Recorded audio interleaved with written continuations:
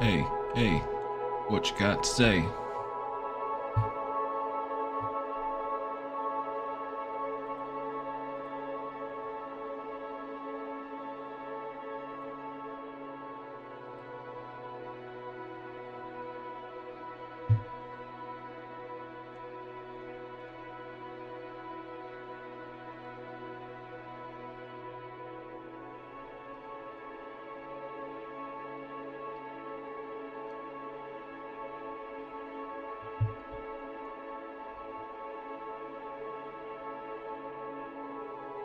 Here we go.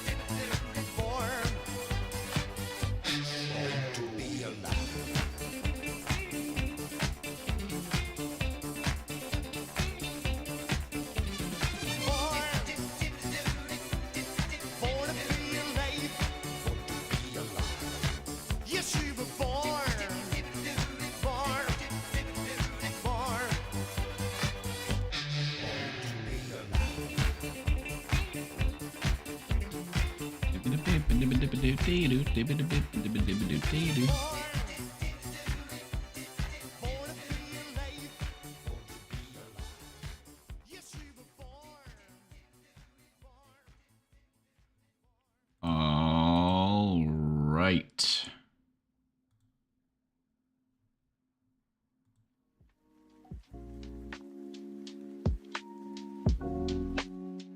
All right. Ding Dong Chan, thank you for subscribing. Emily Schmurted the Beat, thank you for subscribing.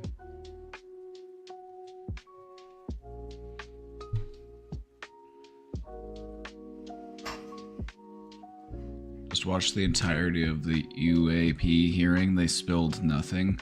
The unidentified aerial phenomenon. Why are they always trying to rename everything? They're always renaming stuff. That's just such a human thing to do.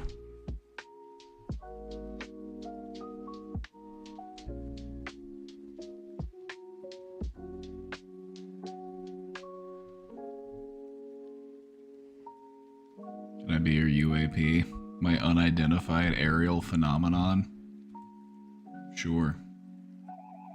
What is that? What do you mean? Like, in what way?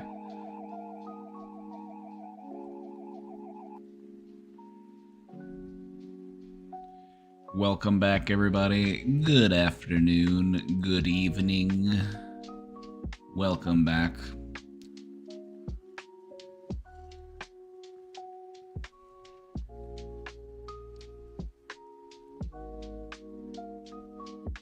I believe in aliens. You know, maybe it's copium.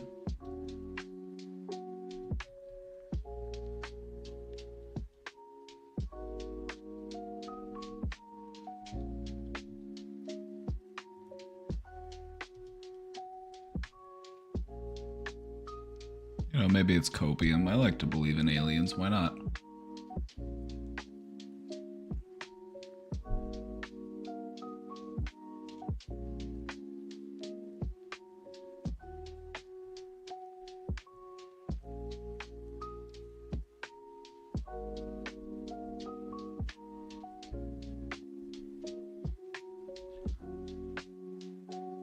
Hearing felt like they were trying to justify increase in military spending. I just feel like there's so much more cool stuff we could do with that money.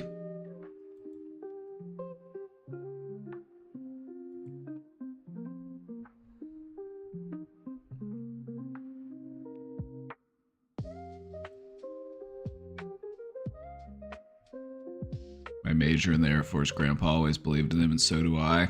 Right? Like, a lot of pilots have seen unidentifiable, unrecognizable aircraft doing things that just regularly break the laws of physics. Like, as much secret, hidden government technology that we have out there, I still don't think we have anything that's capable of just outright breaking the laws of physics like some of these things do.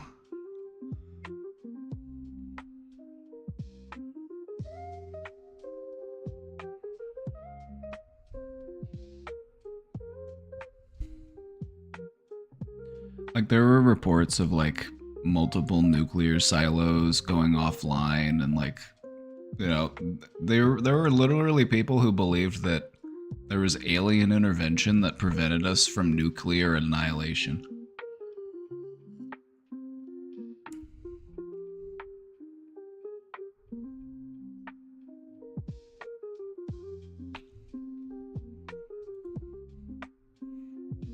It's fun to believe in stuff.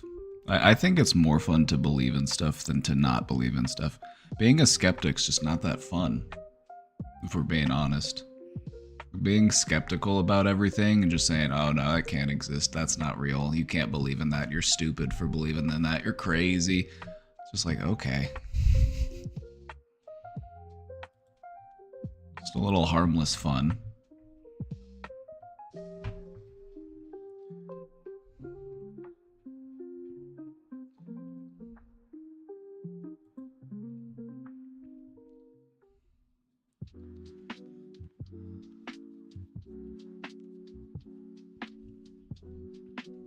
It's Wednesday.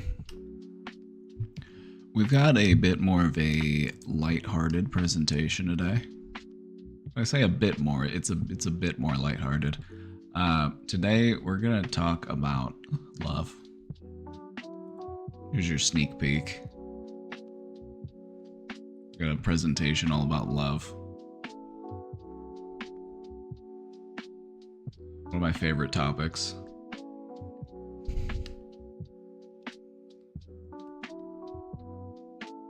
Love is overrated, get money instead.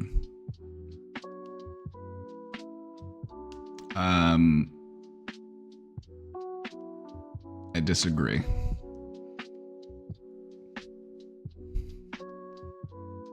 Love is overrated, but not the love of money. Love of money is not overrated.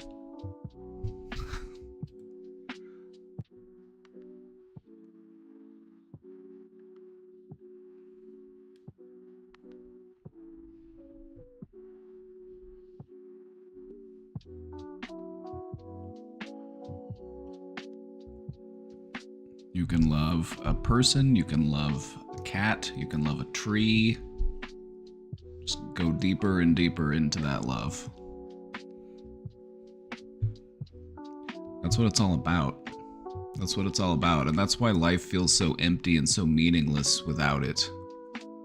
It really is just, it's the juice.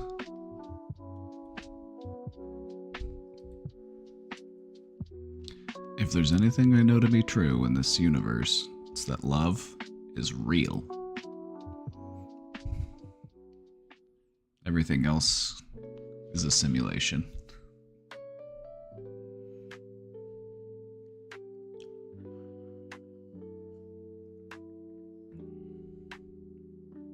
I know, okay, two things to be true. Love is real and Garfield hates Mondays.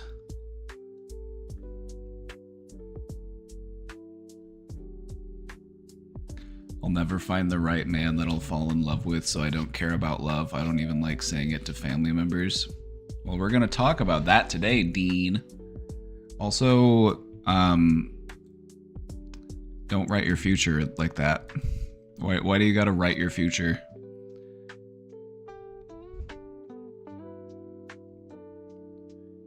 One of the best ways to make sure that something never happens is to tell yourself that it's never gonna happen.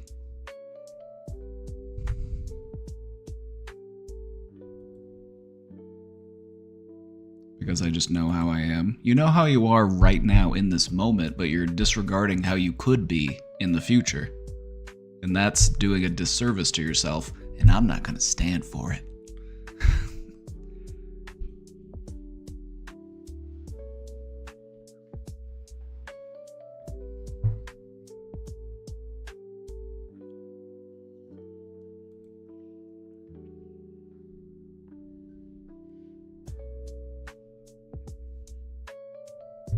You can't stand for it because you're sitting. Exactly. I'm not standing for it. I'm sitting. You proved my point.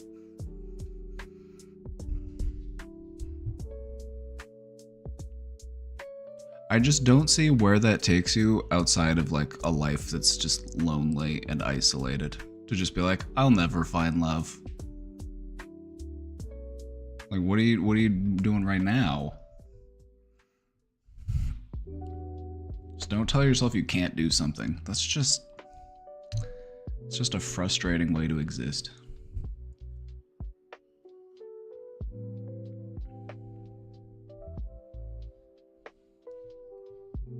I don't need to write these self-fulfilling prophecies.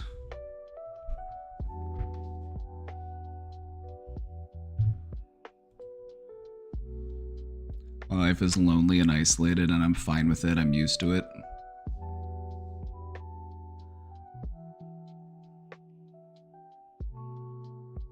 I'm not buying it, Dean. I'm not buying it. I'm not buying it.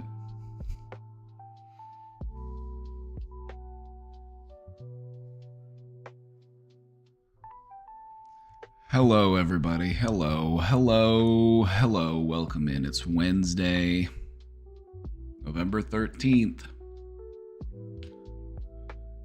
And it's a week until Thanksgiving.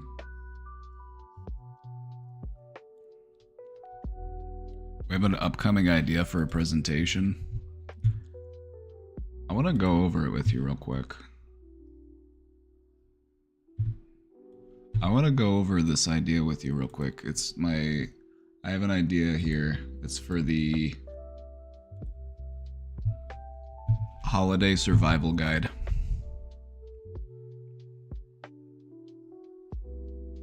Two weeks till Thanksgiving.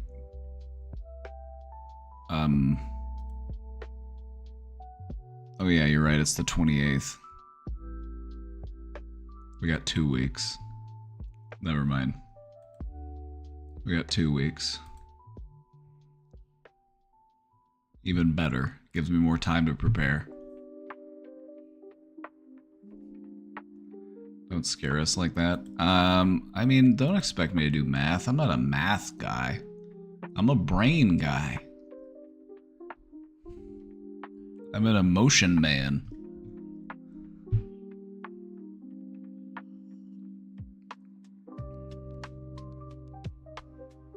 Fourth Thursday of November. Yeah, I know, I miscounted. You don't have to mansplain Thanksgiving.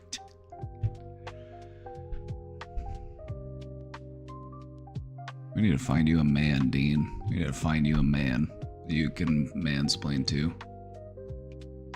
That's what we need to do, Dean. We just need to find you a man that likes to be mansplained to. I started putting an outline together.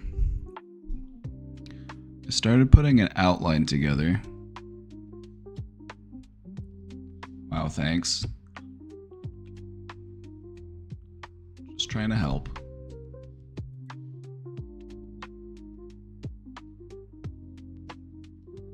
Although to be fair, I'm razzing you a bit, but like you're beating yourself up way worse. Yeah, exactly. I'm just joshing you. Like I want to see you happy. I want to see you appreciated. I want to see you loved. And I see you in here and I see you beating yourself up and you say, I'm lonely, I'm isolated, but I'm okay with it. And I'm not okay with it. I'm not okay with it. I don't want you to be okay with it either.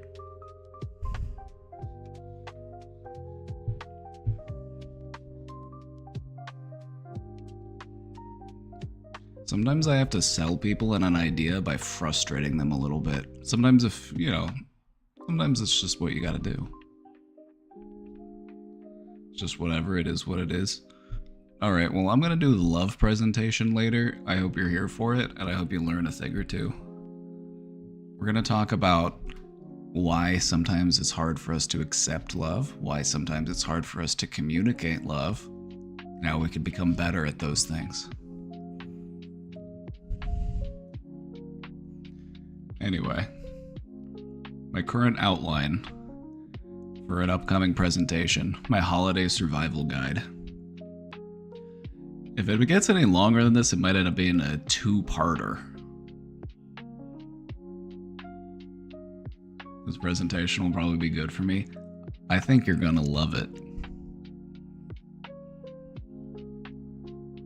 See what I did there? See what I did? Prepare your question box. The question box is ready to go. It's prepped. So if you have any idea, if you want to like look at this, if you have anything that you think I should add to it for my holiday survival guide, it might end up being a two-parter if it gets longer. But I want to talk about how to navigate family dynamics, how to cope with loneliness or grief, go over self-care and mental health tips, talk about some practical stuff like budgeting to avoid financial stress, and how to maintain healthy habits. We're gonna make it through. We're gonna get through, okay? So if there's anything else that you'd like me to touch on whenever we do get around to doing the holiday survival guide presentation, let me know. You can post it here in the Stream Ideas channel. This is where I'm working on this, but yeah, this is the outline so far. Anyway, Take a look at it. Let me know what you think.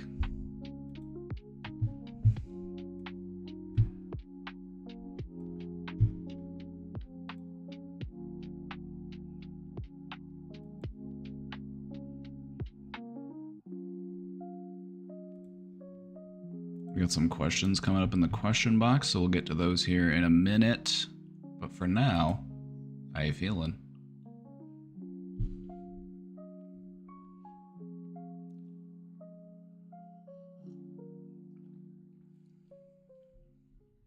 Will be super helpful. Thank you. Oh, you're welcome. Thank you. That's my goal. I want to be helpful. I want to be educational, but I also want to be entertaining.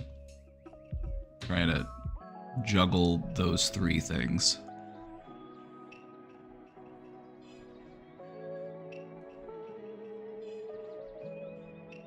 I'm feeling whatever, lol. But how do you want to feel? I really want to reinforce this idea within people that how you want to feel is just as important as how you do feel right now. Because if you know where you're at and you know where you're trying to go, you've got a sense of direction. I don't care about feelings, so I want to feel nothing.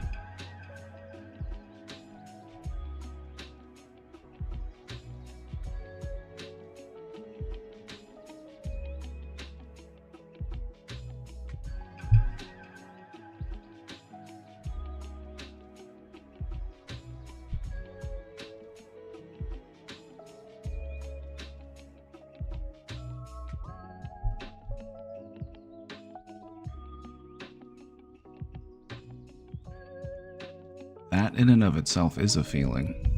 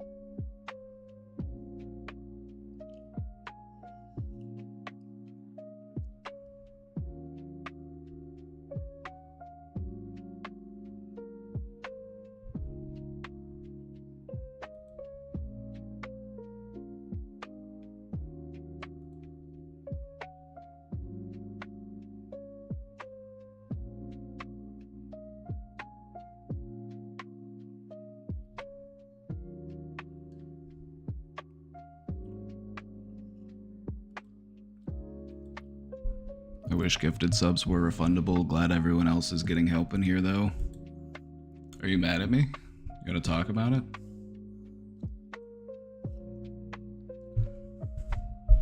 Is it something I said? Y'all deserve to get the help you need. True.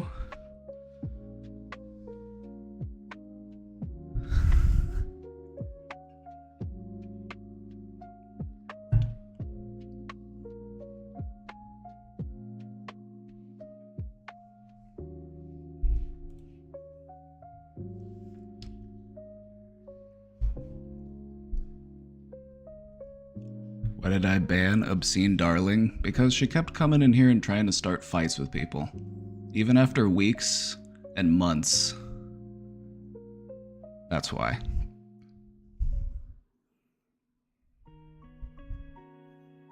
Also because it's my stream and I can choose to ban whomever I want. I try not to ban people unless I have to.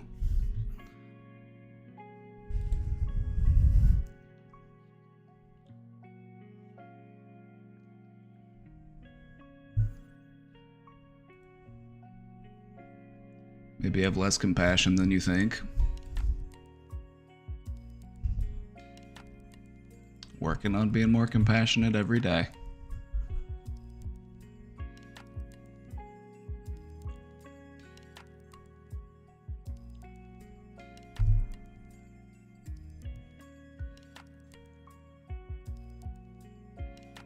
Keep working on it, bud. Will do. Thank you for looking out.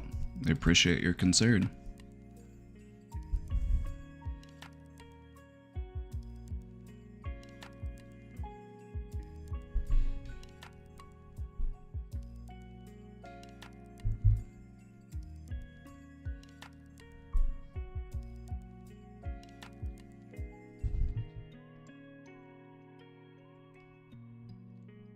At least one of us cares.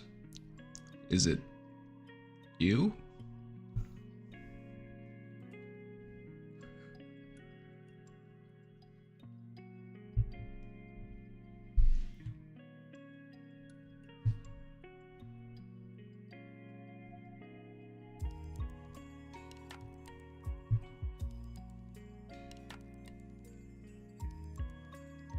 I mean, I come in here 6 days a week, and I try my best to help people. If you really want to just accuse me of being a bad person who has no compassion, that's fine. You're free to do that. But I feel like, judge me based on my intention and by my actions and just, I'm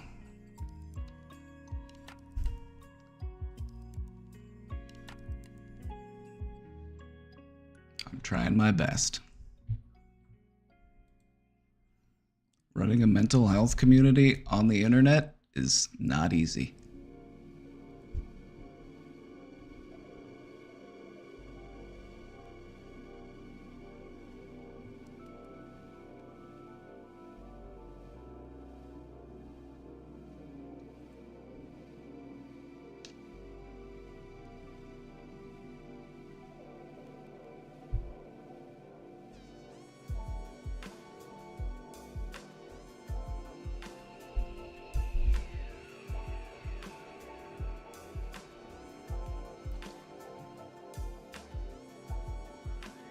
Oh, hello.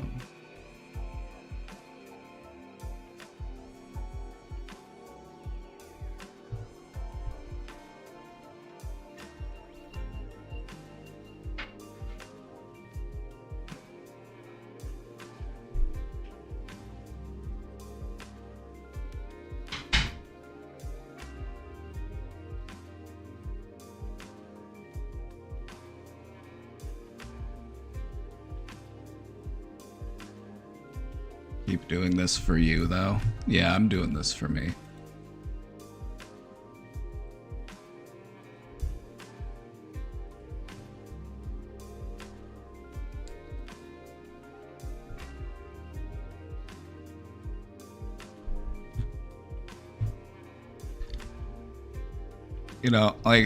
I can be patient and I can be compassionate when people start throwing accusations at me, blaming me for why they're suicidal or accusing me of the fact that they feel suicidal. No, I'm done. Embrace your own emotions, but don't blame me for your emotions. I did nothing wrong to you. I tried to be nice to you, I tried to help you. And then you wanted to make me the bad guy for it. So, yeah, have fun. Enjoy your life.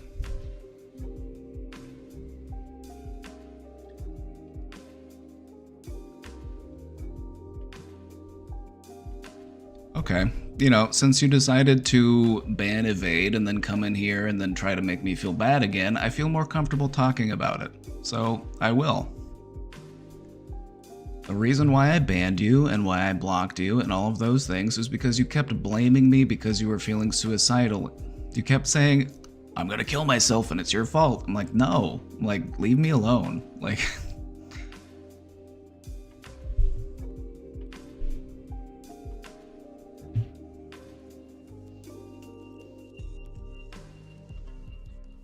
I enforced a boundary. Respect my boundary.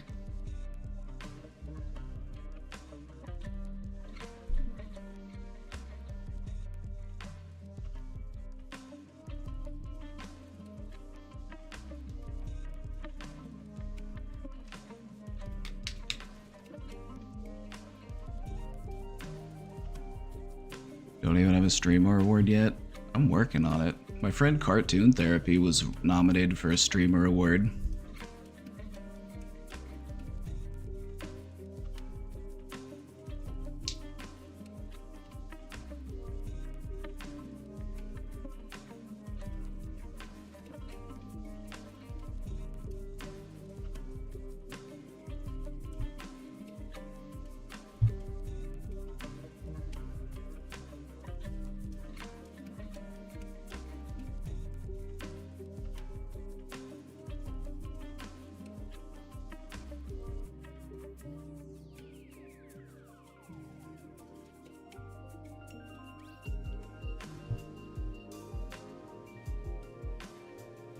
A different mental health coach streamer that I follow recommended you when I was in his stream the other day.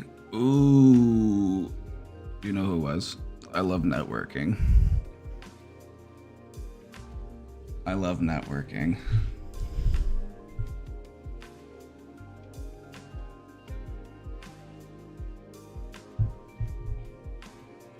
Jim, the mental health coach. Ah, I've heard of Jim.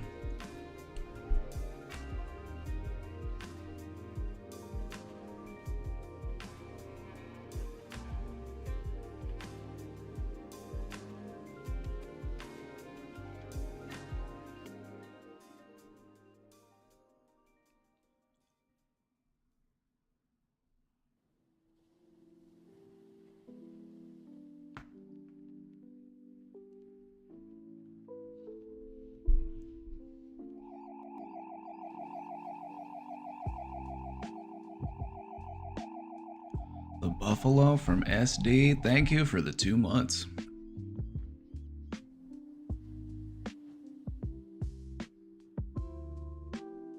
I try to speak the people's English. Devin's just coming in. Devin woke up and chose violence this morning.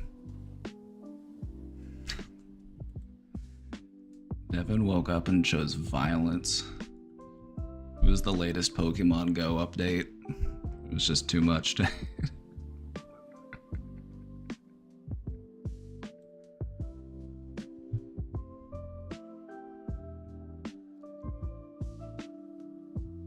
No, Cartoon Therapy got nominated for Hidden Gem, which is sick. Cartoon Therapy is very talented, and he's also a friend of the show.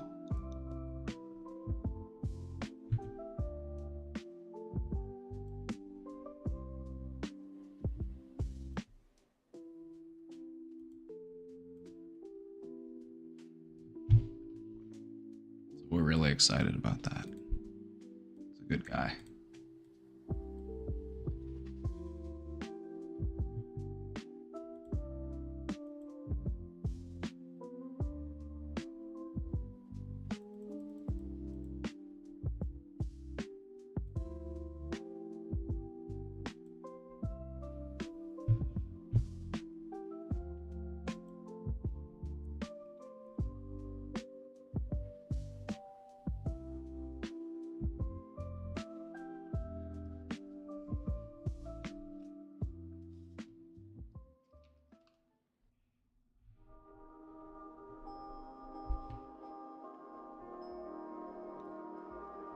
Need to know more nominated friends.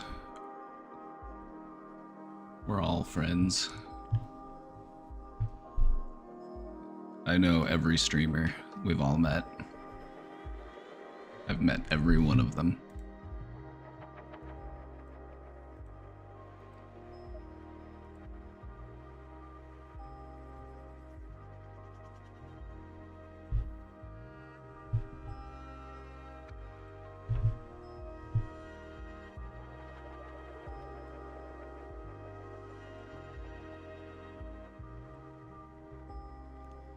How can I actually feel motivation?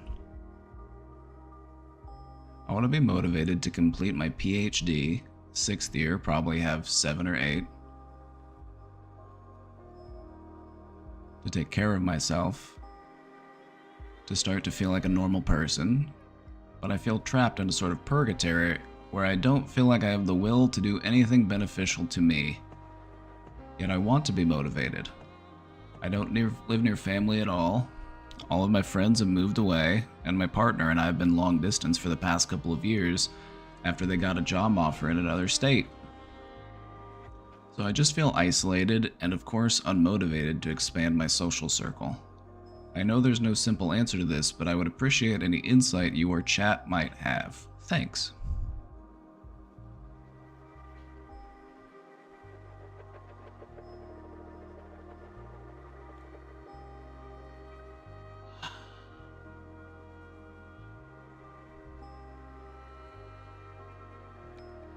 You're so close. You're so close. You've been working a long time on this goal. You've been working towards that PhD, right? And it's not just the years that you've been in the PhD program, it's the years that you were in your undergrad. It's, all of that time and effort, spent working towards this goal.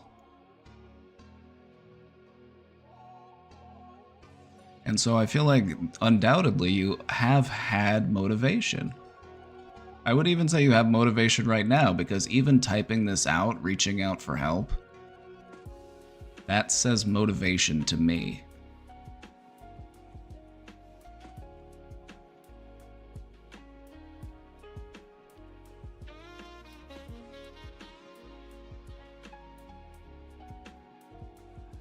I feel like what might be helpful to you, and because this is just based on what I'm reading in this question here, is you feel like you need some more connection. You need some connection with people. You've just been on that grind, working, studying, taking those classes, taking those exams.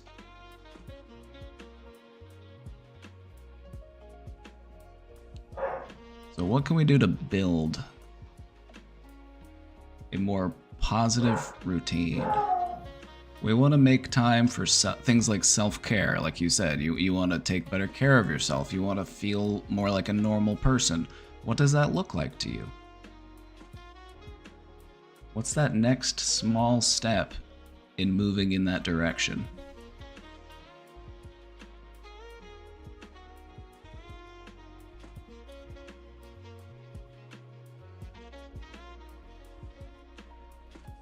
You said, I know there's no simple answer to this.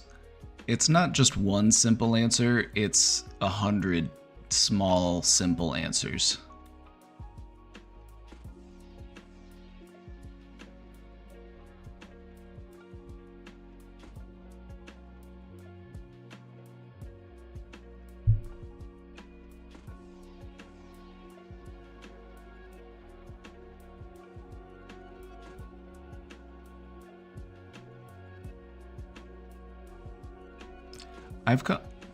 One of the things that I've noticed is that motivation comes with momentum.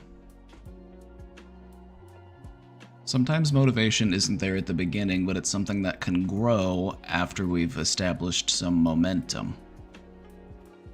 So what I would say is focus on one goal,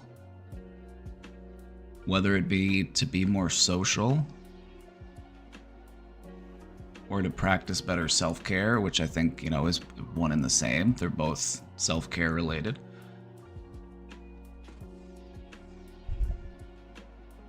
Take that next small step, celebrate the win, and then focus on the next step. Build that momentum. I think that'll have you feeling more motivated. Motivation is about not just making progress, but also recognizing the progress that we have made. And you've made a lot of progress. You're a talented person. You're a hardworking person. And I feel like maybe just it's that lack of connection, having friends to spend time with or just people to be social with and talk about stuff. It's just leaving you running out of steam. And sometimes you need friends to help gas you up. It's true.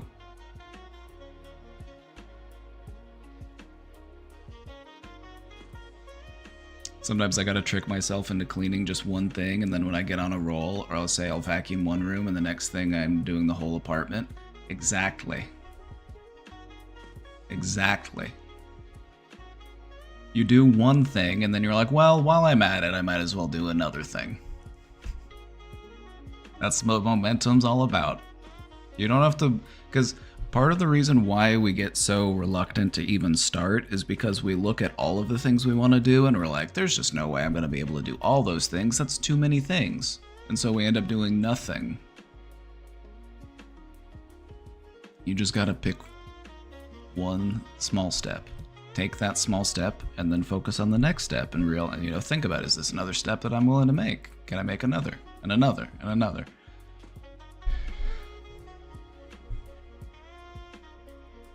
Connection is hard when the grind set is the life. Incremental change is good. No, absolutely. I would say incremental change is the longest lasting change.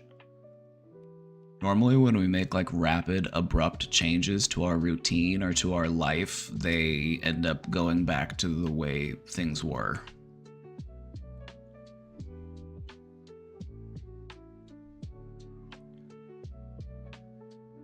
I've been seeing the jokes about run clubs being a source of community and support that could branch out to more stuff with new friends and new stuff that might show you new things. Absolutely. Like, we need each other. We need other people. We need friendly, healthy socialization. It's essential to our survival.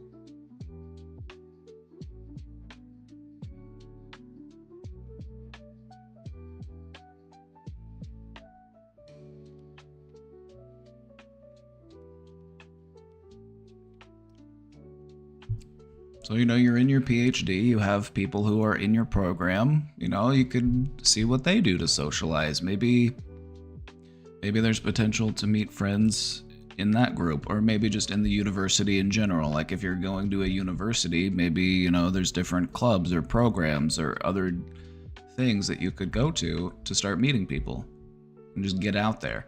Even if don't even look at the goal of doing that as being like, I need to go out and make friends. Just go out and socialize, because just going out and socializing is good for you. Like, look at it that way. Like, just, go into it with minimal expectations. I'm just going to go out. I'm just going to be around people. And just take the benefit from that you can. And then if you feel like, you know what, I like some of these people, I want to hang out with them more, you got a new goal.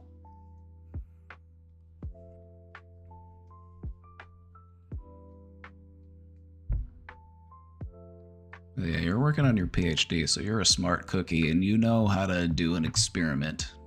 Break it down step by step. Follow the order of operations.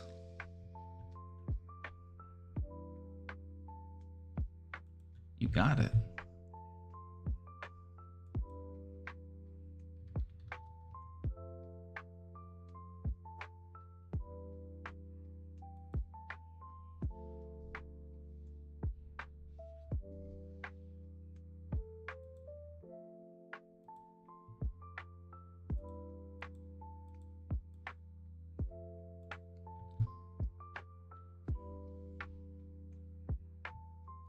Katsuki said that motivation is fickle, but discipline is what you really want. And this is true.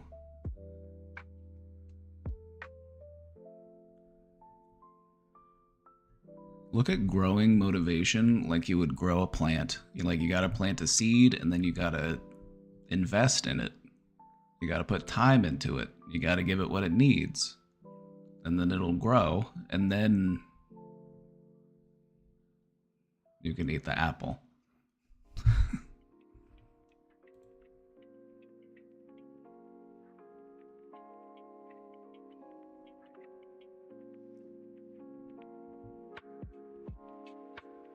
My thing I like is I always match my actions to my desires. If you want to have friends, what would you do with them? Where would you find people doing those things? Go find those people, right?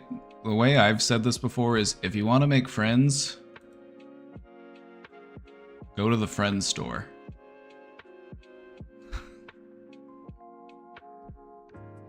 You want to make friends, go to the friend store. And by that I mean, go to the place where your friends would be likely to be. What are your hobbies and interests? Go to a place that is catered to that hobby or interest and go say hi to people there.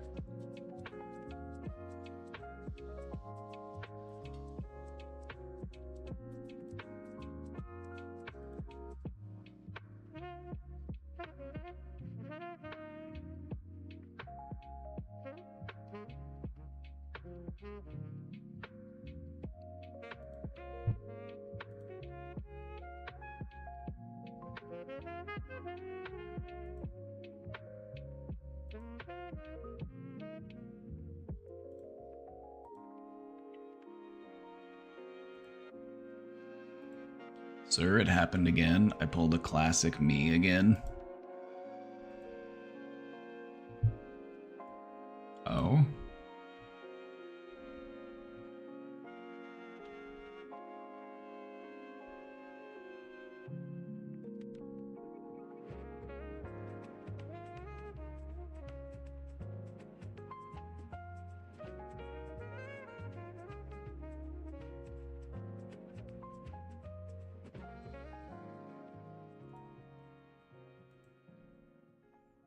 I always recommend the library. Oh, yeah, the library. Can't forget the library.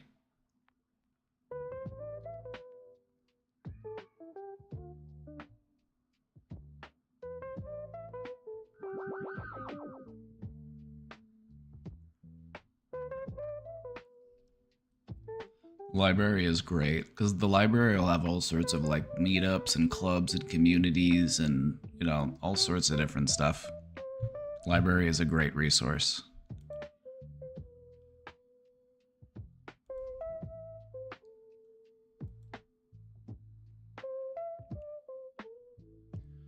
Oh shit. They're here. Alright, Raiders, welcome in. Welcome in, Raiders. Make yourselves at home. Have a seat. Have a seat, or stand if that's more comfortable. You know, lay down if you want to. I don't care. I'm not gonna judge. Oh, thank you so much for the raid. Welcome in, everybody. This is the Brain Domain.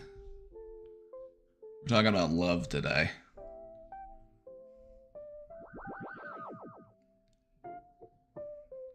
Got a Pedialyte ad? Oh.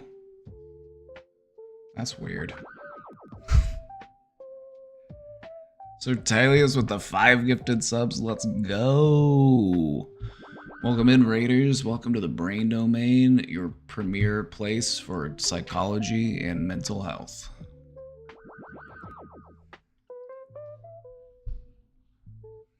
Now I'm hearing 2 tabs. I have an echo.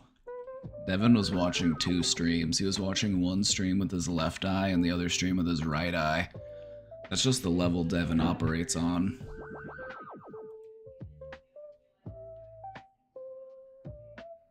What's my viewpoint on RFK running healthcare in this country? I'm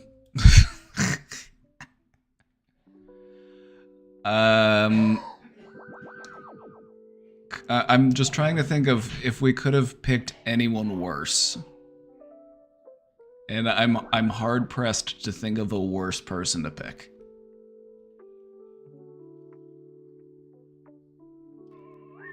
I'm hard pressed. He literally said that the coronavirus was genetically engineered to not affect Asians and Jewish people. That literally came out of his mouth.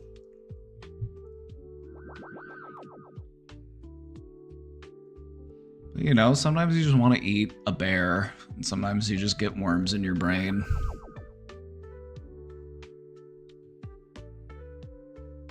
Like, I don't know what world you live in, but on my home planet, if you have brain worms, that kind of makes you ineligible to be a politician.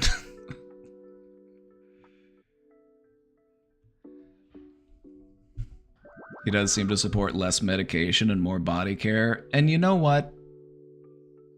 A broken clock is right twice a day.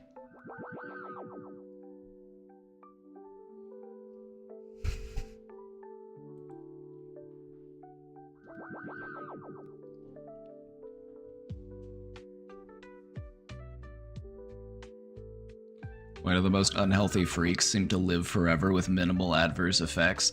This is because spite is a tremendously powerful motivator in life. A lot of people subsist solely on spite. They're able to live to be 100 years old just because they're holding on to a grudge.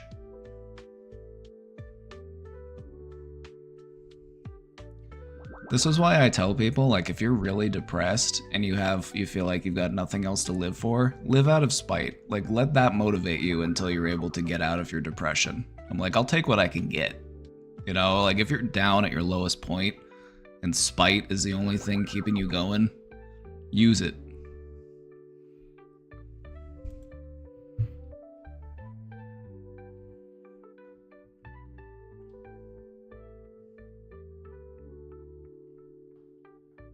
Not for me, there are consequences to acting on spite. Yeah, like, I'm not talking about indefinitely. I'm talking about using it as a tool to help dig you out of a hole.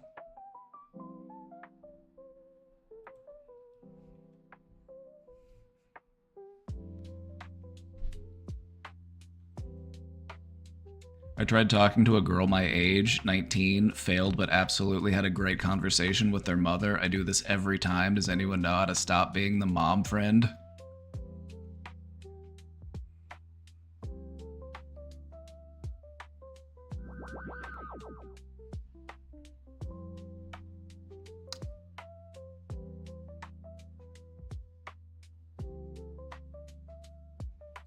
You know,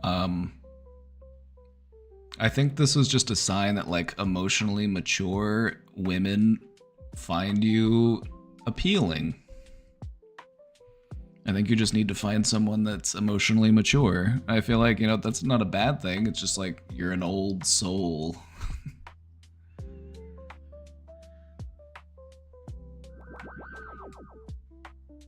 Living out of spite is the one trick psychologists won't tell you.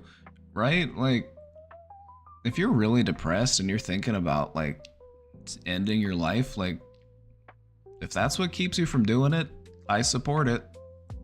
You know, if spite is what gets you back out of that hole, I'm all for it.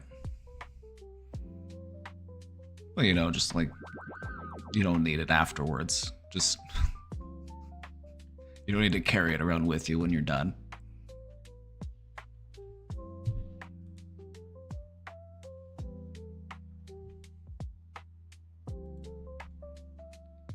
So we've got a presentation today.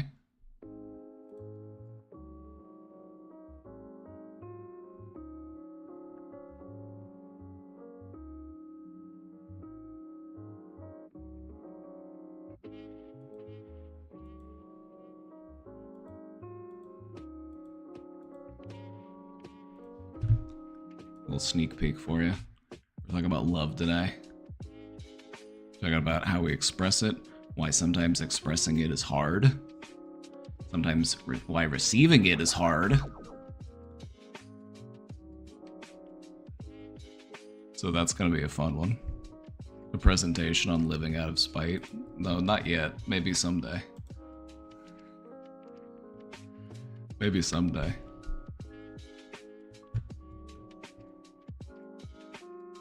So this presentation is for me. Just for you, Dean. Just for you. Love is overrated. Hard agree. Hard disagree, actually. I hard disagree.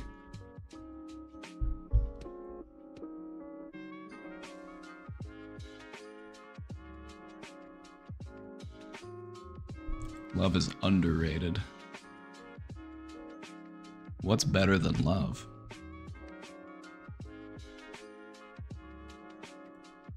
All of the best things in life stem out of love.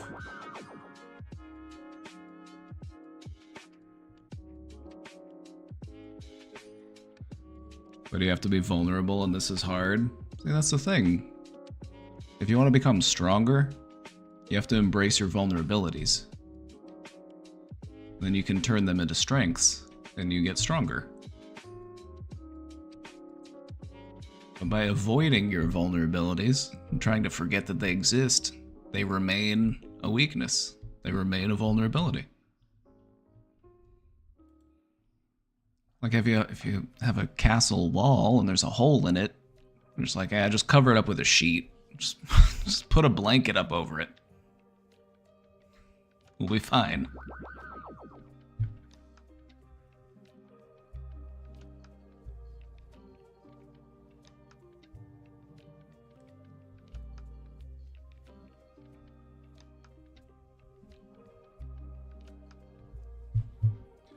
All right, we got some questions in the question box. Let me catch up with these real quick, and then we're going to get into our presentation.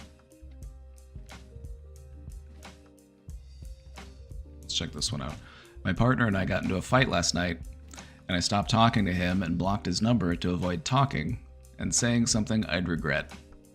My partner started to freak out after a few hours and had a panic attack, but I still wasn't ready to talk and needed to calm down. I told him this and that I was getting ready for bed and I'd call him back after missing his 4 or 5 calls in a row on Snapchat. After this, I called him about an hour later when I was ready and he didn't pick up. Problem is, he was threatening self-harm and is a gun owner, and it's been over 12 hours and I haven't heard anything from him. This sounds volatile. This sounds like we need to work on some healthy communication skills, because if we're just blowing up and then blocking people and feeling like we have to maintain, like, these types of boundaries that we're imposing, like,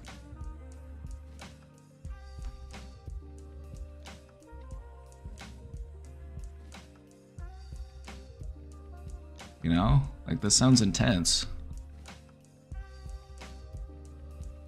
I'm worried, but I also have a feeling he's doing this on purpose to make me worry, since I didn't give him reassurance right when he needed it. Which sounds unhealthy. I feel guilty saying that, because for all I know something did happen, I don't really know what to do, or if it's even appropriate for me to try to ask how I can distract myself so I don't feel so worried.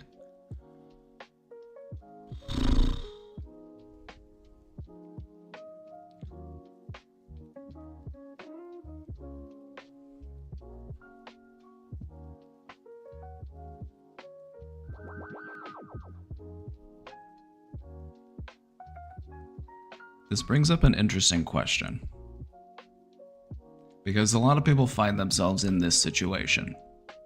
You know, even practicing mental health, I am on the receiving end of this as well, so this is something I've experienced firsthand. What do you do when people threaten self-harm because you won't talk to them? What do you do?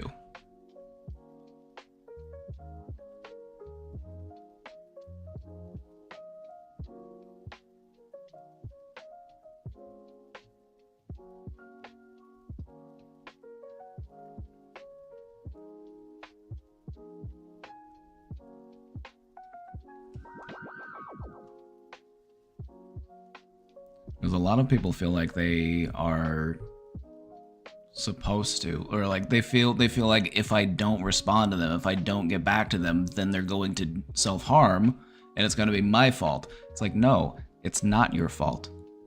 If they are self-harming, it is their decision. They are a fully conscious being. They can make their own choices.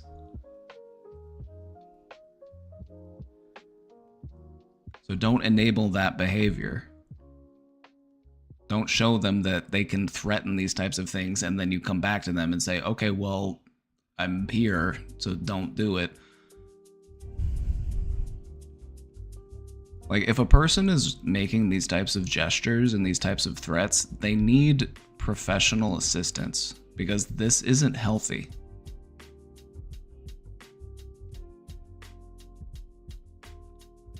So what I would recommend doing is encourage them to seek out professional support, because this is a lot for anybody to handle. And it's especially unfair being in a relationship with somebody and they put you into this position.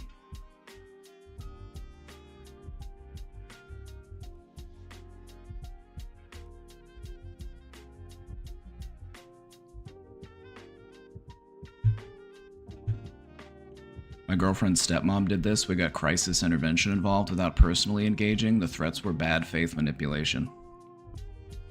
Right? Like, if you're genuinely worried about this person's safety, call and do a wellness check. Call crisis services. Tell them what's going on. Say, hey, this person is a gun owner and they said that they were going to harm themselves. I'm worried about them. They're not answering my calls.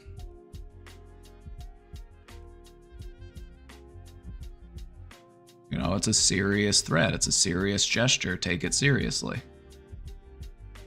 But also respect your boundaries and, you know, this isn't a fair position to put yourself in, or for them to put you in either.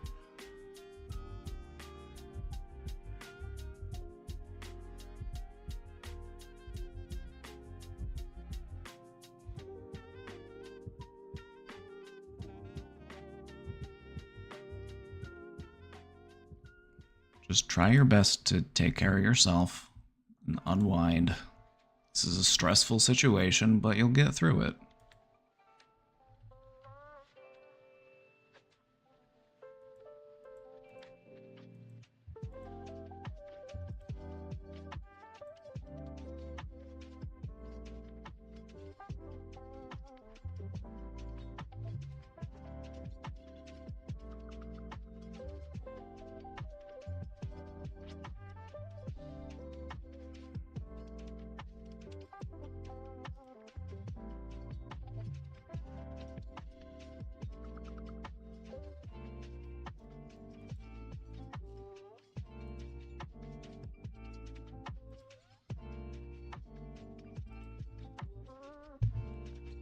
There's a reason why we say you gotta put on your own gas mask or life vest before helping others. Absolutely. You gotta take care of yourself before you take care of anybody else. Not because it's selfish, but because if you take good care of yourself, you can take better care of the people who need help. Do you think family intervention is the right move? It depends on the family relationship. I would say it wouldn't be a bad idea, just based on what I heard. But, sometimes, use your best judgment. If you're on good terms with a parent or a sibling, reach out to them and let them know what's going on. Do you have a valid worry? Express that worry to people. You shouldn't have to live alone with that feeling.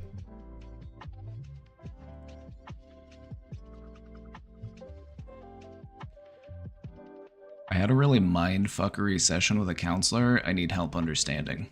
Ooh, alright, let's take a look. Things we've been talking about include external motivation / validation, rejection sensitivity, abandonment issues in relationships, and just overall feeling like I'm not good enough. She said something like, what if you just showed up as yourself to these sessions? As part of a conclusion of talking about how I feel like I have to mold myself in relationships, otherwise people just leave.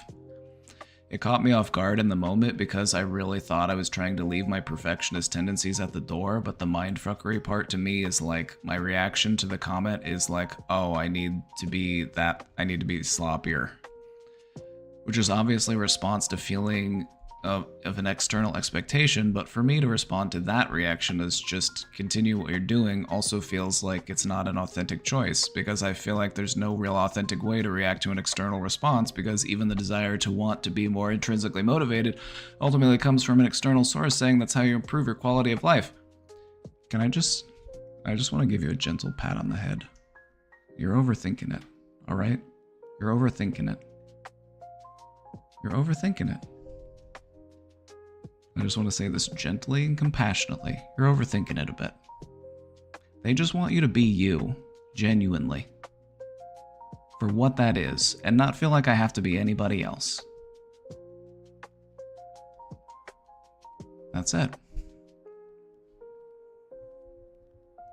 But this brings up the question of, well, who am I really? And then that's when we start the overthinking. It's like,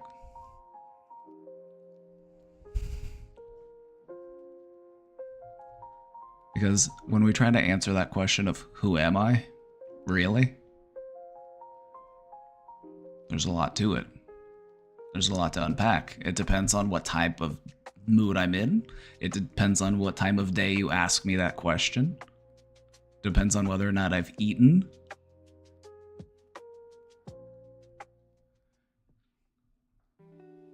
So be who you are in whatever moment you're in. And don't feel like I have to be anybody else.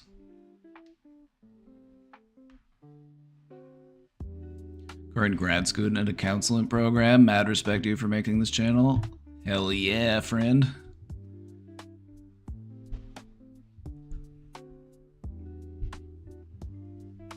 Are we gonna be touching on when it's right to leave / walk away from a relationship? If so, I will wait for my question. If you got a question in the question box, I'm gonna get to it here soon.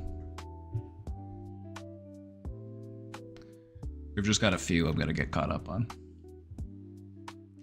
Am I just so completely lacking in self-awareness, or is this just a paradox of life / being a social creature? I don't think you lack self-awareness at all. If anything, you are examining yourself too closely. Just zoom out a little bit on the microscope and try to see yourself in the bigger picture. I am who I am in this moment, in the context of everything that has happened to me, all of the things that I have experienced, and all in which I live. And my direction into the future is what? What is it? Where are we trying to go? Where are we trying to head from here? I'm asking because the topic being love today. We're talking about love today, it's true. We got a little presentation we're gonna do, but yeah, if you, I don't think we're not gonna cover that specifically in the presentation. about like when it's right to walk away. We're talking about more of like love as a concept, not so much like relationship type stuff. You'll see. You'll see when we get there. It's a good presentation. I think you'll like it. Self-awareness is hard. I would say that self-awareness is actually easy, but what is difficult is having the right level of self-awareness. Sometimes we are hyper-aware to a detriment. We're over-analyzing ourselves, we're over-examining ourselves, we overthink things. Or we lack awareness and we just go through life and we are harmful to others because we lack that self-awareness. So I think the real struggle is trying to find the right balance. Not being under-aware, not being over-aware. Just being the right amount of aware.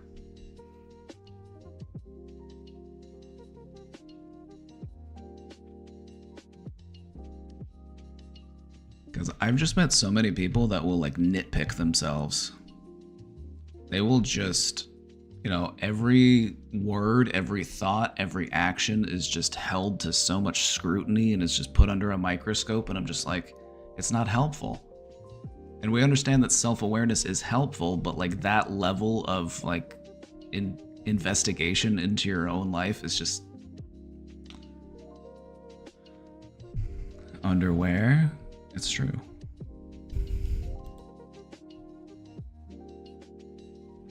Isn't psychology today greatly being advanced by brain scans, or not as much as expected? Like, can't we today just do brain scan and go, yeah, depressed or schizophrenic or whatever? That's an interesting point. We actually talk about QEEGs here pretty regularly. That qualitative encephalogram, or is it quantitative? I think it might be quantitative encephalogram. Don't quote me. We do it as a way to talk about, like, you know, you can see certain patterns emerge in different brains. But the thing about it is that it just kind of gives you a general idea of a person's current level of brain activity. And your brain activity is pretty unique to you. It's kind of like your fingerprints.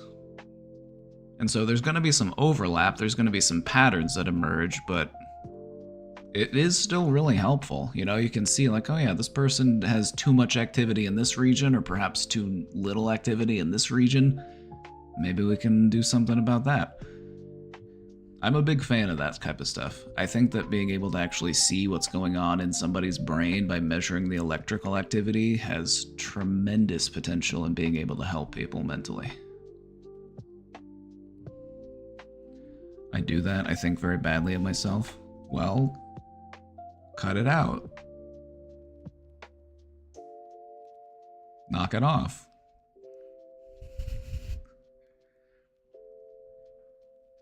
Not that you need my permission, but you have my permission to knock it off. Sometimes people tells me that's helpful. They're like, oh, sometimes they're just like, oh, I needed to hear that. I'm like, you don't need my permission, but I'll give it to you anyway.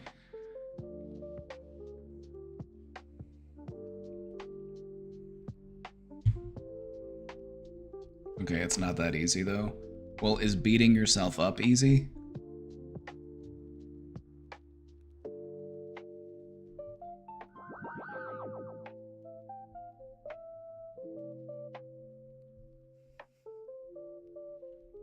Is what you're doing right now easy?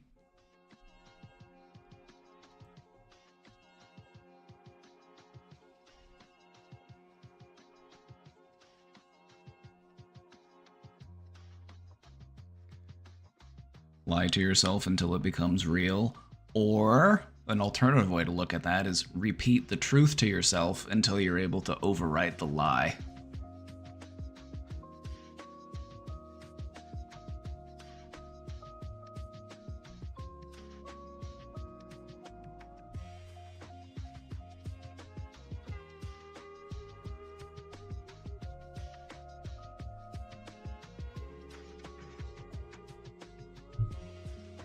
I think beating yourself up can be easy. It's the path of least resistance, so that's something you do regularly. But I mean, just look at where beating yourself up has gotten you. Isn't it a good time to try something different? Like, if beating yourself up worked and it made you happy and healthy, don't you think that you would be there by now? You've been doing it for 30 years. But it doesn't work. That's the thing. My biggest enemy is me. Papa 911.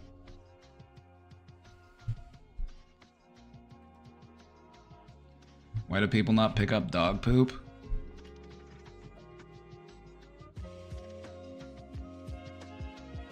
For the same reason they don't put the cart back in the cart corral in the parking lot at the grocery store. Because they're psychopaths. Because they have sociopathic tendencies.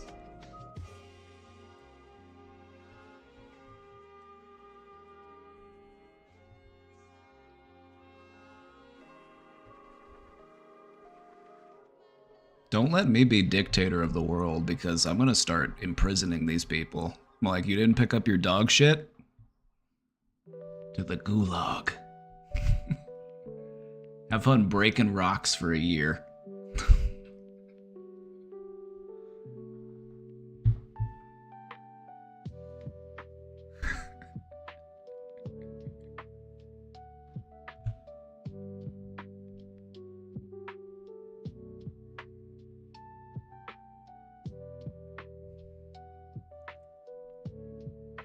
I'm also, like, don't ever let me be dictator, because I'm also a big fan of ironic punishment. Like, oh, you have been found guilty of not picking up dog shit. You have to jump into a pool of dog shit. You know, like stuff like that. I'm just like, I find irony in punishment to be irresistible. So that's probably problematic of me, so I should never be in a position of power.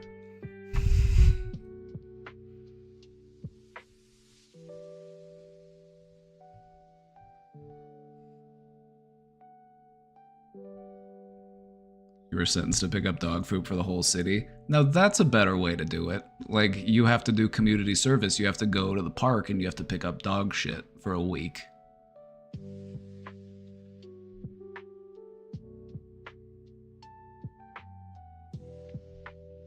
First thing that comes to mind, you must jump in the dog poop pool. I never claimed to not be fucked in the head. Like, at what point did I ever say I was not fucked in the head? Like, I'm doing my best to help people, but I'm not gonna pretend that I'm sane. Like, come on now.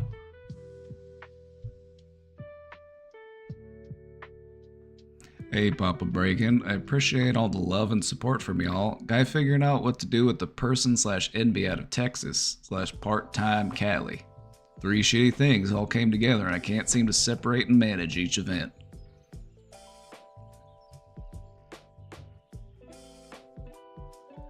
Number 1, last Saturday I had to put my dog of 14 years down. Damn. I'm sorry. Just hold on. A moment of silence. A moment of silence. For that good dog. They're across the Rainbow Bridge now.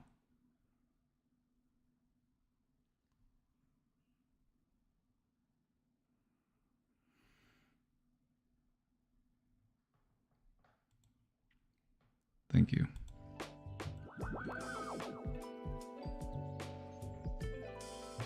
It's never easy. It's never easy.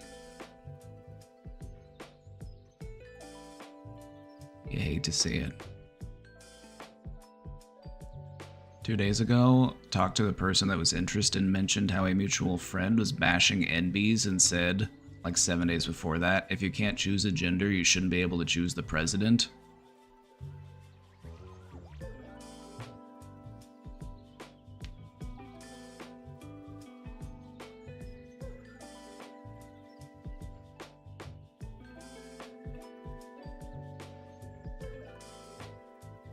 Yikes.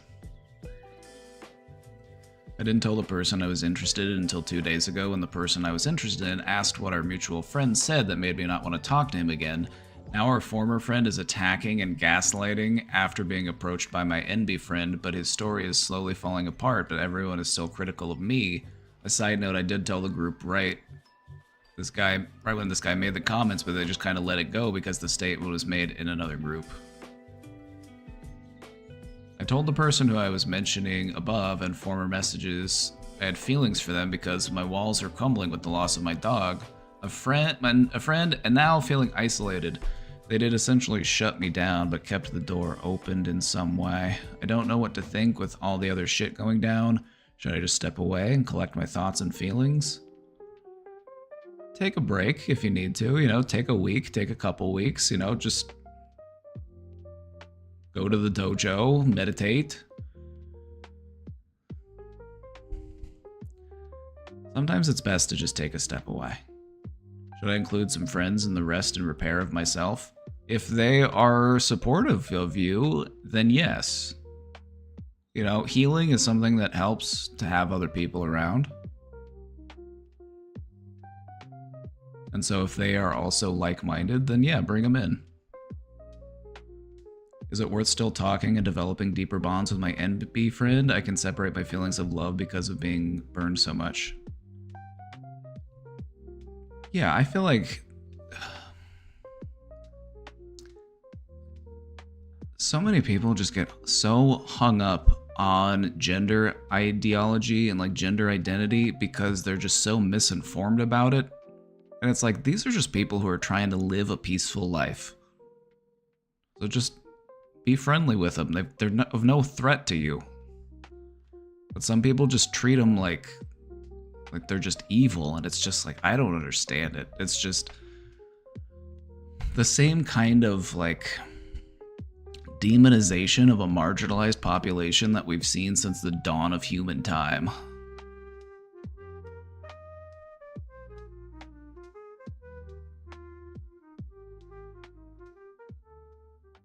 I just want to not be murdered, K thanks, right? It's just like, people just want to live a peaceful life, and they don't want to have to fear that people are going to kill them because of how they identify.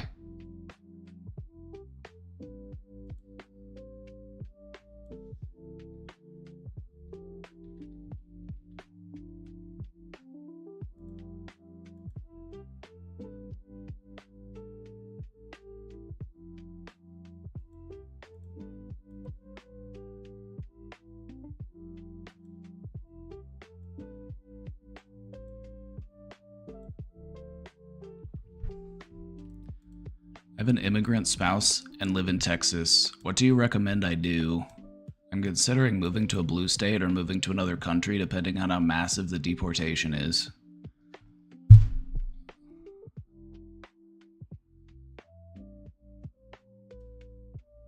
This is the frustrating this is just the frustrating reality of the Republican administration. I'm like, do you think they're actually going to be able to get away with doing this? Like, it's a valid concern. I'm just like, but to deport millions of people, this has never been done before. Like, this is unreal.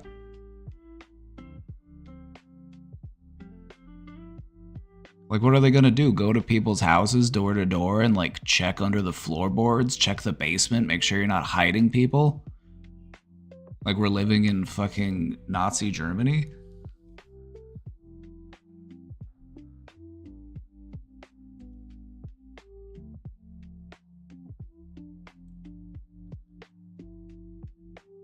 I can only hope that good and honest people will not allow things to get that far.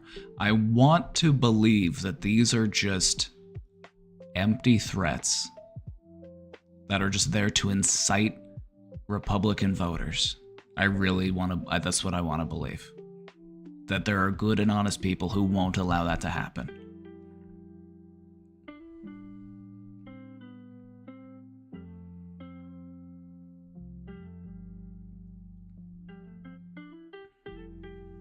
If it does get to that point though, do what you need to do to protect yourself. Whether that be moving or fortifying or whatever you need to do.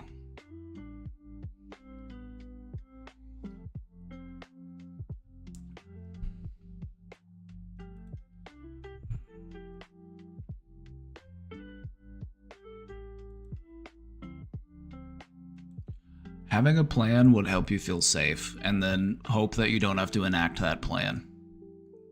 You know what I mean? Like, have a plan, have all of your documents, all of your important paperwork, have something packed up just in case you gotta bug out. You know?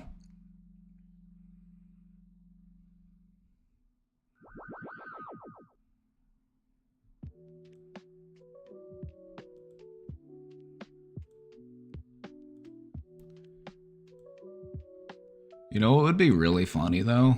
You know what would be really funny and really ironic is if a bunch of people did get deported and then America just collapsed entirely and then all of the other countries started doing so much better.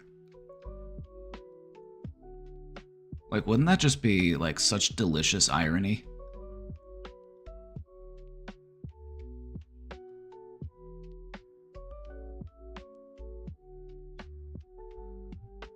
Not that I want to see that happen, but I'm just like, America, yeah, I mean, America's not exactly doing all that well, if we're being real. That's what happened to all the other countries that did that. Okay, so I'm onto something.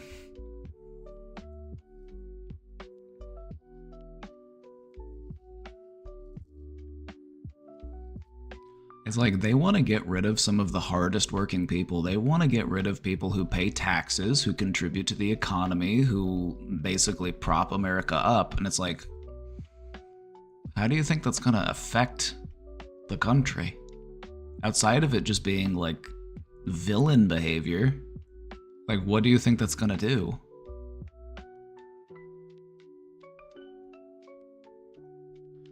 Germany lost Einstein. Yeah, just think of all the Einsteins we're gonna deport.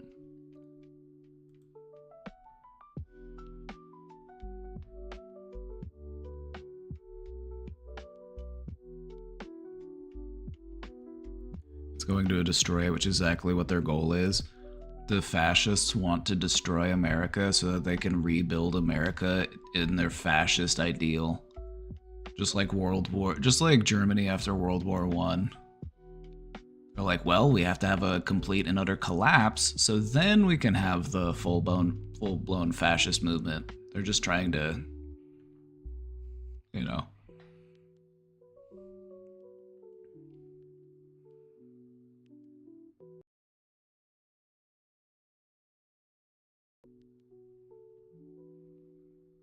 I'm ready for the revolution. I don't know about you. I'm ready. I mean, I'm not as ready as I could be. Maybe I should do something about that.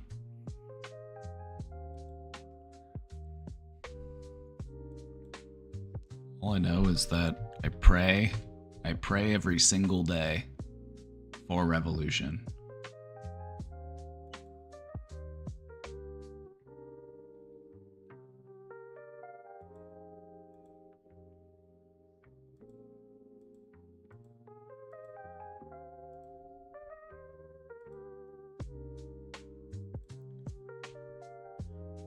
I would just say, you know, make friends in other states. So, like, maybe you don't need to move to a new state. Maybe you don't need to sell your house and move to another state. Like, maybe you can break your lease and move, like, but just find friends in other parts of the country, you know, find other people that, you know, like, damn, America.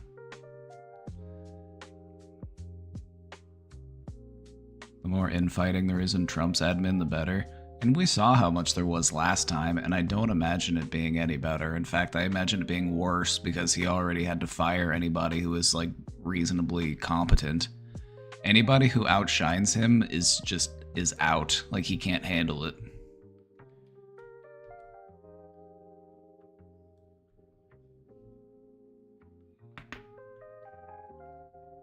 I just can't wait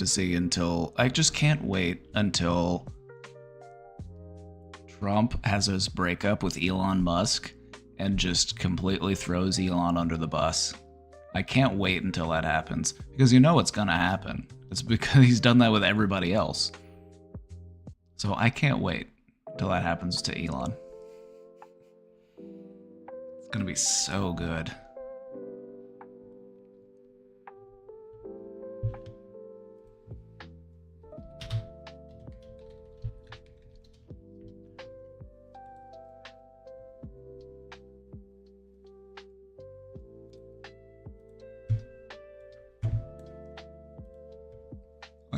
I always go back to this tweet. When Elon Musk came to the White House asking me for help on all of his many subsidized projects, whether it's electric cars that don't drive long enough, driverless cars that crash, or rocket ships to nowhere, without which subsidies he'd be worthless, and telling me how he was a big Trump fan and a Republican, I could have said, drop to your knees and beg, and he would have done it.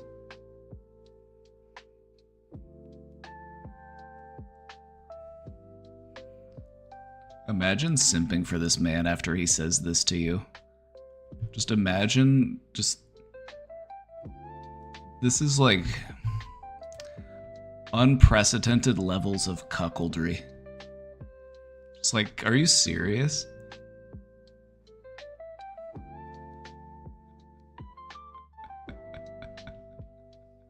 Every time I see Elon Musk jumping with joy on stage for Trump, I think back to this tweet. I'm like, he fucking hates you, dude.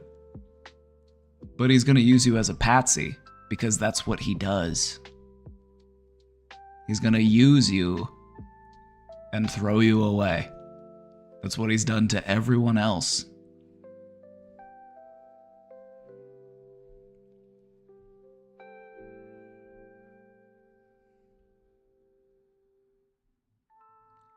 Little boy Elon can't even tie a tie properly. Look at that gap in between his belt and his shirt. Little boy Elon jumping with joy on stage.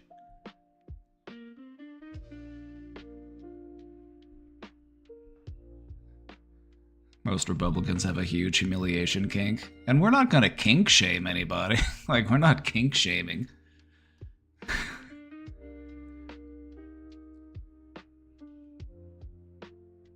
All the money in the world, but can't afford a suit that fits. Tragic. You hate to see it. You hate to see it. Many fine people are saying this. Many great people are saying this. Saying Elon Musk can't even dress himself.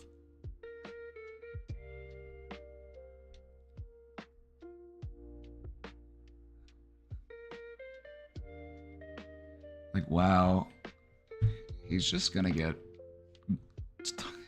thrown to the wolves.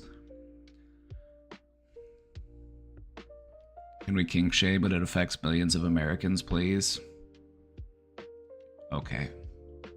But I won't, but I'm okay. I'll let you do it. I'm fine if you want to do it.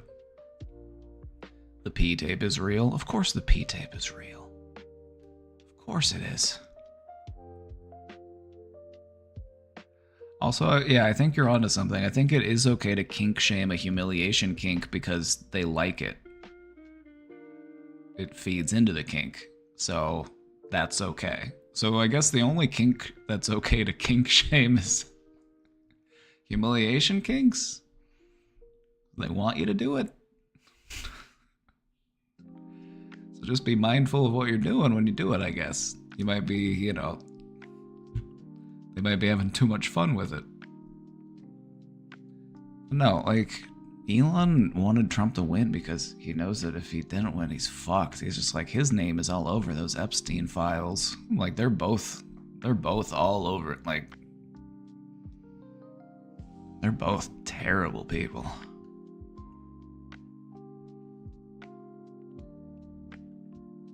Imagine having no better choice for a vice president than the person that called you America's Hitler. Like, isn't that just kind of pathetic? Anyway, enough about that. Let's go back to these questions. Little boy Elon doesn't know how to tie a tie properly.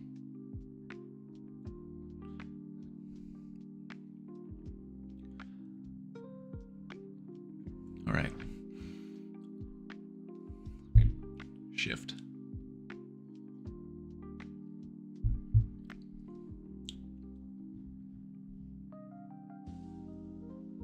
I went through a gnarly divorce a few months ago and made a knee-jerk decision to move back to my hometown soon after. I developed a relationship with Fred from the city I left and now find myself in a long-distance relationship, and I'm living in a place that I no longer wish to live in, both because of the relationship and reasons unrelated to it. Don't enjoy the local culture or the weather. I have plans to break my 12-month lease at the start of the new year so I can return back to my previous town, but I'm struggling with feeling isolated, depressed, and anxious in the meantime. Not wanting to put effort into making new connections in a place that I will soon be leaving, I find that I avoid doing a lot of things because it makes me sad and I can't have my partner with me. I fear that my declining mental health is putting strain on my relationship, which isn't great, in addition to the inherent difficulty of long distance. My partner is very understanding and reassuring when I'm feeling low, but it's like I'm feeling low more than I'm not lately. Is this bound to get old eventually? And this is bound to get old eventually. What should I do? Alright. I think what might be helpful, if you're open to some suggestion, because it does sound like the situation that you're in just isn't working for you. So what can we do to pivot? What can we do to redirect that focus, redirect that attention? I would say a good thing for you to do in the meantime, since you're planning on doing it at the start of the year, so you've still got about a month and a half, make plans for what you're going to do when you go back. Make plans for what you're going to do when you move.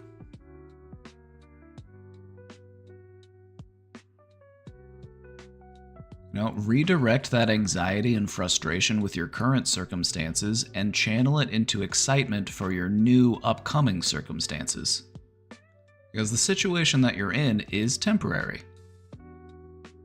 And so having our eyes on the prize, that future goal, that thing we're working towards, will allow us to channel that anxiety into excitement. And you gotta remember, anxiety and excitement are produced in the same part of your brain. It's one of the best things you can do with anxiety. Convert it into excitement.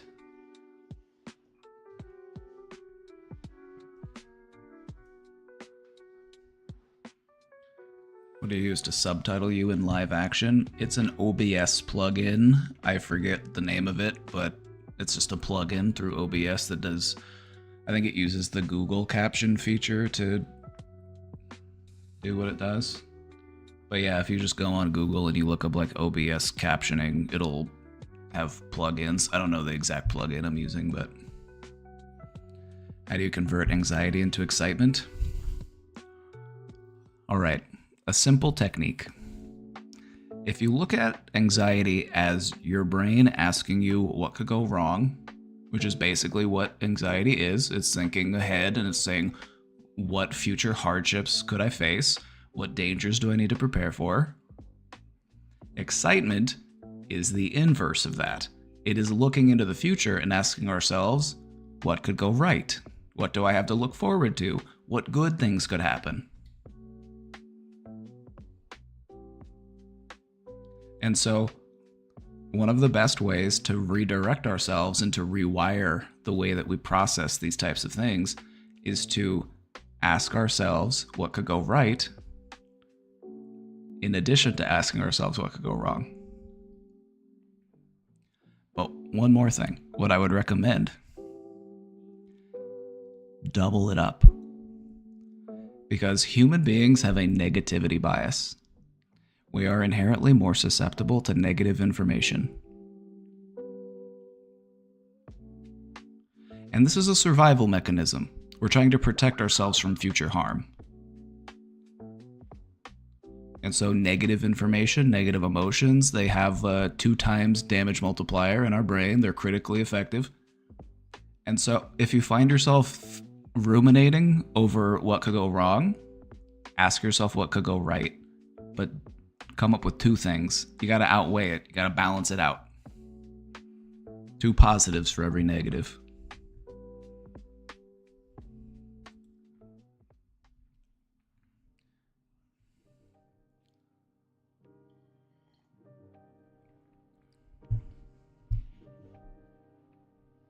Solid advice, thank you. I've had a hard time not ruminating how frustrated I am in the situation. You know, you're welcome. I like to just rebrand my anxiety as maybe it's just misplaced excitement. It's like maybe the reason why I'm frustrated and anxious with where I'm in is because I'm actually really excited to get where I'm going.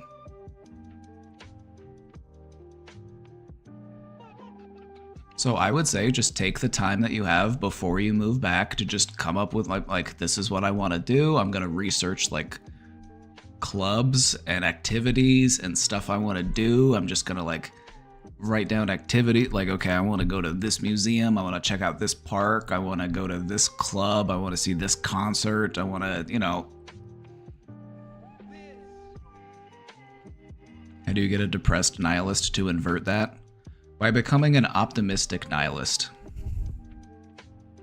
My preferred technique in working with a nihilist is to work with what they're giving me. Let's say, so you're a nihilist because nothing matters. Why bother? Everything is miserable, everything sucks. Why bother? Optimistic nihilism, nothing matters. So why not try to make the best of it? Why not try anyway? Good or bad, if it's all meaningless, I might as well try to make things better for myself.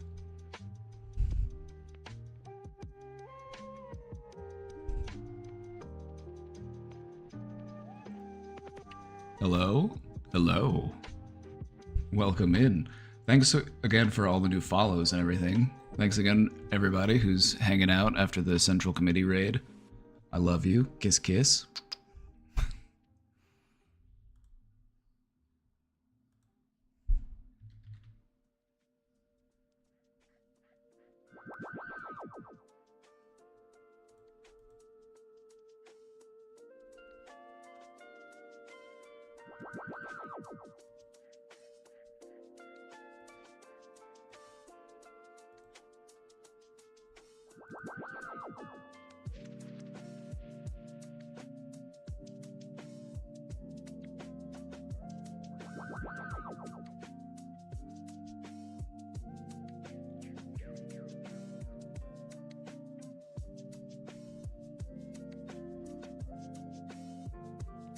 We're going to get to the love presentation soon, but we've got some questions to work through. The question box is popping today, and you know what? We love to see it.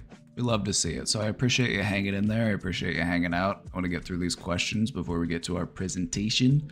So if you're looking forward to that love presentation, don't worry. We'll be getting there soon. We just got a few more questions to work through, and we'll be on our way.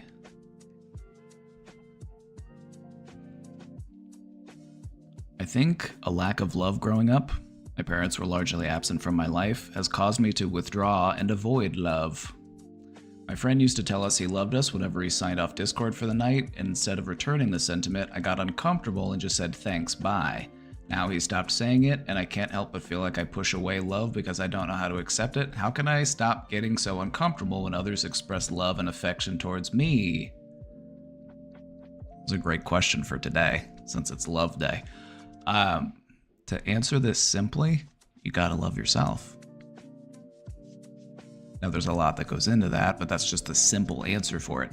We have a hard time accepting love from others because we feel like we're undeserving of it, and that's why it makes us feel uncomfortable. But if we have a healthy relationship with our own self-love, then it makes it easier to accept the love that other people are trying to give to us.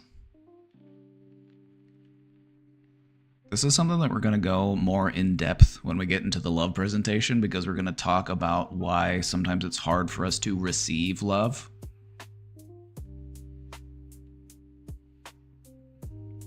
So stay tuned.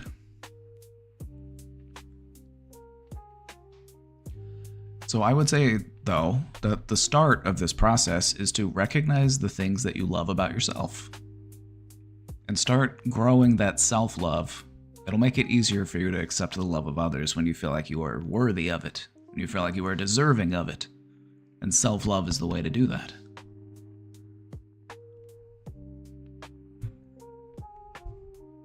I used to be just like this, and I never changed until I got with my husband. What do you think helped you make the switch? I bet if you told that person you missed them, that they said it, they would say it again. I bet they only stopped because they could tell it made you uncomfortable. Which is just another way that they communicate love to you, by respecting your boundaries.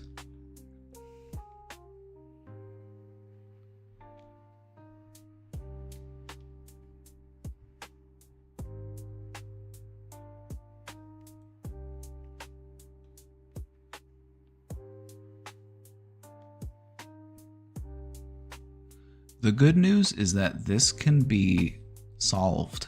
This is a problem that you can fix. So don't despair. The thing about love is that it's always there waiting for you. You just gotta open up to it.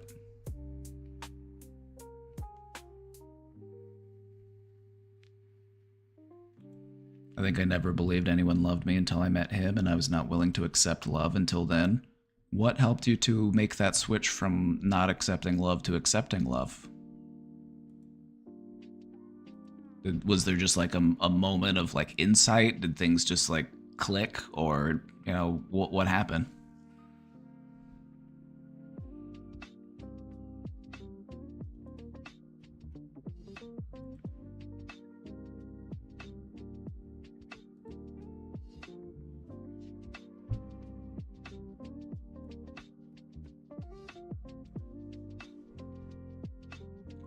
How do you deal with and heal from trauma in a relationship? How do you keep trauma from resurfacing and causing anxiety?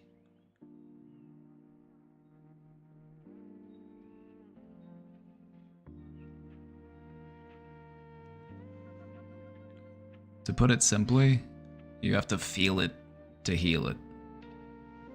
And healing trauma is something that's not often something that we want to do all alone. Meeting with somebody who is informed about trauma, somebody who is familiar with trauma-informed care, whether it be a counselor or, a support group or just a really smart friend. But the thing about it is allowing yourself to process it. Because part of the reason why trauma continues to cause problems for us a long time after it happens is because we haven't processed it fully.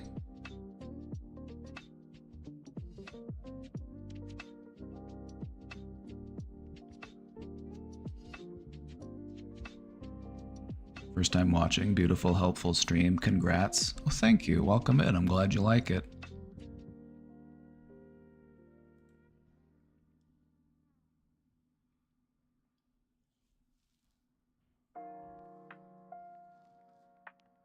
I just sent my question in, and I'll let you know when I get an ad so you don't get... Oh yeah, sure. For the people who aren't subscribed, if you do get caught behind an ad, I will wait for you. I'm not a total monster.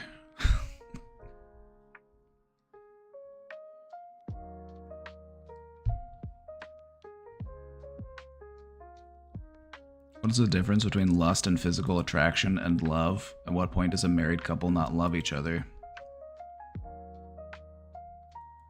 Interesting question. I would say that love transcends, like lust and physical attraction can be a component of love, like desire and intimacy and, physicality. Those are all aspects of a certain type of love. But the thing about love is that it's much more than that. Like, you can love anything. You can love, a pen. You can love a tree. You can love a cat, a dog, a human, cheese.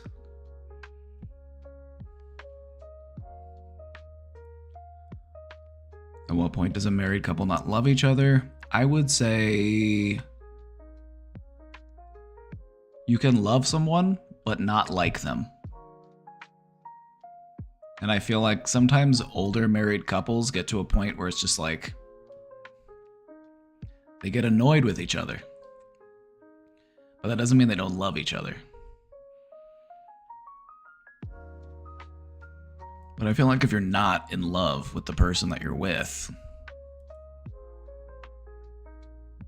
find someone that you do. The love you have for cheese is the truest form of love. It's true. Sasha would agree. Sasha is my Russian friend who is obsessed with cheese.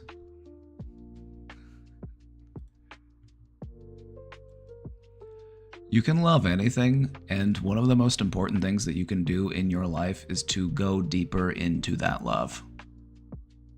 Go into that love and start expanding it.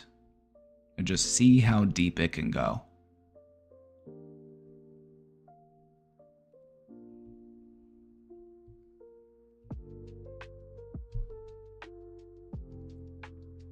Is there a difference between being in love and loving?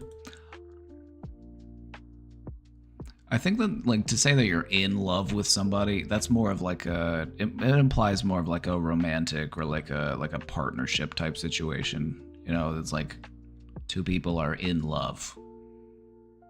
Two people make love. You know, the thing about love is that you can use that word in many different ways.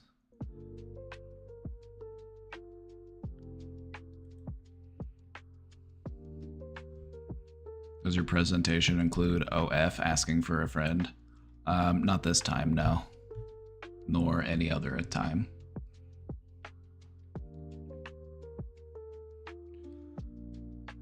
Okay, I want to talk about this question just a little bit more before I move on to the next one. The thing about trauma is that it does really just feel like it kind of resurfaces. And sometimes it might resurface after a while and you felt like, I thought I was over this, I thought I was past this, I've been working on this. But what you might notice is that when it does resurface, it becomes a little bit easier to manage every time. And so it's not as impactful, it's not as distracting, it's not as stressful. And that's what you're looking for, is you're looking for the level of like stress response you get to the trauma to become lower. And the way that you do that is by talking about it, by processing it. You gotta feel it to heal it. And it might pop back up again and it might be stressful, but just be mindful of that. Pay attention to how stressful it makes you. Like, is it making you as stressful as it used to make you? That level tends to go down as we continue to process it. And so it's not like you do, you go to therapy once and you talk about it and then you're miraculously healed. It's like it takes time for that, the level of effect it has on you to decrease.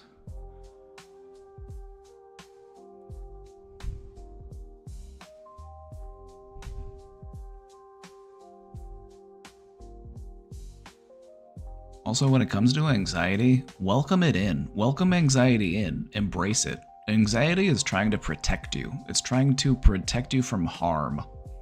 It is meant to be a tool, so treat it like a tool. But if it's making you stressed, then that tool isn't being used appropriately. So just practice changing your relationship with that tool. Whenever we try to force anxiety out, try to make it leave, that's when it gets worse. Because if it starts off by knocking on your door and then you try to make it leave and it starts pounding on your door. And then it starts jiggling the windows. It comes around to the back door. It's trying to find a way in. It's gonna find a way in. My recommendation, let it in. Say, come on in, have a seat. Can I do anything for you? You want a snack? You want a drink?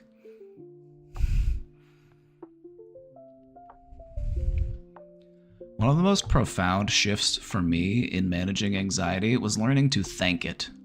Say, thank you, anxiety. Thank you for trying to protect me. Thank you. It's like, it's not doing it appropriately and it's stressing you out unreasonably, but that's why it exists, is because it's trying to protect you. And so I found that by being grateful for it and just saying, you know what? Thank you for looking out for me. But I'm okay. I'll take it from here.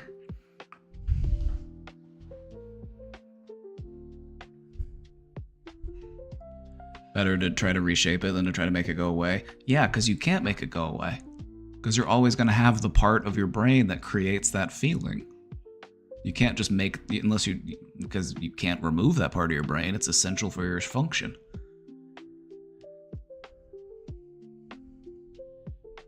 It's very hard to calibrate when it's dominating, but yes, you just gotta take time it just takes time. It takes time, it takes practice, but it really does work. Just commit to the process, keep at it, don't give up, and you'll get there.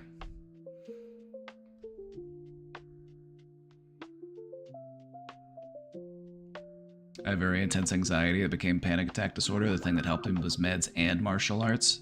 Oh yeah. I love, one of the things I always recommend to people is Practice martial arts. They will help you feel more balanced, more in control, more aware. It's a tremendous practice. Very helpful. Also, reflect on your progress. You know, take a look back and like how far you've come from when you got started. That's also helpful.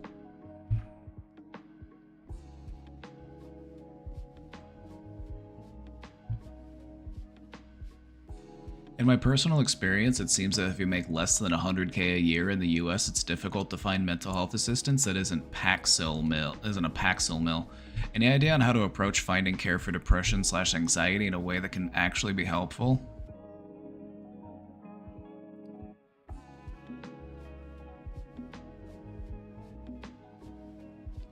Most therapists do sliding scale fees.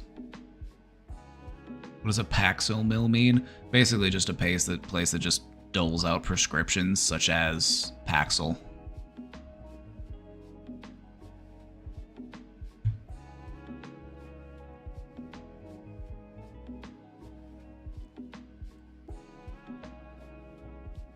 I would recommend looking into a community mental health care center. One with a good reputation. You might have to look around a little bit.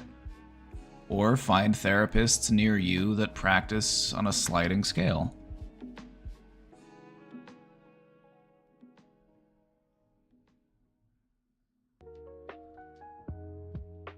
Outside of that, there may also be free support groups that you can join. You know, and while it might not be the same thing, it's still probably going to be helpful. And sometimes just, you know, anything helps. You know what I mean? I need someone to write my ESA letter so I can keep my cat in my apartment. Have ChatGPT write it for you and then have your doctor sign it.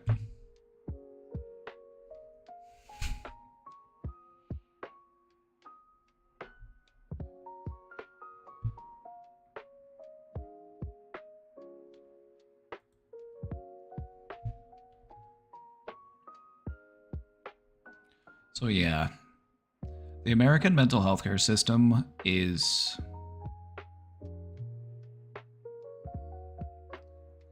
conflicted.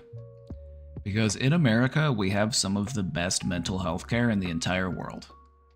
That is one of the few things that I can think about America where it's just like, yes, we're good at that. But the problem is access. We have the best mental health care in the world if you can afford it. And there's a lot of, access restriction. But there are, community mental health care centers. There are therapists who work on sliding scales, who, you might have to pay a little bit, but it would be a fraction of the cost if you were to just pay out of pocket to go to a private practice or something. So you just gotta look around, you gotta see what's out there, and maybe in the meantime look into joining some support groups or some other type of community engagement where you can actually feel heard, feel validated, share in your experiences, and feel connected to other people. That goes a long way.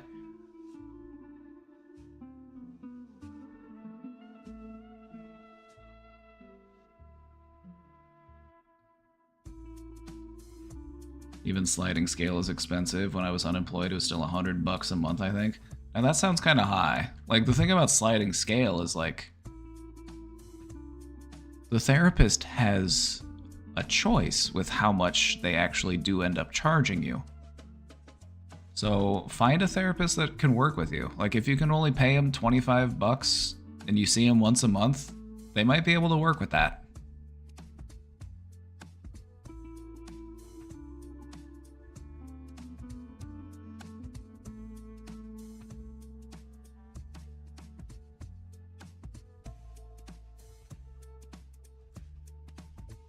Hello everyone, some lady talk. My apologies if it makes anyone uncomfy. Alright, I'm assuming you're new here. We have a rule. We have a rule actually. There's no apologizing. If you apologize, you get bonked. Not, my subtitle said blocked. I said bonked. There we go. Sometimes I have to enunciate for the subtitles to accurately capture what I am saying.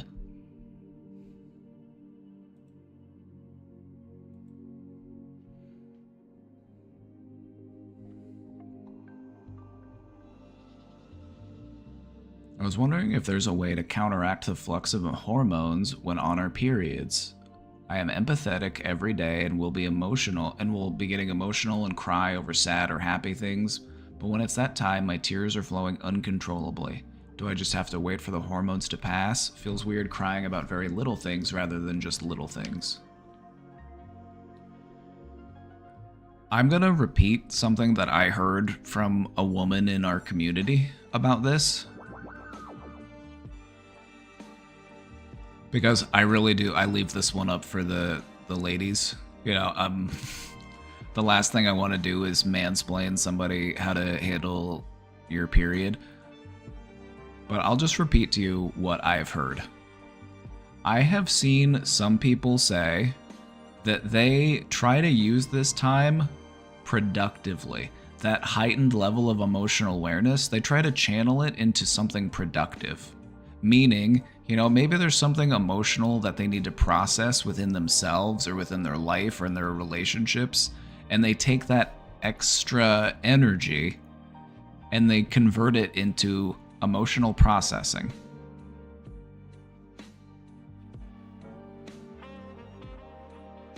So that to me sounded like a great way to use that abundance of energy, because I look at it as emotional energy.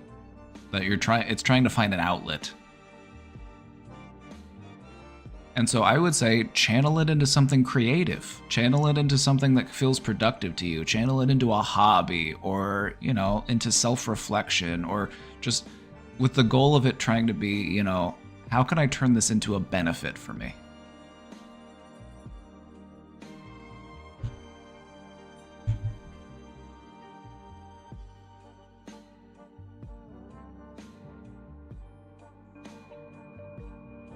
My therapist is really great. It's just the letter thing. I only think I need the letter once a year. I don't know. I gotta think about it. All right, so print off a stack of letters and have your therapist sign all of them. Like, have them sign 5 of them, one that's dated every year from now.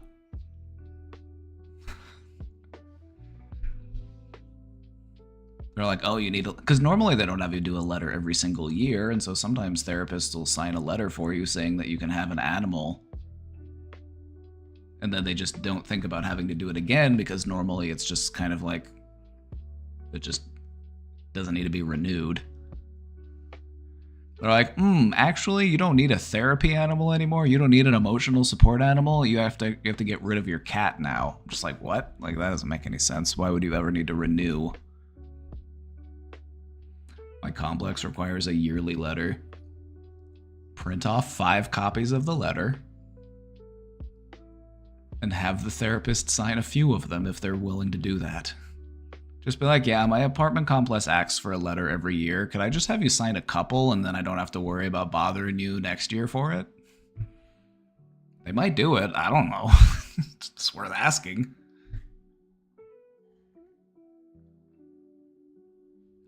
I just didn't know you could future date stuff. I mean, they could. It's a cat. I'm like, it's not that big of a deal.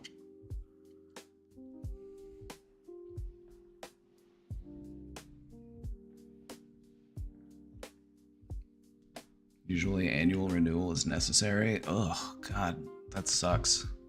A lot of the places where I've helped people like get service animals and stuff,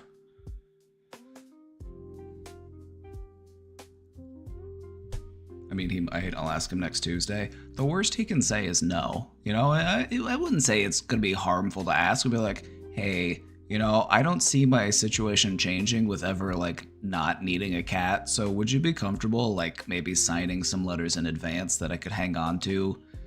And then I don't have to worry about, you know, just one less thing I have to worry about, you know, like making sure I get a copy of this letter every single year.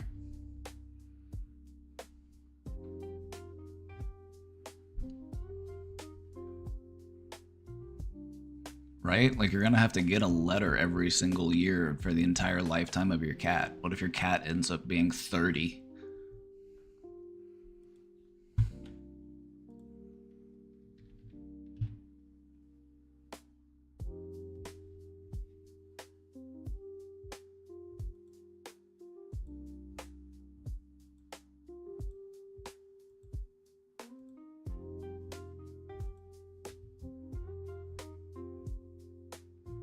Knowing no medical professional is gonna get angry for you if you ask nicely, right? Right? It's like, and I'm just thinking of it like, okay, so I'm thinking of the reasons why a therapist wouldn't do that, or like why a doctor wouldn't do that. It's like, or are they gonna get in trouble with anybody for doing that? Like, I don't really think so. I'm gonna be like, oh, hey, you actually signed a letter saying that a person could have a cat a year from now. That's like,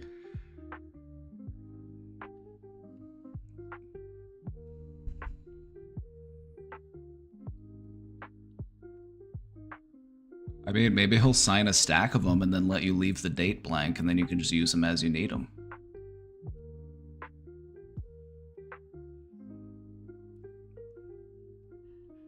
They might be able to be flexible with you.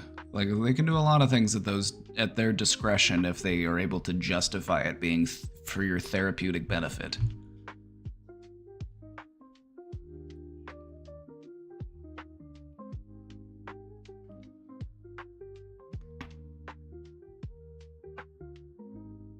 I'm so tired in my soul.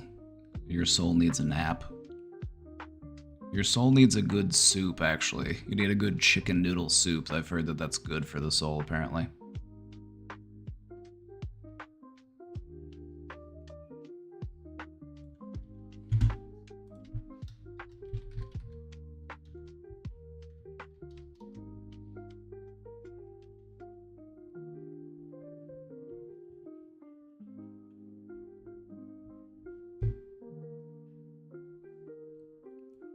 My husband and I have been married for over 20 years. A few years ago, I cheated on him. I exchanged messages and topless pictures with a mutual friend who was making me feel appreciated and listened to at a time where my husband and I were fighting a lot and I was feeling neglected and taken for granted. I know there's no excuse for what I did, but those were some of the reasons.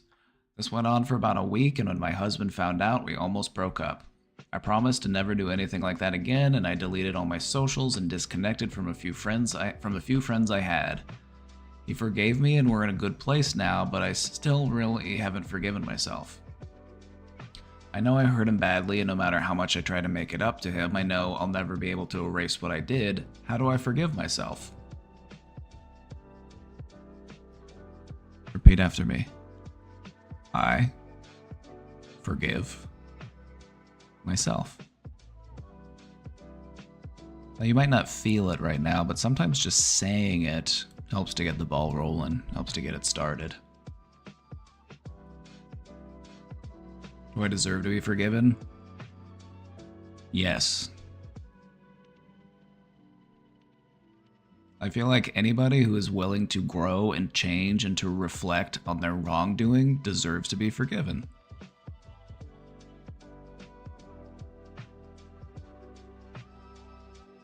I get so lonely because I have no friends, but I almost feel like this is my penance and I have to suck it up. How do I convince myself that I deserve to be happy after I caused so much pain to the person I love? Try the best friend technique. I want you to view yourself as if you were your best friend. You're not you, you're your best friend. What would you say to your best friend if they were in this situation? Should they forgive themselves? What should they do? You know, sometimes it helps to just take a step back from our lives and our emotions and our sensations and to just view them as if they are happening to someone else. That can help us to get a new sense of perspective. You don't need to be isolated. You deserve to have friends. You don't need to punish yourself forever.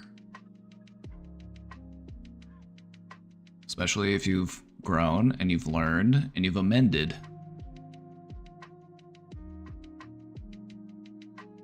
You know, even though you recognize that you did something wrong and that you wish you could take it back, it is what it is. So where do you want to go from here? How long do you want to punish yourself for?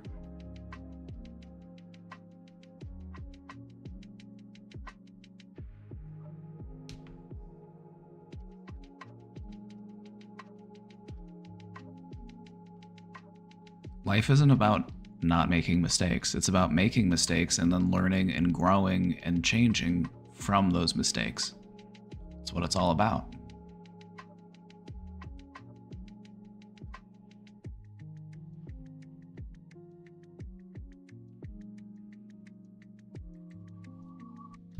Thank you, 15.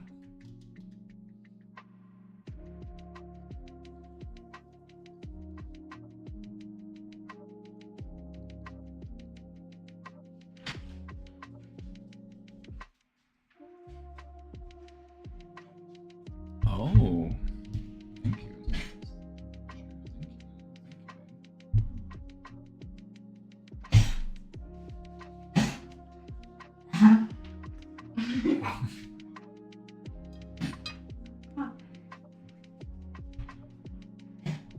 How do I confirm if I actually have the mental diagnoses on a neuropsych evaluation like ADHD? I still can't believe I actually have it. I'm doing a second evaluation. I don't know how else to rule out a misdiagnosis.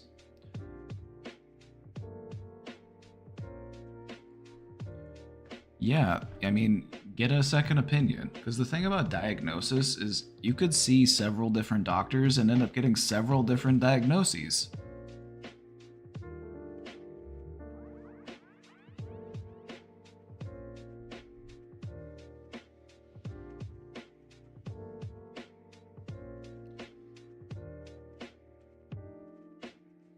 The diagnosis doesn't need to follow you around for the rest of your life. It might not be as permanent as you might fear it to be. But I feel like a lot of people do feel that way, because a diagnosis can be very stigmatizing and it can follow you around, but it doesn't need to be on your record forever. Also, there's this misconception about like your medical records being this thing that just exists and that all doctors have access to it and it's just, you know, it follows you around forever. That's not the case. Your diagnoses are tied to the establishment and the doctor that gave you those diagnoses.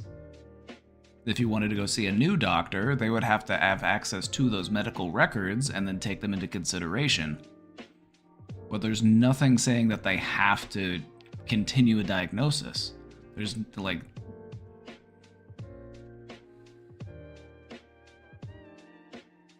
But yeah, I feel like that's just a big misconception that people have about like a diagnosis. Like a diagnosis is between you and the doctor that gives it to you. Unless you disclose those medical records to another doctor, they will never know, because that's what medical privacy is all about.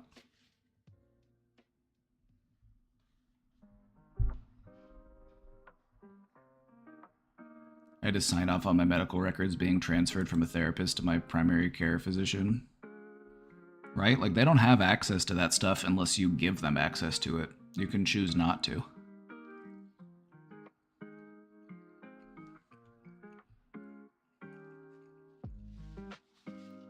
Like, some people find themselves in a really bad place, and they have a really bad year, or maybe a really bad couple years.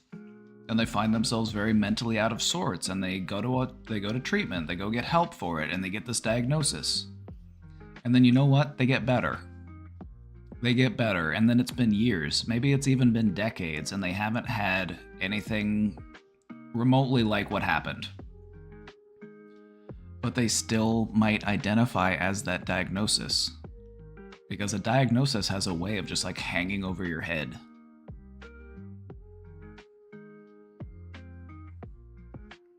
Like, you are not bipolar. You are a person who is dealing with the symptoms of bipolar disorder.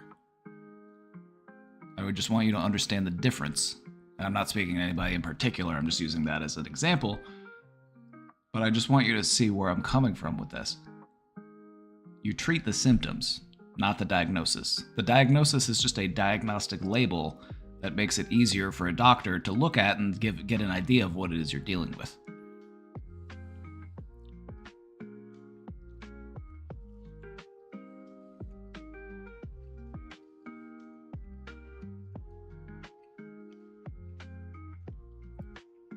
And guess what? If you no longer meet the criteria to be diagnosed with that thing, you don't need the diagnosis anymore.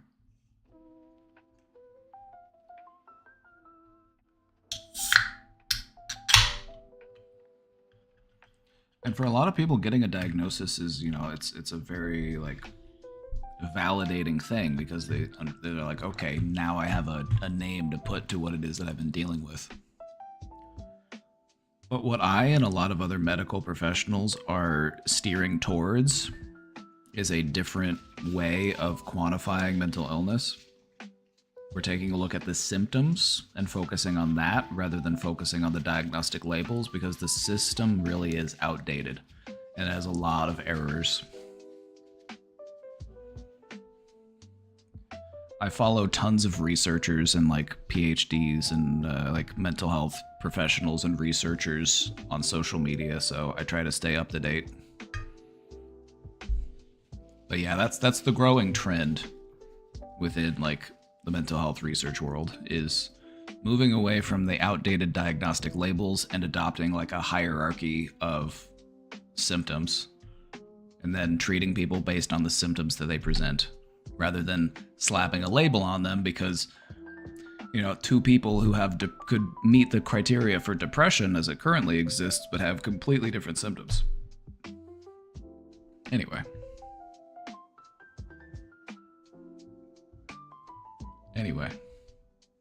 we got off topic here for a second, but questioner, you don't need to punish yourself forever. You do deserve to be happy, and do what you can to heal and mend and rebuild that relationship.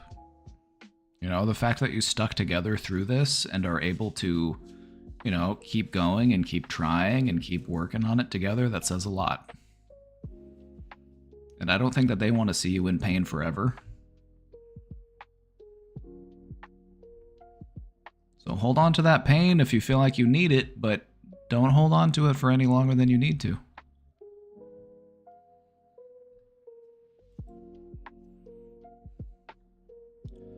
Asking this as a marginalized individual, please give suggestions for what to do about the rage and despair that comes along with the realization that most of the US doesn't care at all what happens to marginalized people, or worse, if it is actively hostile toward them. This is what allies are for. Find your allies and get behind them. There are people out there who are willing to stand up for you and stand in front of you and say, no, if you want to get to them, you got to go through me. So find those people. Collectivize. Solidarity is what will get us through this. You know, now more than ever, we need to collaborate with our allies, and we need to find out who they are and who we can depend on, and we need to turn to them. Believe me, there are far more people that are frustrated and even enraged by the state of things and how far things have gotten and how bad things are.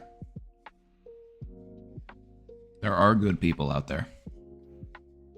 Don't lose hope.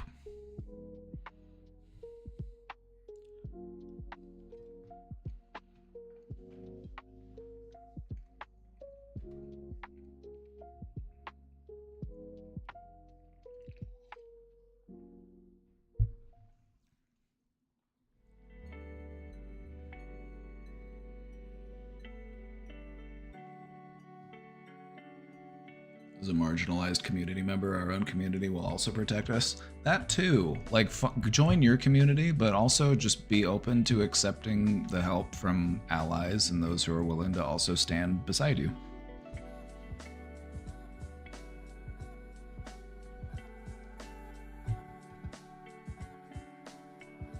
Keep praying for revolution. That's what I'm waiting for. The world is out there to get me. What do? Go out there and get the world. Get it before it gets you. You're gonna need allies to do that. This isn't a one-person operation. It's not a one-person show. You're gonna need a team. You're gonna need to put a team together.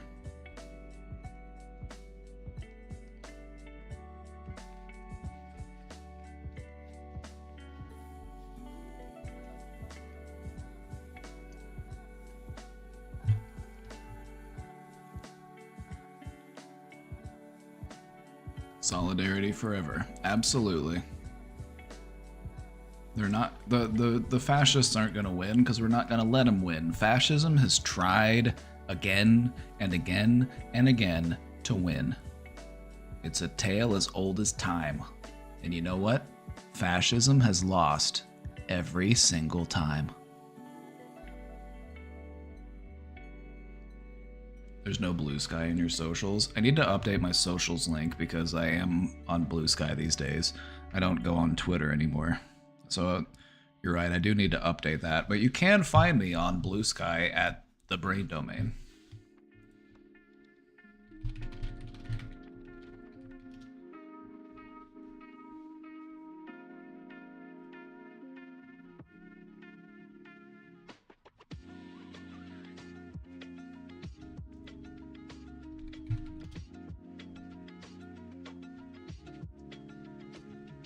See if I can find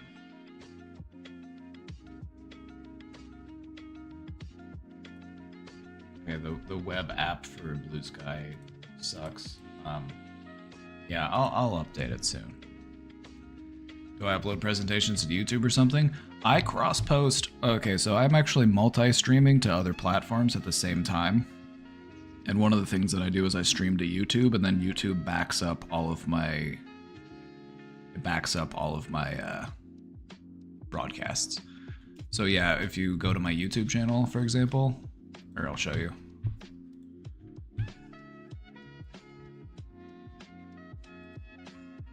At the Brain Domain. Then you go to live.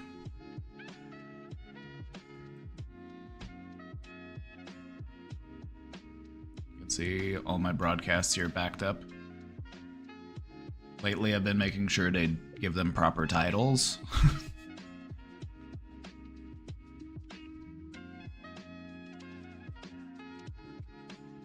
So yeah, I upload them to YouTube because Twitch only keeps the VODs for so long, but YouTube will keep them forever.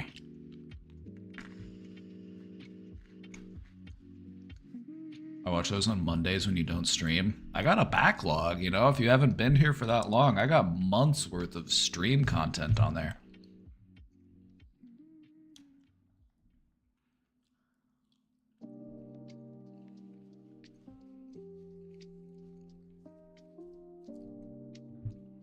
Good news first. Oh, let's go. Let's go, good news. Found my first full-time job post-grad. Ooh.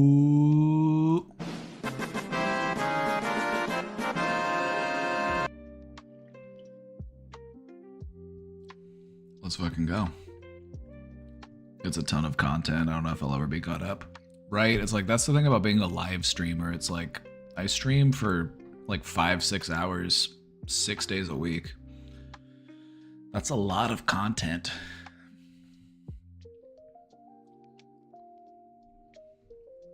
Don't go back too far, you might hear my phone call. I don't think I have my VODs from back in those days.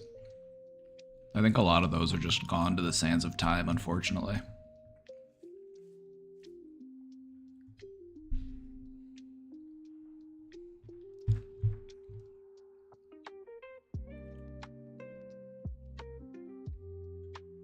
I'm completely overjoyed and excited that I can finally start my career. Let's fucking go.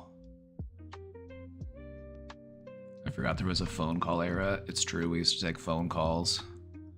And those were fun, but sometimes it would be a little hard to manage. Like, taking calls on the internet can just be, like, sometimes there's just, like, way too many calls, and then sometimes there's just no calls. It's just, like... It's tough.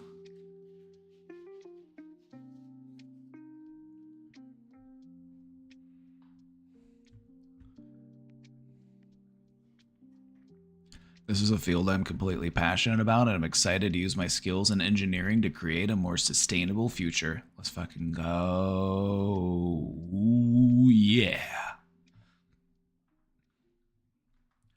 Though, with the post-election cultural shift and rise of covert threats of violence against women, how can I foster more trust in myself and feel more safe as a single woman who is renting her own place? Can you get a dog? Can you get a big dog? That's always my first recommendation if you feel unsafe living by yourself. Get a big dog. Get a big, lovable, friendly, but ultimately scary sounding dog. Having a big dog is one of the best deterrents.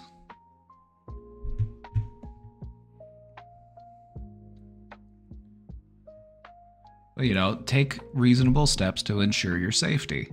You know, get pepper spray, get, you know, other like personal safety devices, and then learn how to use them, practice with them. You know, don't just have them and then plan on learning how to use them when the situation arises.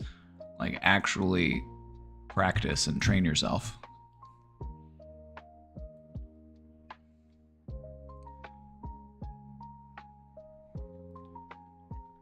Like, if you're gonna get any sort of thing for self-defense, practice using it. Practice learning how to use it.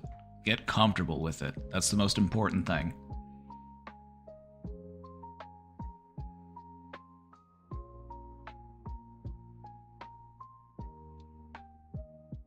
Also, because I'm an Asian American who is very comfortable with myself and my culture, I'm afraid of being targeted by fascists because I don't project insecurity or submission how they may expect. I have confidence in myself because I am familiar with the area and I've got myself so far, getting through university, living on my own. I dislike that the fear is getting to me and I don't want to give it any power. I also really dislike how the incitement of fear has affected the people around me who worry for my safety because they recognize the cultural shift post-election. But I feel stupid telling them I have to believe and stay strong when I know it's so hard right now. Also, though, I also completely understand because the popular vote voted in a man who commits sexual assault, so now those criminals feel emboldened and more protected under him. How should I reassure them and myself without absorbing the negativity? Okay. I'm not gonna excuse anybody's behavior or how anybody voted, but I maybe this will help. Keep in mind that a lot of people who voted for Trump think that everything bad about him is made up.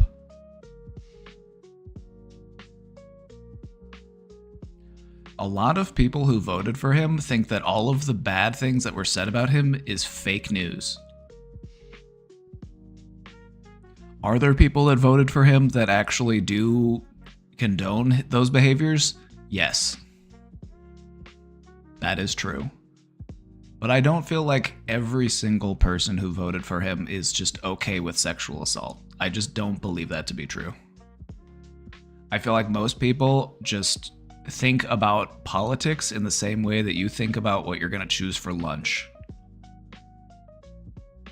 They just take any bad news as just, oh, that's fake, that's not real, I'm not going to believe it. And they think that everybody else is just being over dramatic so I would try not to lose hope in the average person. I feel like we have much more in common with them than we do that makes us different. I believe that most people are good. And not everybody, but most people are relatively good. Dumb people get to vote too.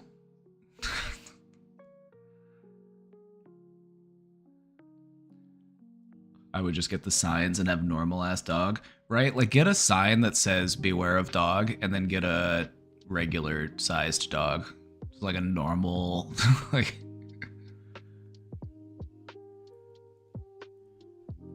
small dogs still bite, you know? Like, small dogs can still bite.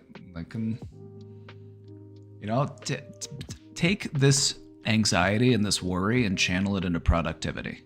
You know, sign up for a self-defense class. Train yourself on how to use something to protect yourself.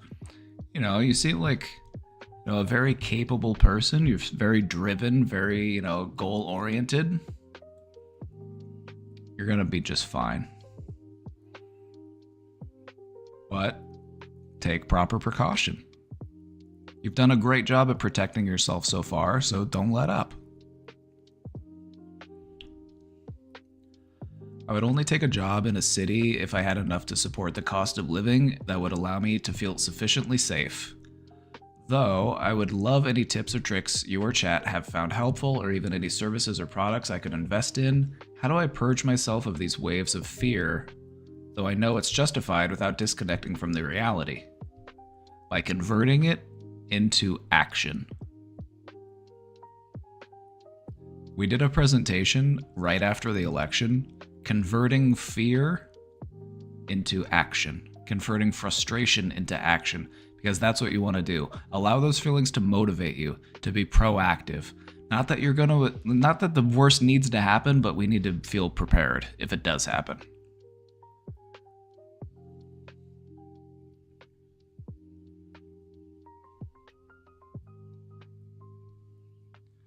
I don't want to live in fear because that is how they already keep so many people down. Absolutely. Keep being yourself, keep living your life, but feel confident in your ability to protect yourself.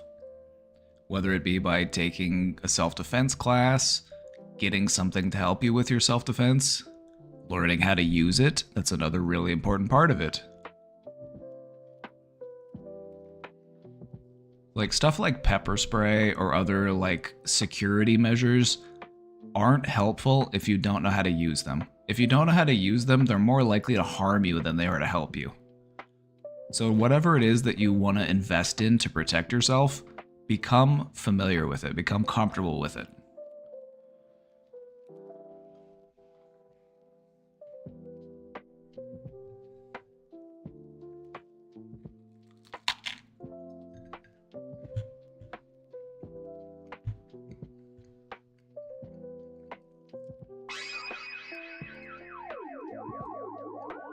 Also, congratulations on the graduations and on finding that career in your field. We're super stoked. Something Wild, thank you for the sub. We're only 2 away from hitting our goal. Only 2 away.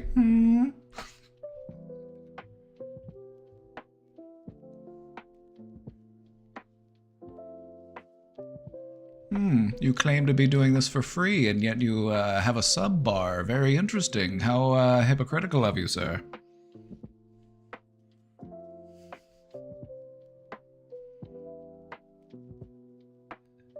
I kind of love my critics, if I'm being honest. I'm like, people will come on and be critical of me. I'm just like, okay. I'm still trying to help, though. We all have to survive under capitalism. We've all done it.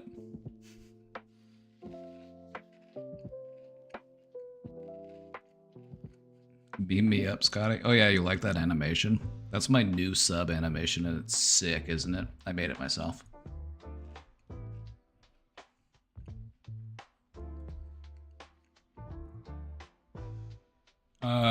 Right. This is the one about eating, and this was Project Snail. Yeah, Project Snail asked this question, and they wanted to make sure they were here when we answered it. Are you here? Hello?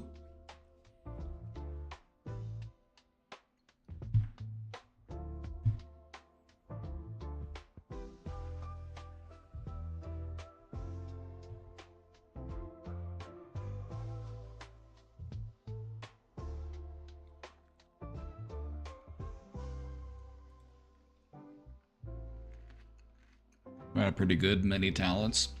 Yeah, I just don't know what I want to do, so I just learned how to do everything. Are you here? Perfect.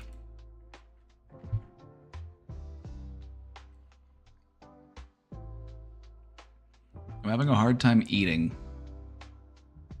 I'll have times where I just eat a lot of food, as I should, given my size and age. Other days I hardly eat at all, and I can't exercise as hard as I normally do. Recently, the food I feel like I like feels disgusting. I get full fast and everything looks appalling. The days I hardly eat are getting more frequent because food just feels appalling to me. It's like the texture switched to something so gross that I can't eat and the good taste is just absent. See, this is what happens when our hyper-awareness gets turned onto our food. Just think about it for a second. Anytime you're too aware of your food and what you're eating, it just kind of takes you out of it. You're just like, so you're telling me this is egg and this came out of a chicken's butt? And I'm eating it? You know, we over-examine it. We look at it too closely. We hyper-fixate on it and it just makes it kind of surreal. What I find to be helpful is, you know, if I'm having a hard time eating or hard time having appetite, I will put on a video, you know, that's related to food. You know, I'll go on YouTube and I'll watch videos about food. I find that that helps to distract me. It also helps me to feel hungry.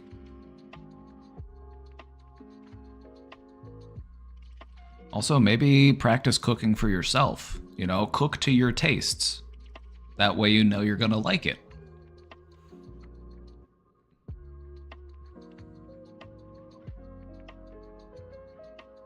One of the things about eating is it's a lot easier to do if you have something to distract you while you're doing it. Watch Shokugeki no Soma. I love Food Wars. That show is hilarious. I haven't watched it in a long time though, but it's really funny.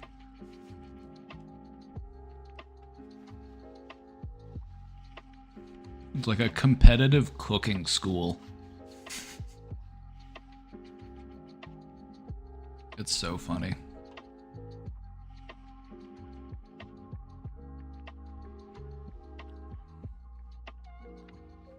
I love Food Wars. Food Wars is so fucking funny.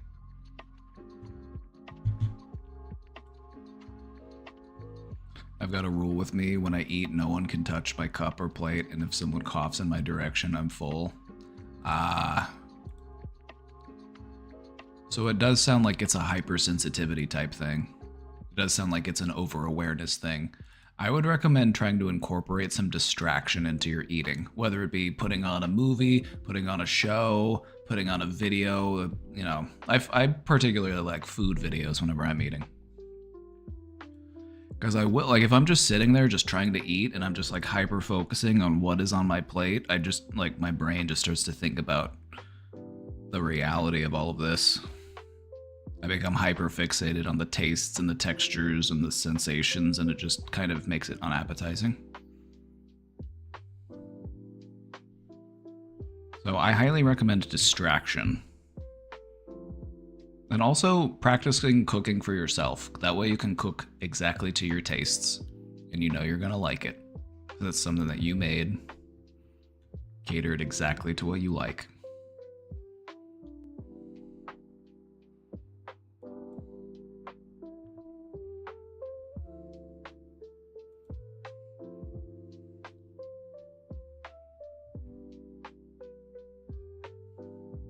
Bad news, guys. The GOP is 1 seat away from winning the House. They're going to do the same exact thing that they did last time when they controlled all the branches of the government. Nothing. They only know how to obstruct. They don't actually know how to govern. You remember the last time the GOP had control of both houses? Or I mean, both the House and the Senate? They spent like 2 years trying to repeal Obamacare, but couldn't do it. The only thing that they were able to do was like cut taxes for the ultra rich. Like that's literally all they could do. Because they're so bent on like obstruction that they can't actually agree on anything.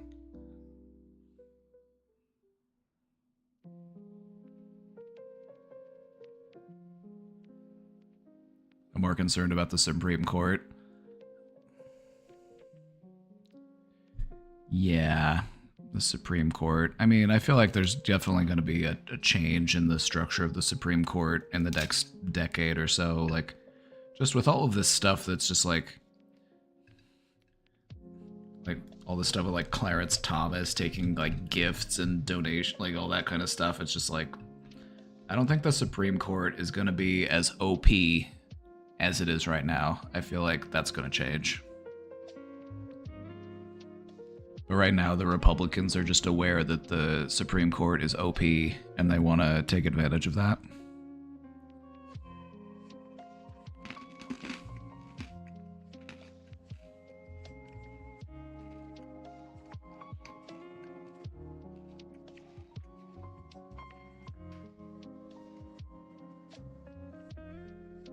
Yeah, America needs a new balance patch. Supreme Court's OP, so we're gonna nerf them a little bit. Depends. The Dems are notorious for not learning anything. We need an actual, like, progressive candidate. Because, like, the Dems, like, they call them the do-nothing Dems, and it's like, it's true. It's like, they don't do fucking anything. They just, it's like they like to lose. They make a bunch of money, win or lose, and they actually make more money when they lose, it seems, and so they're almost incentivized to lose.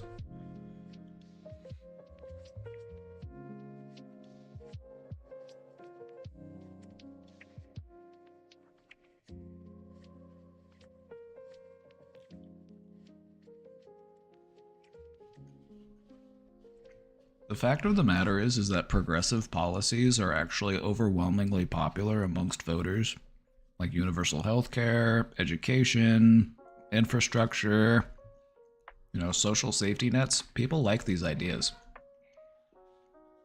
But no one's really, like, running on those ideas. They're just like, we need a more lethal military.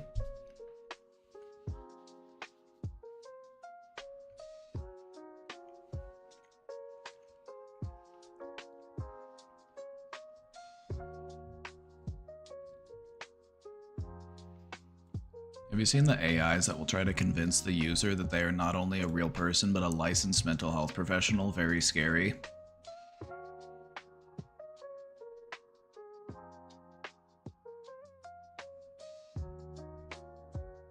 There's some unhinged stuff that's going on with AI right now. Like, we are starting to see, like, AI become pretty problematic.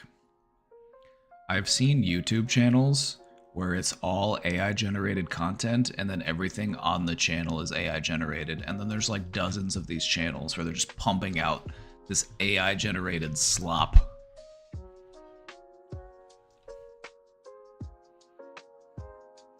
Oh no, this is literally unhinged. This is literally unhinged.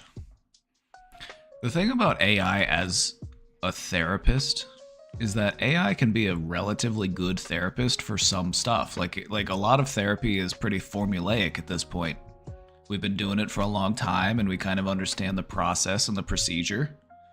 And AI is pretty good at that. But, having that human factor is also really important. Having that connection from person to person is also a really important part of the therapeutic process.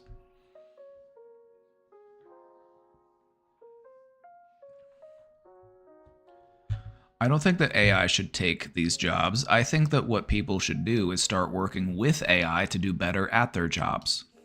Like, that's what I do. I use AI to help me make my job easier.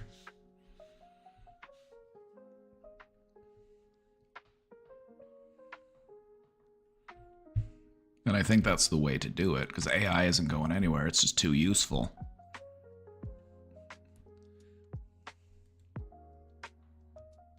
Like, I've already seen AI drive-through workers. Have you been to a drive-through that has an AI drive-through worker? Have you done that yet? They have it here. Have you seen it where you're at?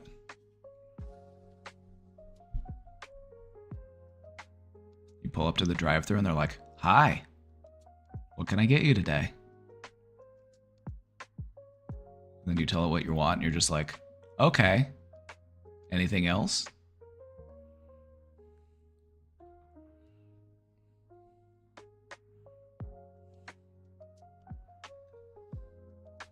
It's so weird. It's so weird.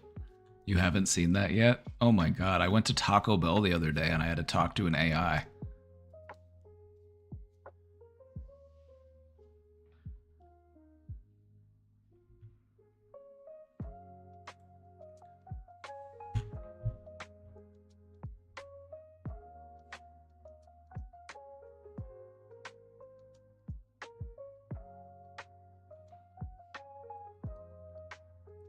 Only by getting like a real person usually steps in. I've seen transactions that were entirely conducted by an AI at the drive-thru.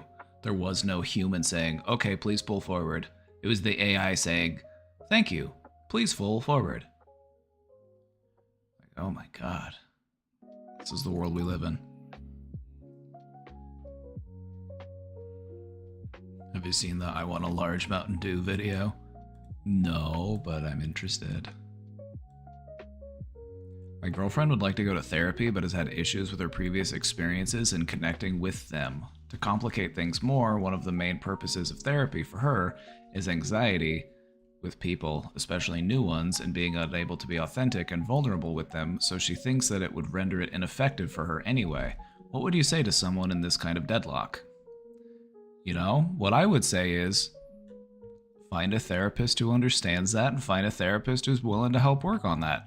Like, this type of like feeling about therapy and is actually pretty common. This is something you actually see quite a bit. And so what I would say is the fact that you are aware of these things is also a big strength.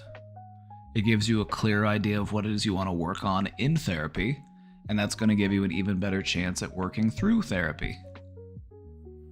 You know, maybe some of the previous experiences with therapy had to do with the fact that you weren't really quite sure what it was you were supposed to do, what it was you were supposed to work on. Maybe things were just a little poorly defined.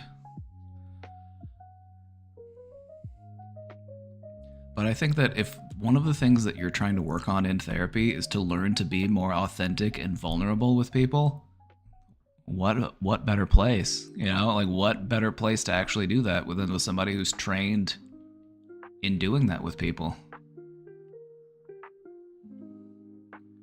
I would also say that, you know, it might not be as hard as you think once you actually start trying. Because that's how most things tend to go. A lot of things tend to feel like they're going to be more difficult until we actually start trying.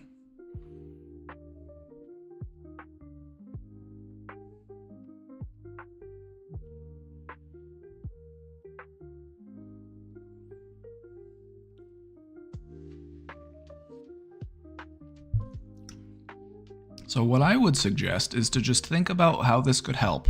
Think about how this could be a benefit. Think about how this could be beneficial. So just think about it. Like, what would it feel like if we were to go to therapy and things were to start getting better? Like, what would that feel like? You know, instead of just focusing on what could go wrong or what's not going to work, you know, try to look at it from a perspective of how could this help? What could happen? It'll get you far.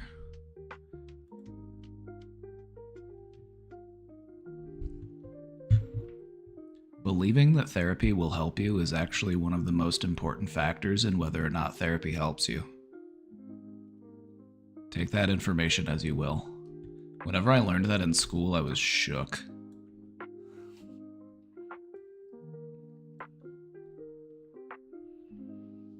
It has less to do with the therapist, it has less to do with the style of therapy or their approach to therapy, and it has more to do with whether or not the person believes that it will help them. So try to focus on the ways that it can help you. That's what I would say.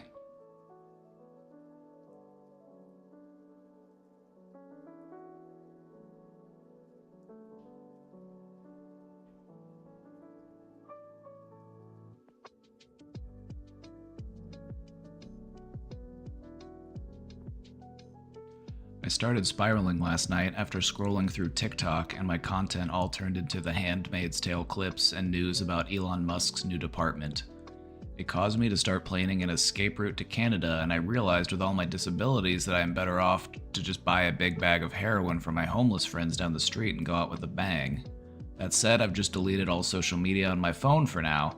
What is a good way to keep track of the status of my human rights without social media or headline news or depressing public radio?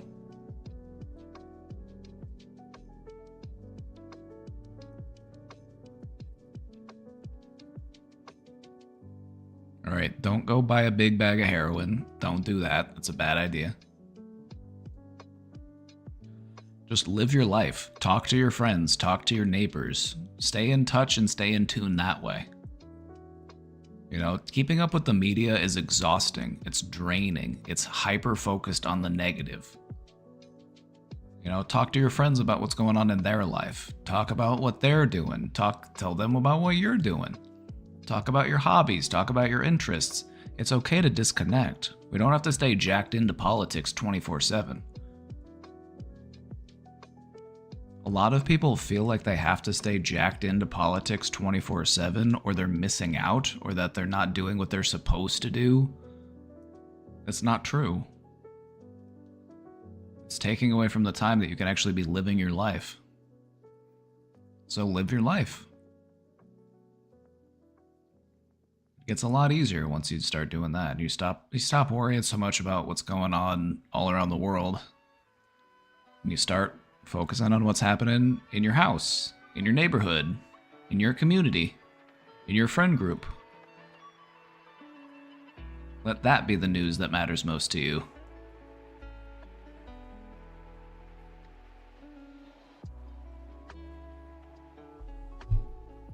This is a technique that I learned from wise older people. You know, it's about focusing on the things that are actually like relevant and impactful to you in your community.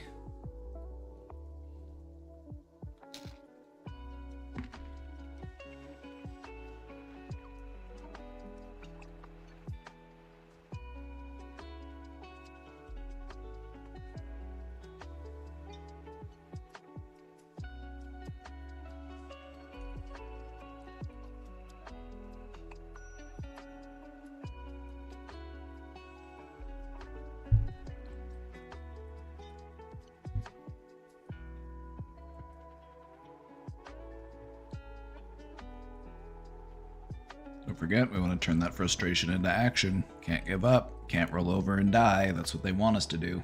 You gotta fight. You gotta fight for what you want.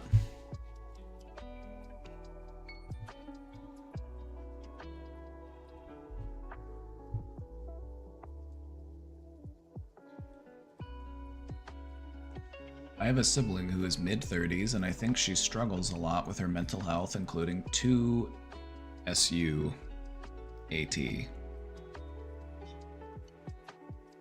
Oh, okay. Sorry, my brain was trying to... Okay. 2 suicide attempts over the past couple years. My mom and I have both tried to talk to her, and she refuses therapy or getting help, even if people would pay for her. One of the reasons being she doesn't want to talk about taking medications for her mood. She doesn't need to take medication for her mood unless she wants to. That's her choice. That might be a misconception that she's dealing with. That might be a misconception that she's dealing with. You know, a lot of people go into mental health care and don't ever have to take any type of medication because that's their choice. Even though we have said that getting help doesn't mean medication necessarily, I'm worried for her as her brother, and she's making a really big life change soon. She's moving to a new country with no support system other than her partner. Oh, the 90-day fiancé scenario. And I'm worried if something goes not planned for her, she would spiral where she is without help. I don't know what my question is. Maybe advice on this situation? I think it's a bad idea for someone who struggles with their mental health to move to another country and to move away from their support system. I think that's a really bad idea.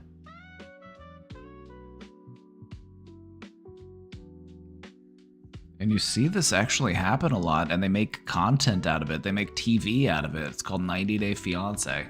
You see a lot of people who are just like in a mental health care crisis making these life-altering decisions. They're going to move across the world. They're going to marry somebody that they've barely met. And they're going to just go and live in an entirely new culture with no support system.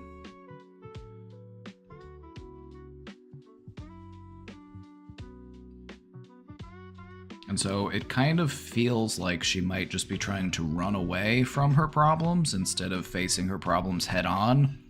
And she doesn't want to take medications in order to address the problems that she's dealing with. But at least she can acknowledge that she does have things that she's trying to work through. And so I would just continue to reiterate that talking to somebody about your problems does not mean that you need to take medication. Another way that I've found to really help sell people on the idea of therapy is to tell them how much it helped you if you have tried it, if you have done it. Or if you know people that have done it. Share stories, share anecdotes. That often resonates with people better than just telling them, like, this will help you.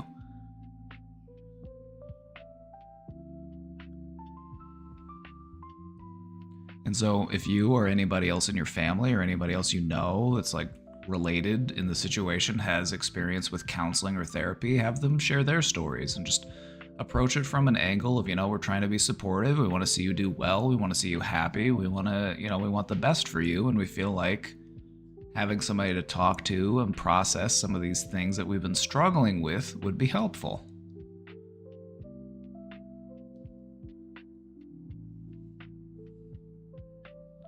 Sometimes the best way to sell somebody on the idea of therapy is to say, I went to therapy and it really helped me. Sometimes that goes way farther than telling them you should go to therapy. It will really help you.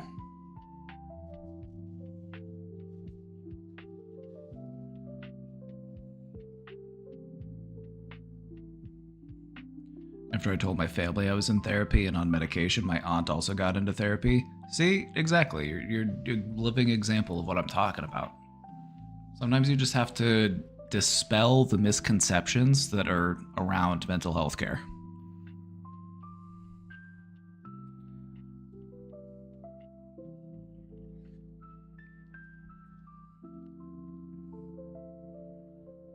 Maybe just like even, take it one step at a time, Take it one step at a time. And I feel like it's going to be really important that she's stable before she does something very life-altering, like moving across the world. Because I feel like that's going to very quickly have you feeling very isolated, and it's going to take your mental health care to a very bad place.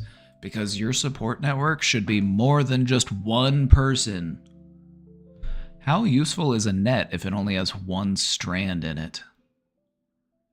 Not very useful. If you want a support network, something that can catch you when you're falling, you want there to be as many connections within it as possible.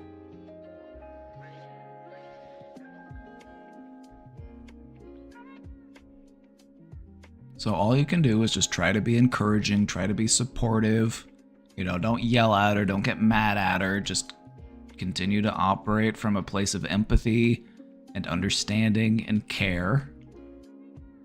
And at the end of the day, it's going to be her choice.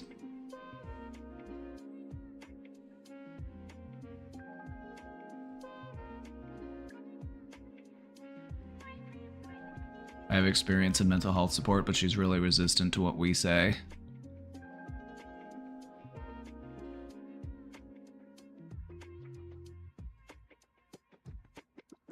Maybe you could even sell her on the idea of like, maybe you could just go talk to somebody one time. Because there are even people that will like, you don't have to become a regular therapy client. You could just go in and talk to somebody once, just kind of like a trial. Because maybe that would be a good way to open up to it. Sometimes you have to experience it firsthand to really understand.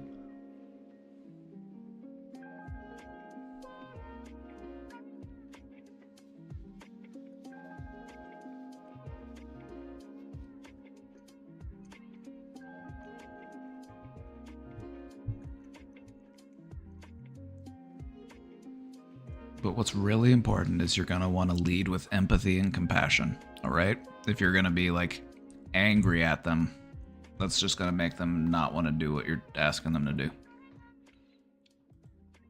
Are dolphins sharks? No.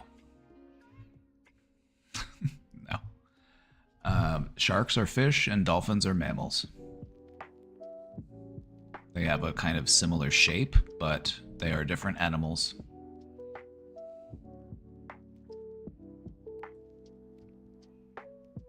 Fun fact about dolphins, in order to stay alive, they have to keep swimming and they have to keep like surfacing for air. And so when dolphins go to sleep, they sleep with one half of their brain at a time. They put half of their brain to sleep and the other half keeps them alive. And then they switch. Isn't that kind of cool? Also, dolphins are the only animal that can do that.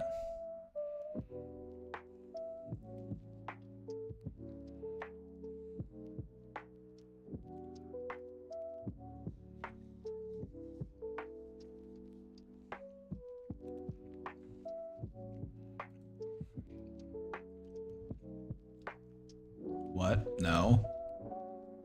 Do you want me to show you?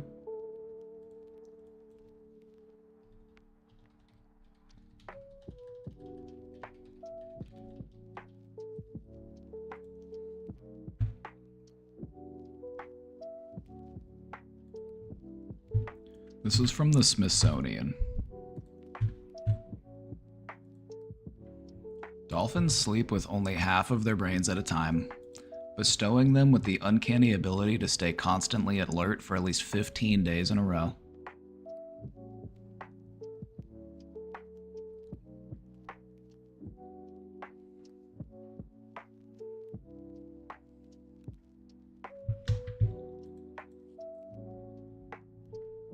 Isn't that wild? Dolphins aren't the only animal that can do this. Like, other animals, like, can put half of their body to sleep, but they'll leave, like, one eye open, like, watching, and then the other half of them will be asleep.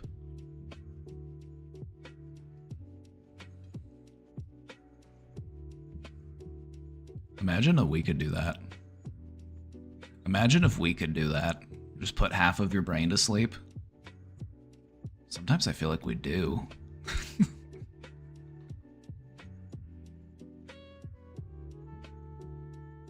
This is why when I get up at night, if I have to go to the bathroom in the night, I'll keep one eye closed and I'll try to keep half of my body asleep. I'll just be like, alright, I'll just half wake up.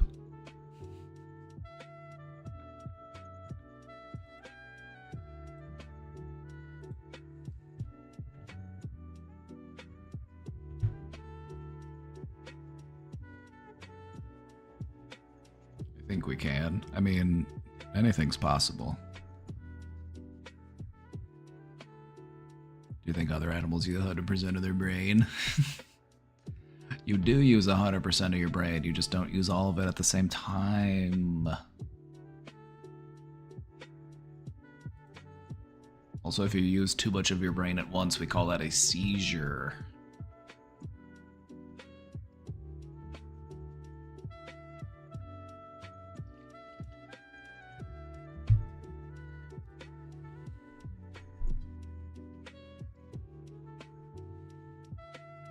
All right, everybody.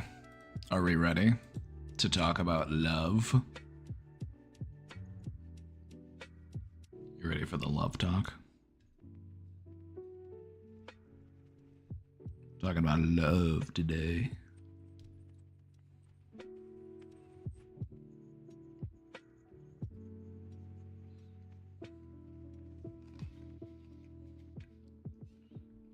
No? All right. Well, let me know when you're ready.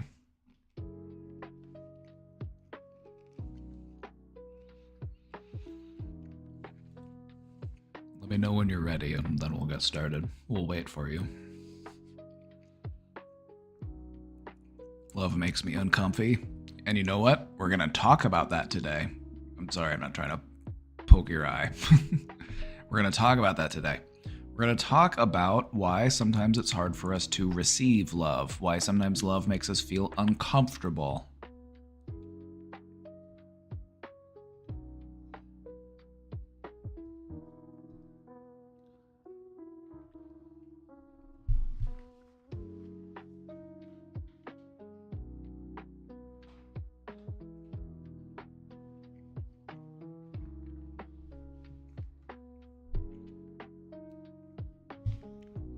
Give me like 30 seconds. I'm gonna run to the restroom real quick. So we're gonna sit here and we're gonna farm a thumbnail real quick. Chat, if anybody new shows up in the 30 seconds that I'm gone, pretend I'm still here.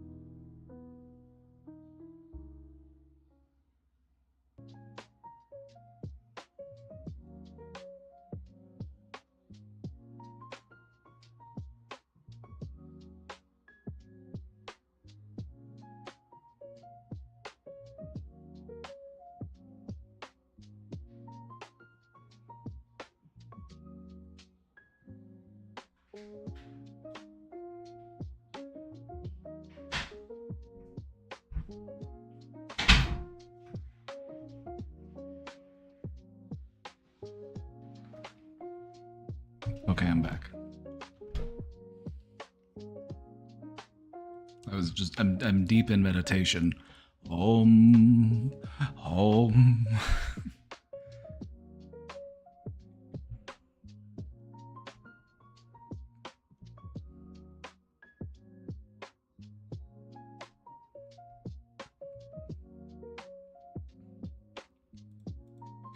All right, I'm back.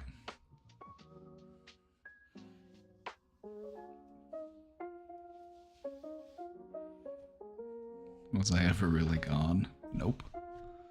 I was just putting half of my brain to sleep, while the other half of my brain peed my pants. Do people even agree on what love is? A ton of people use it on people they don't actually love. And I think that that's other feelings that we conflate with love. You know, we get other things confused as love. We often equate love with like. Loving someone doesn't mean that you like them.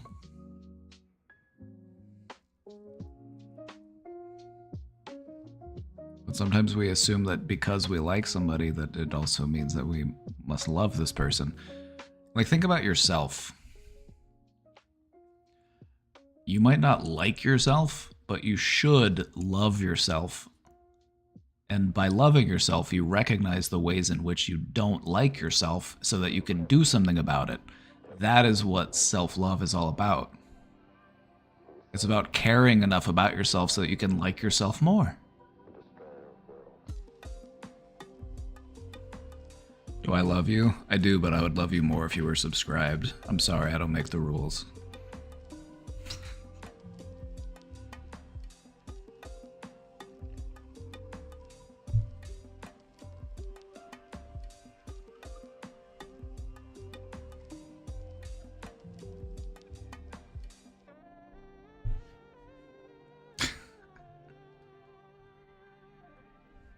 It's problematic of me to say, and that's why I said it.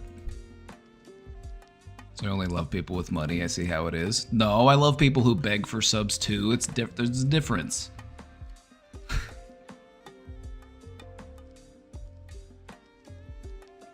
I'm just joking. Of course I love you.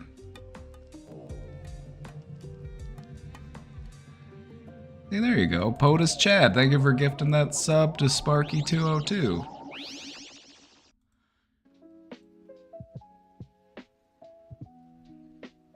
Oh, I have to love you. It's true. Come here, big boy. Mwah, mwah, mwah. All right, everybody, we're talking about love today. And we're going to start this off with some questions. This presentation is going to start off with some questions because I want you to think about love before we get into talking about love, okay?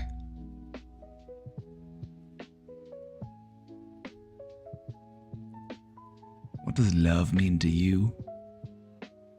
You told me not to use that voice, and I went and I did it anyway. What does love mean to you?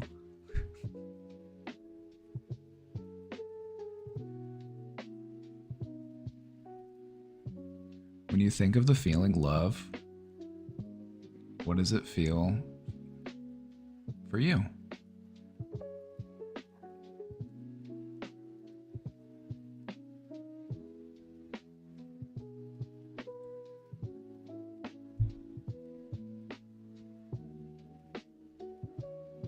Many things. It's a many splendored thing. It's a multifaceted gem, isn't it? Is love a feeling, an action, or something else entirely?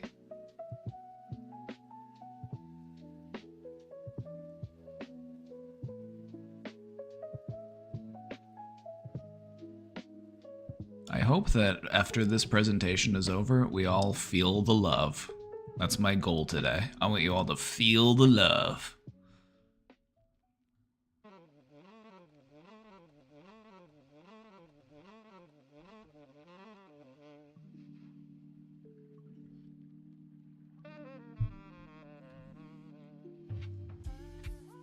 How does love feel for you?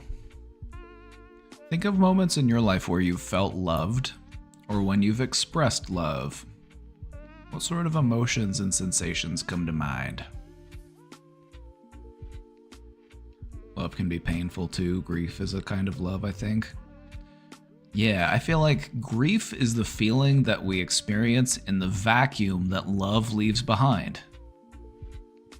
Like when you lose someone that you really care about, and it just feels like this has just been ripped out of you, and you're left with this void, and grief fills in that place that love once occupied.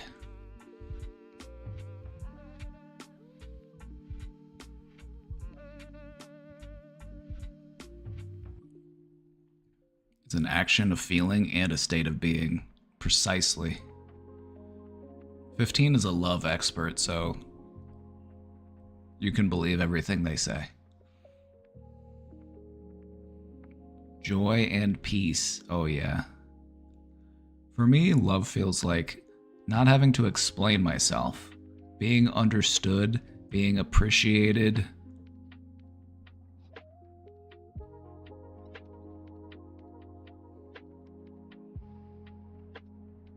You know, being welcomed, being wanted.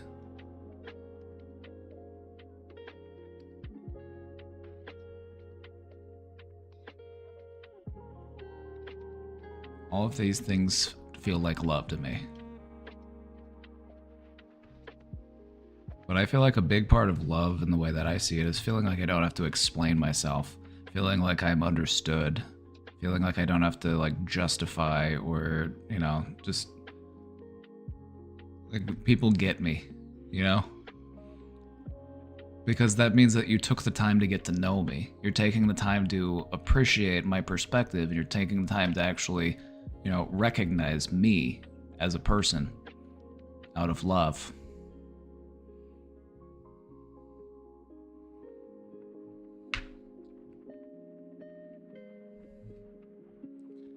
What do you find challenging about love?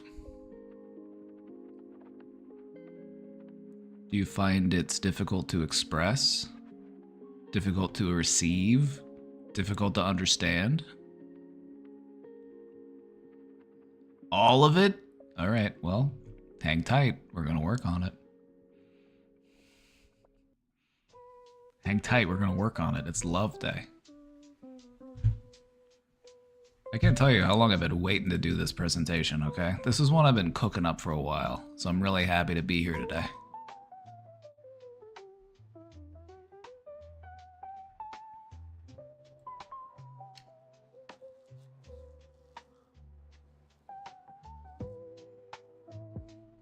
I'd say the things that are difficult are something else. Tell me about it. I find it difficult to give love unselfishly. Been working on that hard lately. That's a good thing to point out, because I feel like one of the really important things about expressing love is being able to give it away freely and expecting nothing in return. You give love because you've got love to give. It's not something you need to keep to yourself. It's not something you need to hoard like a dragon.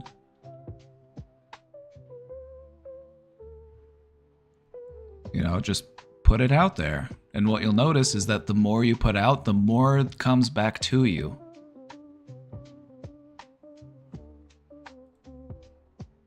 A lot of us might feel like we have to protect the love that we know, or we feel like we can't, you know, put more love out there because we've only got so much to give.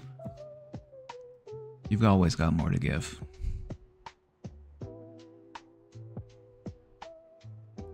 I find giving love to myself to be my biggest challenge, and I mean this in the nicest way possible, but that's stupid. Because you should love yourself.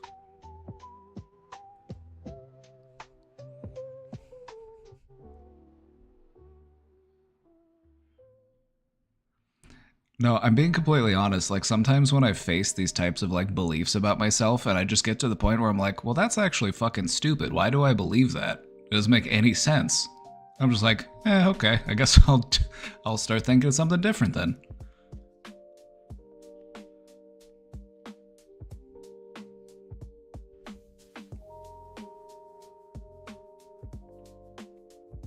I've had that mindset over the past 2 years. I give love out and I find that people around me are happier and I'm happier. See? It works. Spread kindness like confetti. Love is real. Question for you. How do you show love to others?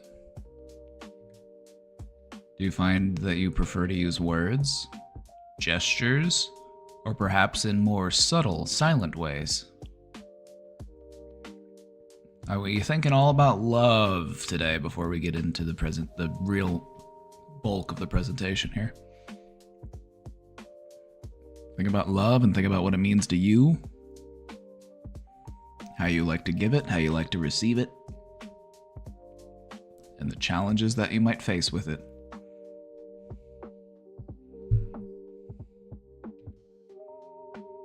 What's one thing that you wish you understood better about love?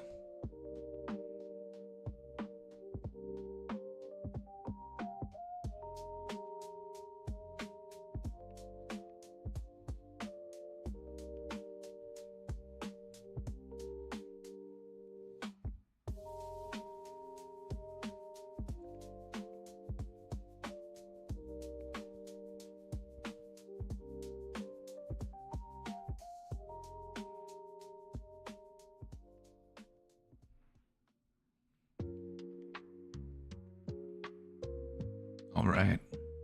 These are just some questions that feel free to answer them if you like, but these are just questions. I just want to get you thinking. I want you thinking about love before we get into it. I want all the love languages, TBH. Go for it then. Practice all of them. That's what I do. Like, I have my primary love languages, but I also am like, you know what? I can learn to do all of these. More love for me.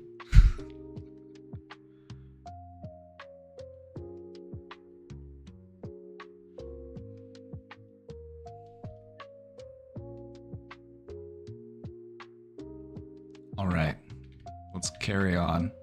Let's talk about, first up, how do we express love? And there are different ways that we do that. We refer to these as love languages. And they say that there are 5. Now, are there more different ways to express love? Yeah, sure. But there are 5 main ways that we express love. Words of affirmation. I love you.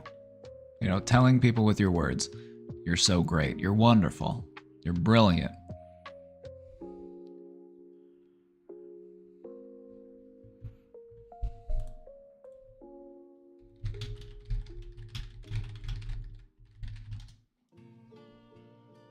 You're perfect, you're beautiful, you look like Linda Evangelista, you're a model, everything about you is perfect. Did you stone those tights? Oh, you're smiling.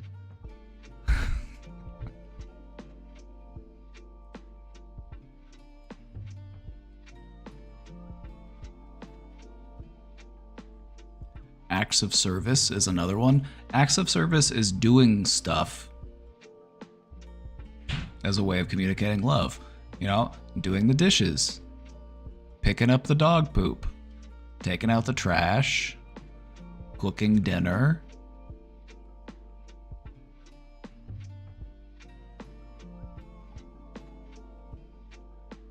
Communicating love by doing things that need to be done. That's a way to communicate love. Gifts is another way to communicate love, you know, giving and receiving gifts.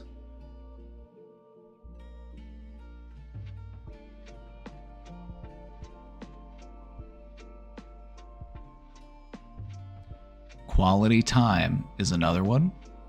Uninterrupted, just you and me. Not gonna find any other distractions. We're just focused on each other. Just that type of experience. Quality time. And physical touch. You know, a hug, a kiss, the other things. These are all different ways that we can show love to each other.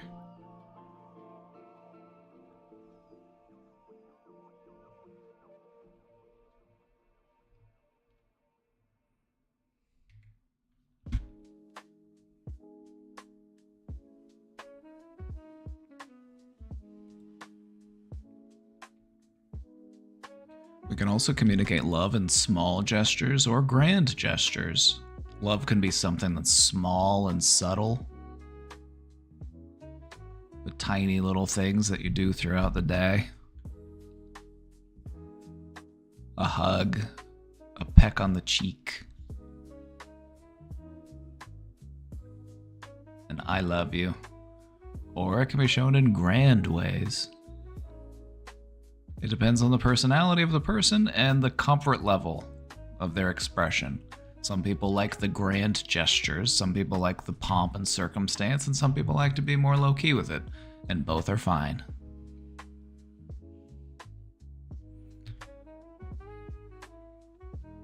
Sometimes love is about sacrifice and compromise.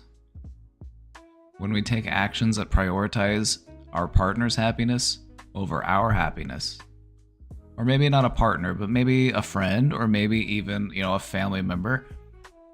Showing that you care about them and you're willing to put their needs first can be a powerful way to express love.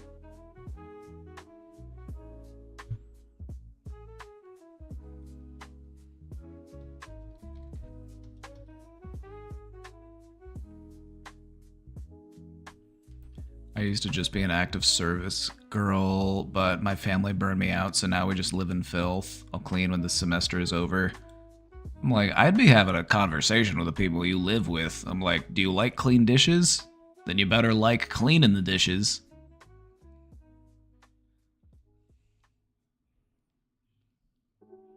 I like to not receive love and run from it. Well, it's gonna find you. It's like the Terminator. It's gonna catch you. You better just turn and embrace it. He's coming in. He's gonna give you a big hug.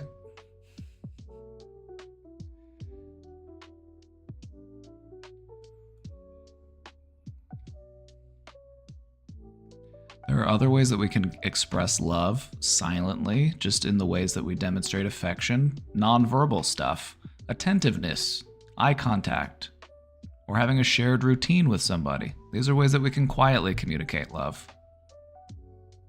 We don't need to communicate love in loud and grand ways. Sometimes it's silent, sometimes it's subtle. That's the beauty of it, is the nuance. Some people also will show love through their effort to resolve issues. They are invested in the growth of the relationship.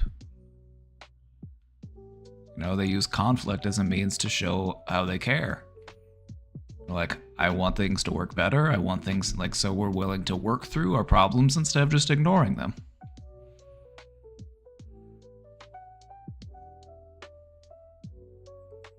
I've really made my father step up when it comes to cleaning, but my brother is dead weight in that area. It's weaponized incompetence at its finest.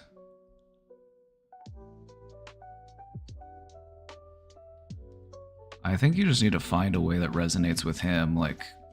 Sometimes when it comes to getting people to adopt new things, you just almost kind of have to challenge them in unexpected ways. Be like, bet you can't do it. Or you ask them stuff like, hey, are you going to do this, or do I need to do it for you? Sometimes there's no better way to get a man to do a thing than to say, hey, do you want to do this, or do I need to do it for you? And then they'll be like, I can do it.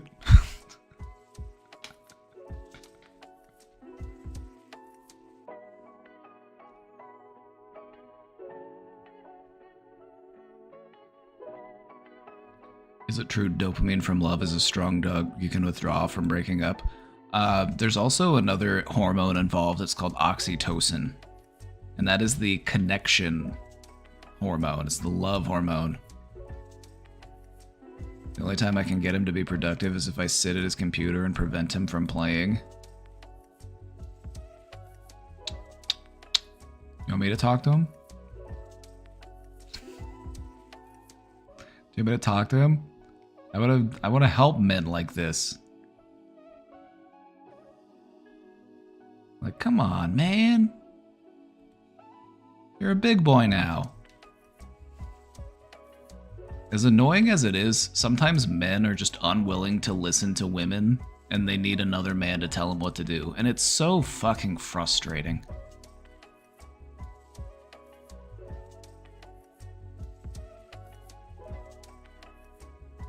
You know what I mean? It's so fucking frustrating.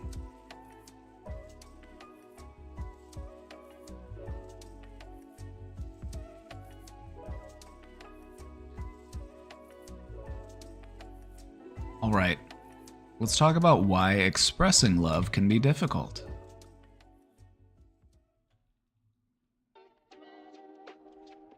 Sometimes love is difficult to express because we have a difficult time recognizing our emotions.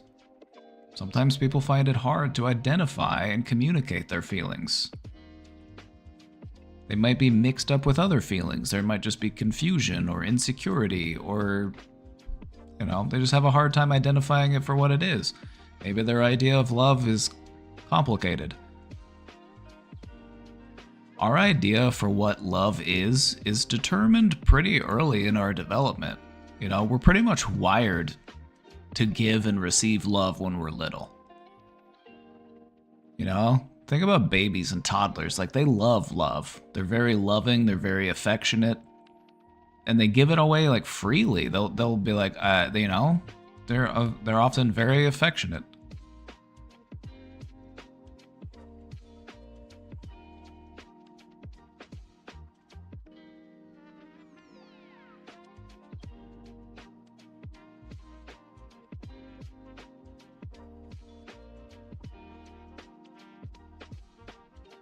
But if we have a hard time properly identifying our feelings, it makes it hard to communicate those feelings appropriately. Sometimes it comes up to cultural or family conditioning. Some backgrounds, you know, some cultures, some families will actually view love as a weakness, and they will actually discourage you from expressing it. And this limits the expression of affection.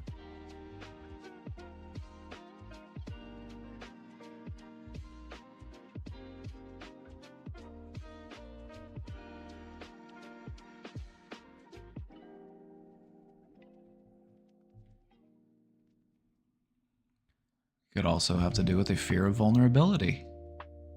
Emotional openness feels risky, and it can make us feel uncomfortable and fearful of being judged.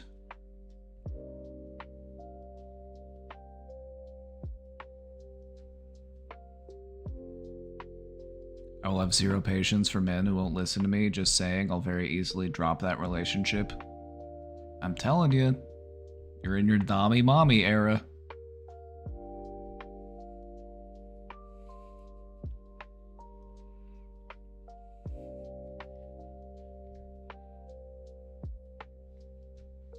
I'm just joking. I like to say it because it's fun, because it rhymes.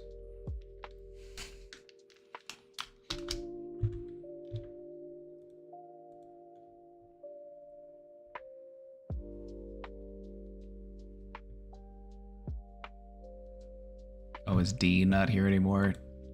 Damn it, Dean. I was hoping Dean would still be here.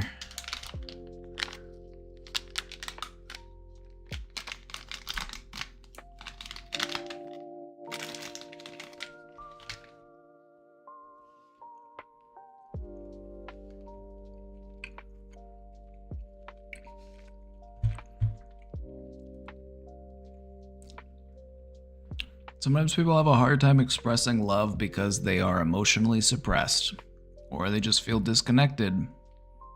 Sometimes, as a way to protect ourselves from pain, we will detach emotionally. And when you detach from your emotions, you detach from all of your emotions. Emotional detachment, you don't get to pick and choose which emotions you detach from. Your brain doesn't work that way. When you become emotionally blunted, it affects all of your emotional expression.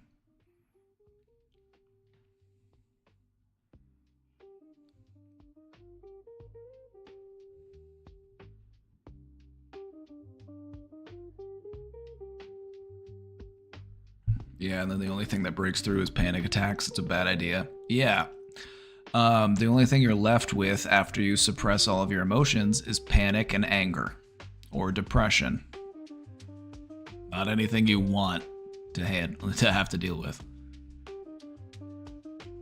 And I think the reason why anger comes through is because frustration is something deeper than just like an emotional state. It's almost more of like a physiological response.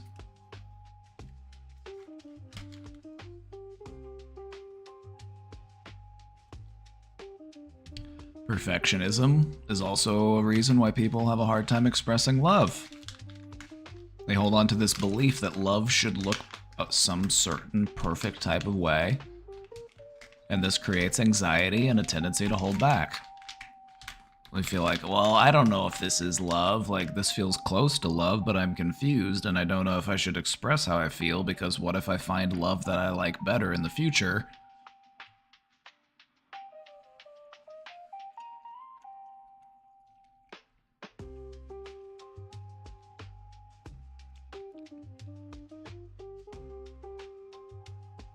Processing emotions in a healthy way is something I had to teach myself. Wish I'd done it earlier, but it's okay. It helps. Practice. Hey, better late than never, you know? I've seen 80-year-olds that have a hard time processing their emotions. Like, you're doing just fine.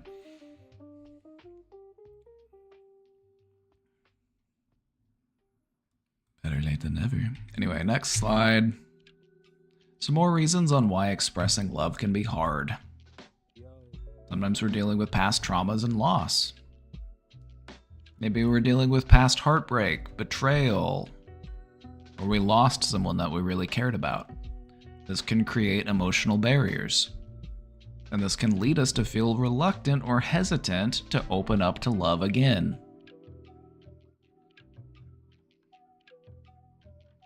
Anybody? Show of hands. I'm not trying to. Not you. You. Not you. You. Wait, no, not you. You. Yeah, the other you. There you go.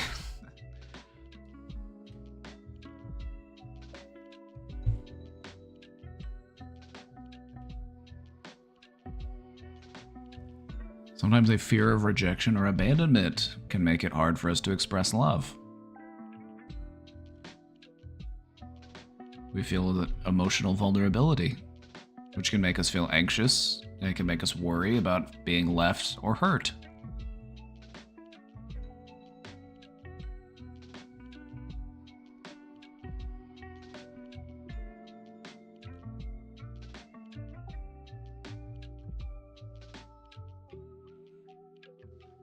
Mental health issues are the biggest obstacle to love.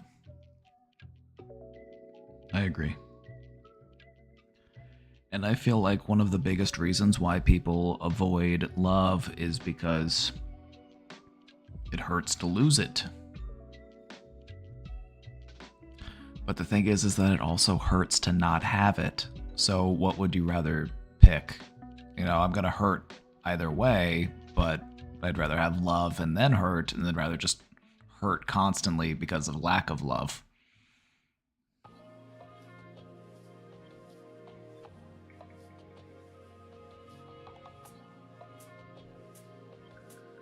Another reason why people can feel like expressing love is difficult is they might have low self-worth or self-esteem.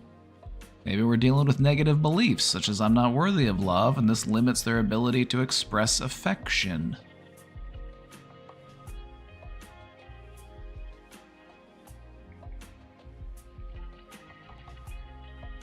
Can't ever be abandoned again if I never let anyone get that close. Just like take a step back from that belief for a second, right? Like just take a step back from that and be like, now hold on a second. This sounds miserable. Why am I committing to a path of misery?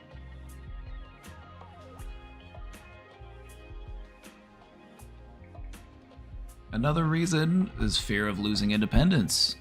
Some people have a real concern that if they love someone deeply, it might mean sacrificing their freedom or their personal identity.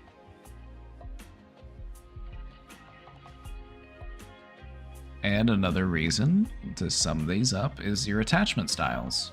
You know, maybe if you have an insecure attachment style, such as avoidant or anxious attachment, it can make emotional openness a challenge. So this is why expressing love can be hard. I want to start a poll real quick.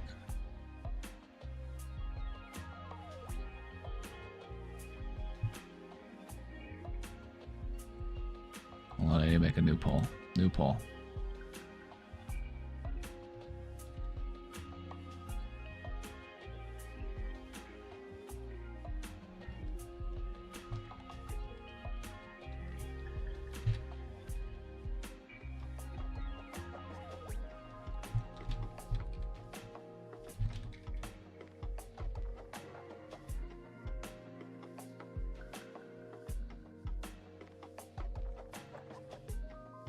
I'm gonna run a poll because I want to get an idea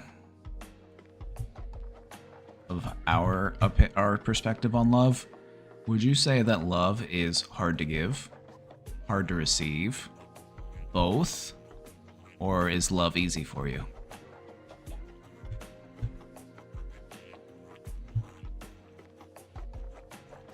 I was just reading The Power of Attachment about attachment styles. It's quite helpful. My friend loaned it to me. Oh yeah, learning about your attachment styles is very helpful. It can answer a lot of questions about patterns that form in your life.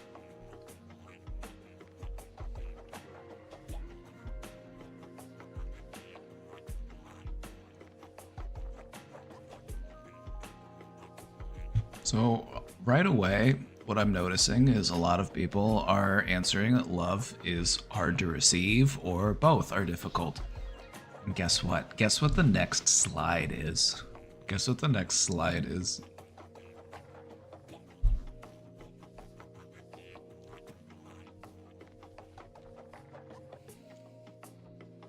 So if you have a hard time receiving love, we're going to talk about it. Because this is something I see a lot in people. They might have it easy spreading love. They might have a relatively easy time communicating love to other people, you know, but they might have a hard time interpreting it themselves or feeling it for themselves.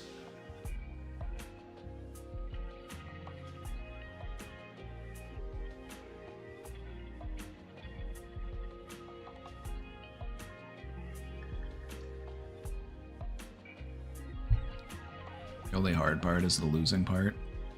It's as they say, it is better to have loved and lost than to never have loved at all. Anyway, I'm gonna let this poll run for a little bit while I drink this coffee. And we're about to talk about why receiving love can be difficult, which seems to be a lot of us, so good thing we're about to talk about it.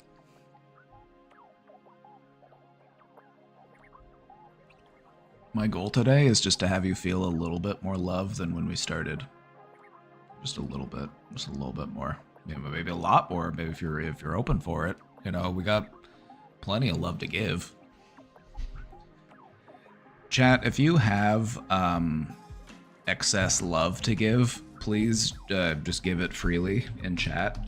Just let's see it. Like if you just have extra lying around and you just want to.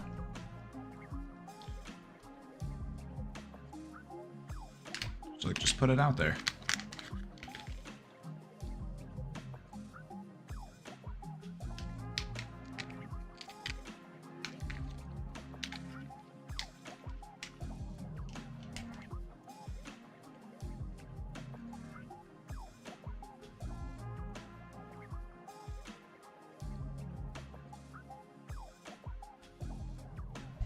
We're off to a good start. We're off to a good start. Can we get more? Can we get more? I want more.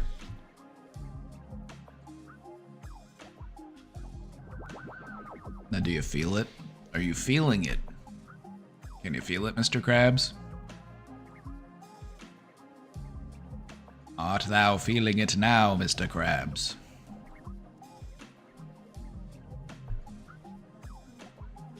Can you feel the love tonight?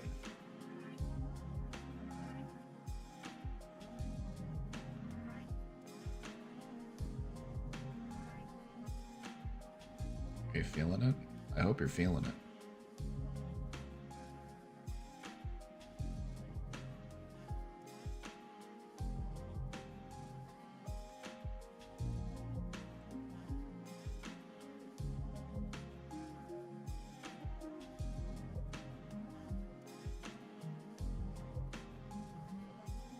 It's like a little tingle. Feel it? Like a little tingle. Kind of like a Hold on. I'm gonna play the love frequency for you. I'm gonna play the love frequency for you. Let's see if you feel it. That's what this is. It's a love frequency.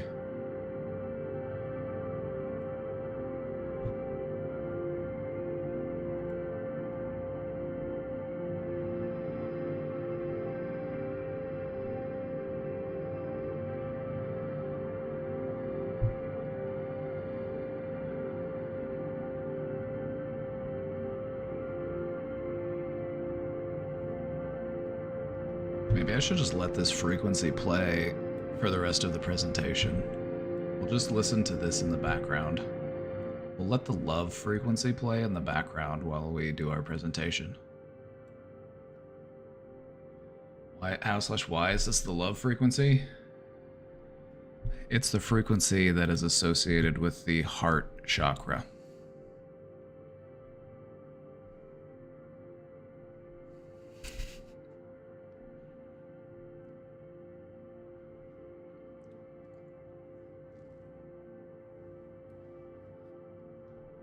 Ironically, I'm just rejecting this love too. Well, that's your choice. We're still sending it your way, and it's your choice to do with as you will. I would encourage you to let it in. It's not going to hurt you.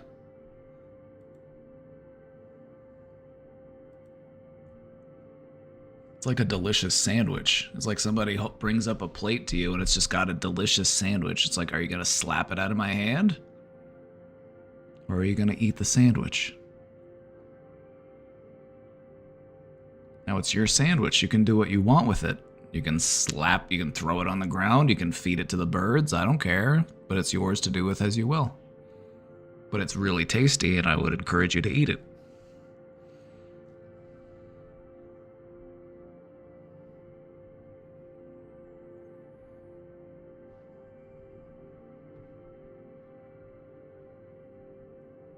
We're going to talk about why love is hard to receive here in just a moment.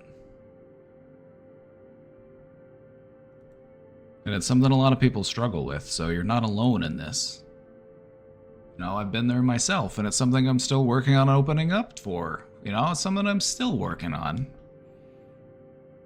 You just become more and more open to it, and then you'll allow more and more love into your life.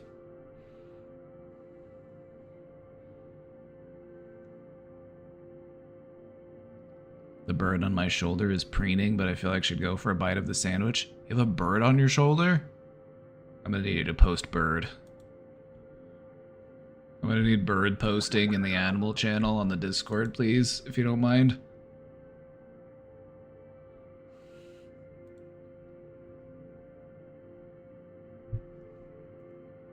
We have an animal channel here in the Discord where people post their pets. Like, look at this one.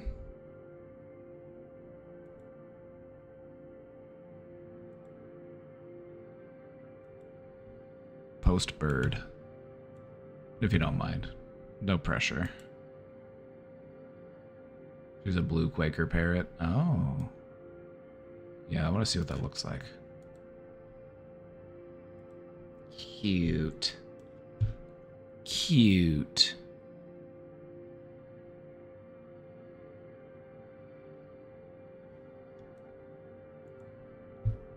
I'm an old millennial and tech stupid new to Twitch. I mean, you're doing great.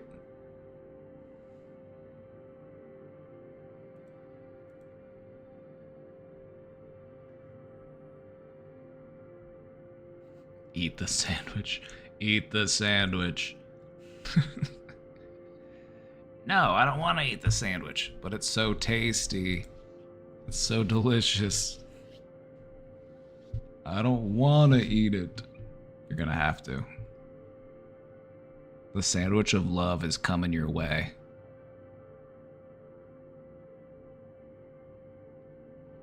I still don't understand Discord very well either.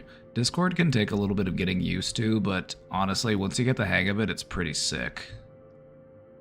I really like it. It's one of my favorite ways of like doing social media. That's the way I look at it, is it's like a private clubhouse.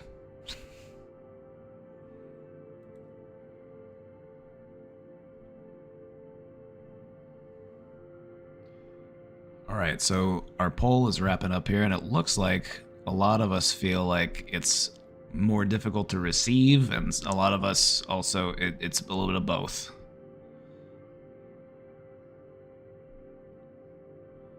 Oh yeah, you gotta merge that farm too. I need to merge. Yeah, I got some merging to do. Got some merging to do. Alright, hard to receive is top answer with 16 people. 36% of the vote. Oh, I'm gonna be merging after stream, don't you worry. My extra worker is gonna expire. Not B Wayne paying diamonds for the extra worker. Come on, B Wayne, what are you doing? Save those diamonds for land. Alright, everybody. Alright, everybody. Let's talk about why receiving love can be hard. And this is the most common response, and I feel like this is one that most people tend to struggle with the most. In my experience, a lot of people have, you know, you might struggle with both, don't get me wrong, but a lot of people will find receiving love to be the more difficult of the two. A lot of people have an easier time sharing love and putting love out there, but they might have a hard time accepting it themselves. So let's talk about why this is.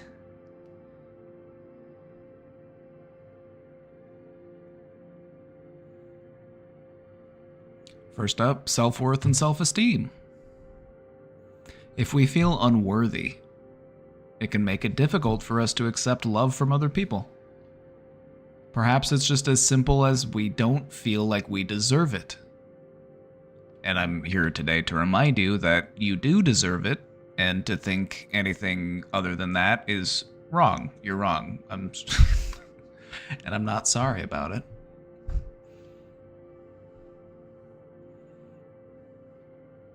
You are worth it, because why wouldn't you be worth it? Isn't everybody worth it?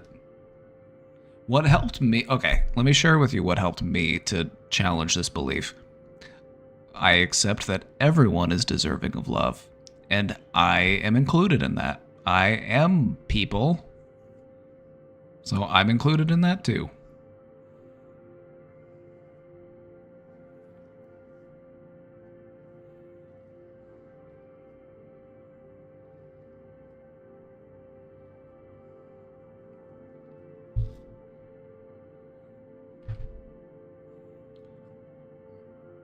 I don't like receiving love that I didn't ask for or don't reciprocate. Well, hey look, Robin, it's your favorite topic. It's hyper-independence.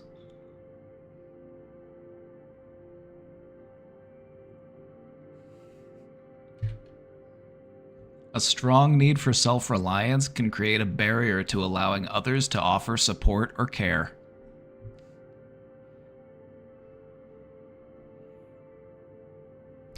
Sometimes we feel like, I don't need your love.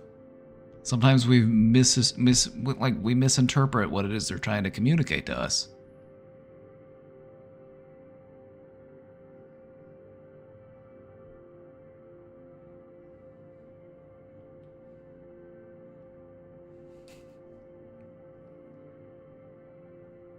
We've just got this built-in idea of like, I can figure things out on my own. I don't need anybody's help. I've made it this far on my own. I don't need anybody else. Why would I need their love? Because it feels good. It's because it's nice. They took time out of their day to think about you when they could have been thinking about anything else. It's the gesture.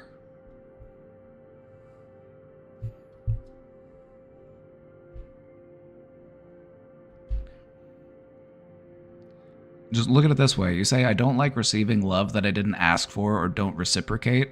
Would you be okay with finding a $100 bill that you didn't ask for or don't reciprocate? Would you be okay with that?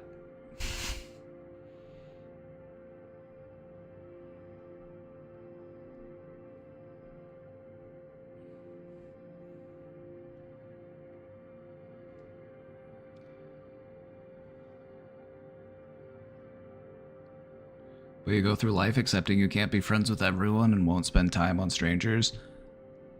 I try to treat everybody as if they are already my friend.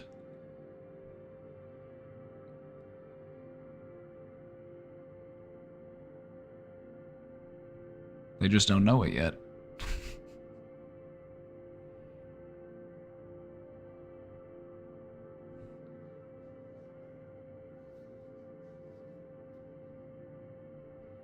Love of any kind is worth more than $100.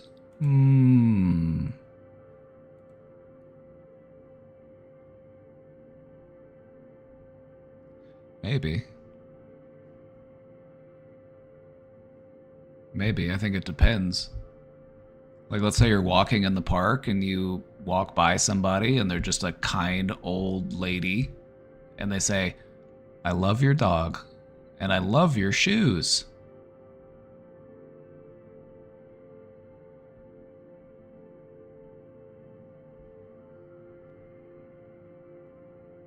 You didn't ask for that love. Are you going to stiff it back in that grandma's face? You're like, no, grandma. I didn't ask for this love. Take it back. I don't need it.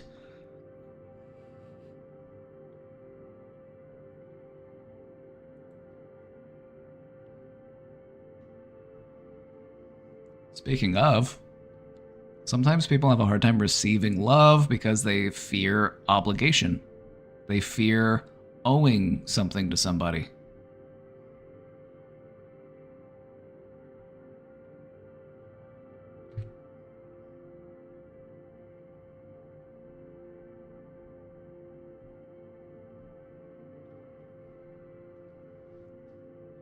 Sometimes we have a hard time receiving love because we have a concern that receiving love may create feelings of debt or obligation. It's like, well, if I accept this love that they're giving me, I'm going to have to give them love back, and I don't know if I'm up for it. I don't know if I have the energy for it.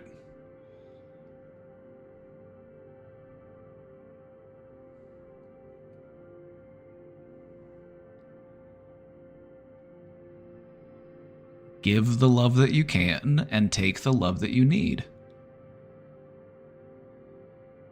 I'll say it again for those of you in the back of the room. Give the love that you can and take the love that you need.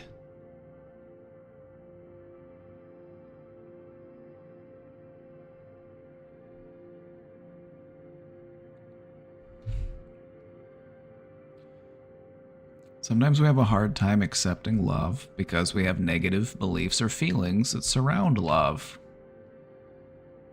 Maybe we operate under the assumption that love leads to pain. You know, maybe we've had past painful experiences, our upbringing was rough, or we had a rough breakup, or, just a troubled history with our relationships. This can make it harder for us to accept love in the future, because our idea of love is essentially tainted. Tainted love.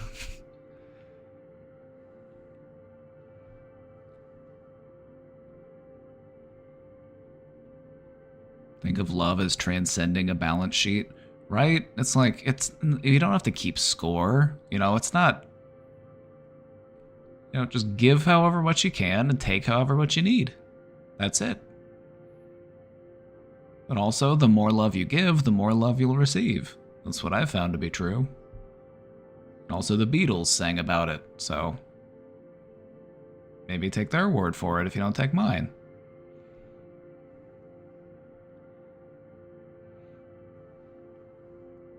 One time I found $300 bills on the ground outside my apartment complex. I ended up leaving it in case the person came back. Right? It's like,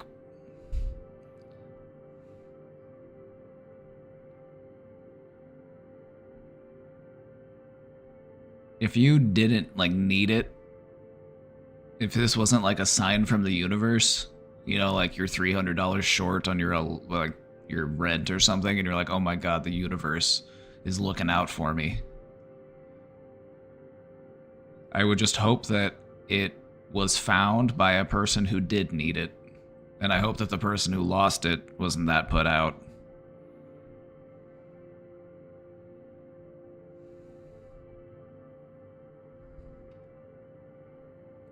Another reason why we have a hard time receiving love is because we have a discomfort with vulnerability. And this is a big one. A lot of people just have a hard time feeling vulnerable. So for some people, letting your guard down to receive love feels deeply uncomfortable or unfamiliar.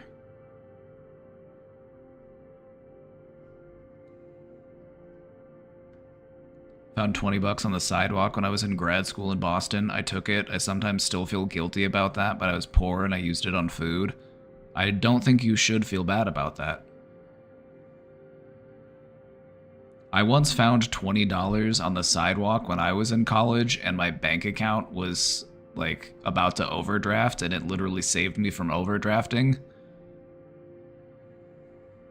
And then one time, also in college, when I was dirt broke, I went to the ATM and there was $20 like still in the ATM.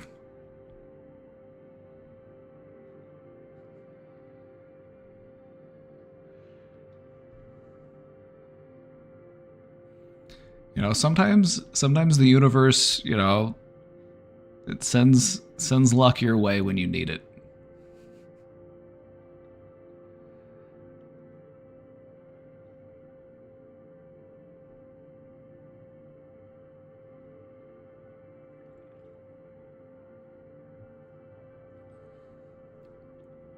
Sometimes you just find money on the ground.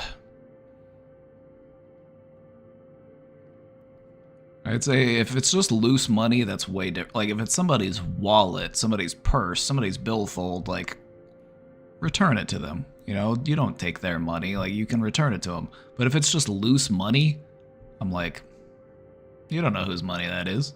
Could be anybody's money. Could be your money.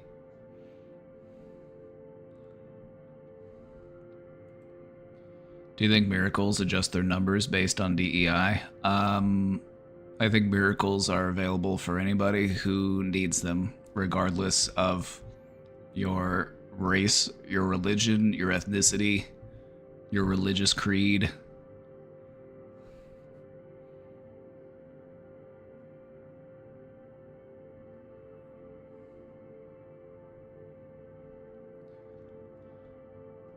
So what do we think about this slide? Those of us who have a hard time receiving love, what do you feel about this? Do any of these reach out to you? Do you resonate with any of these ideas?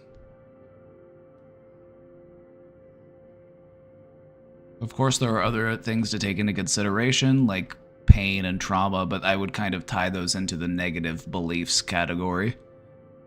You know, like a lot of us might have had a troubled upbringing with their parents, and love was something that was not communicated appropriately, or it was something that we associate with pain.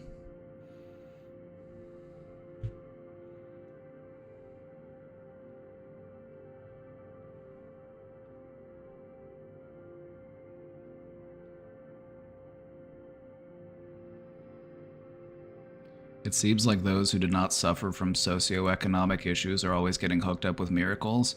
Yeah, like those rich people tax cuts. Like, wow, they sure like when you're rich, you start getting so much more shit for free. It's honestly impressive. Like it's really expensive to be poor and it's very easy to be rich. You start getting stuff for free.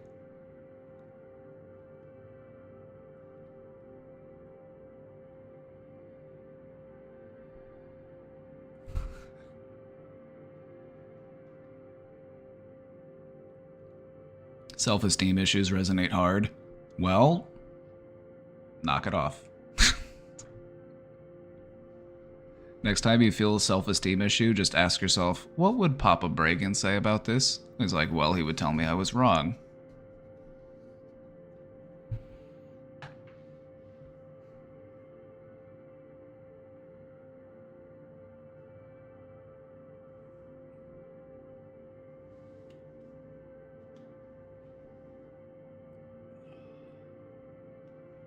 The vulnerability aspect of it, since I lost my parents, I find it hard to relate to my other family members because I always feel doted on. I know they just care, but it'll always be awkward. I don't know.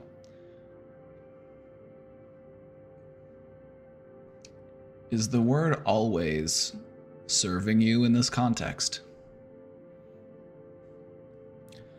One of the things that I really like to try to drive home here is to walk away from using definitive statements such as always or never or, you know, don't write your future in that way. It's like, it's your story, you are writing it. How do you want it to end?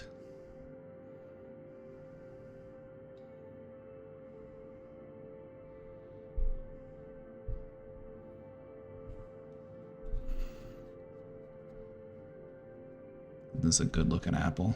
This is a good looking apple.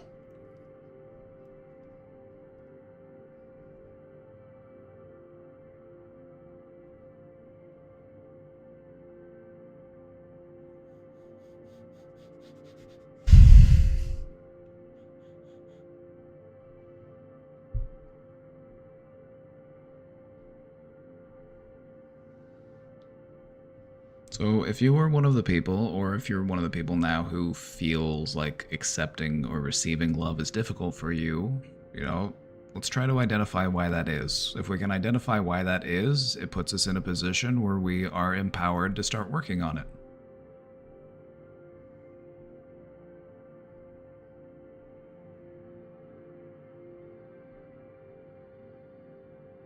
This birthday party sucked ass. Ooh.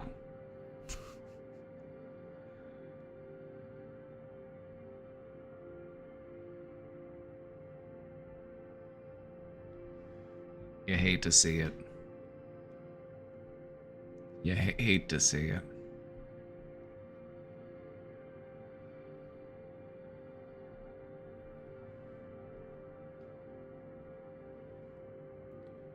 My goal here today is you become more educated on the ways in which you might have a hard time receiving love so that you have an idea of what it is that you can work on so that you can start to receive more love because you deserve it.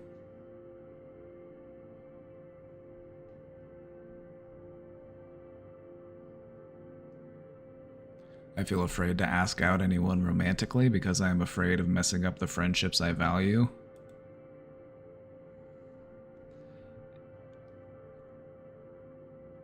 Sometimes sitting on unresolved feelings is just a different way to mess up a friendship.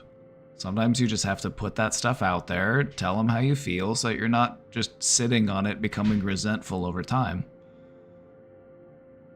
Just a different way to look at it.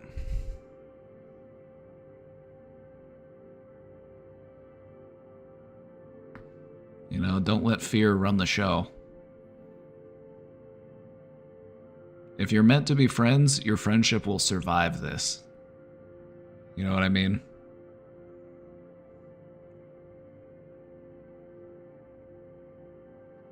I was nice to this lady one day and she fell in love. She won't leave me alone and it's starting to get scary. What do I do? Well, what I do in that situation is I block and move on.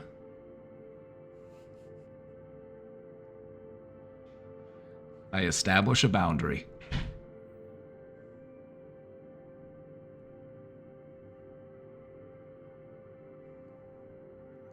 What if you were actually a burden in most measurable categories? Romantically, I would bring nothing besides time.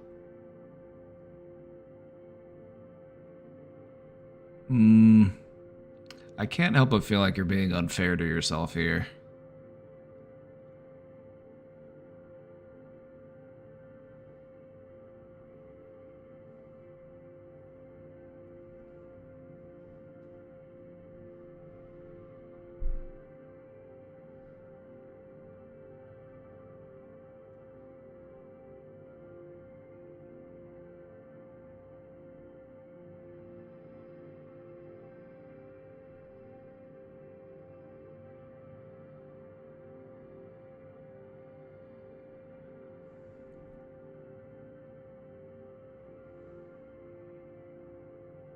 Relationships work because both people give and take. The other person wants to be in it. You really can't know until you try. Absolutely. Give all you can, take all you need.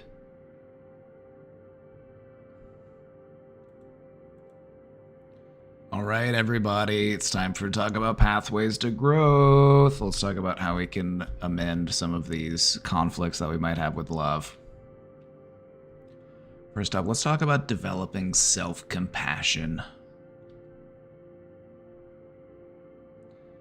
It's really important that you practice being kinder to yourself. We can be so mean to ourselves. Don't deny it. You've probably done it today.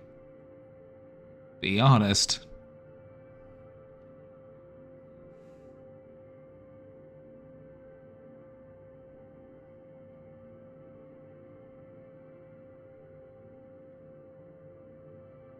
Crumble on the way, baby. Oh my god, it's happening. That's Casey's love language.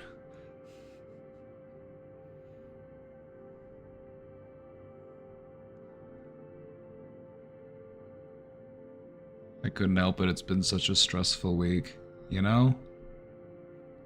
I support this decision.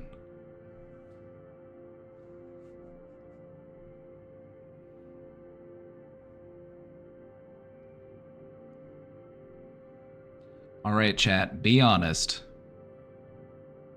Who here in the past week has been too mean to themselves?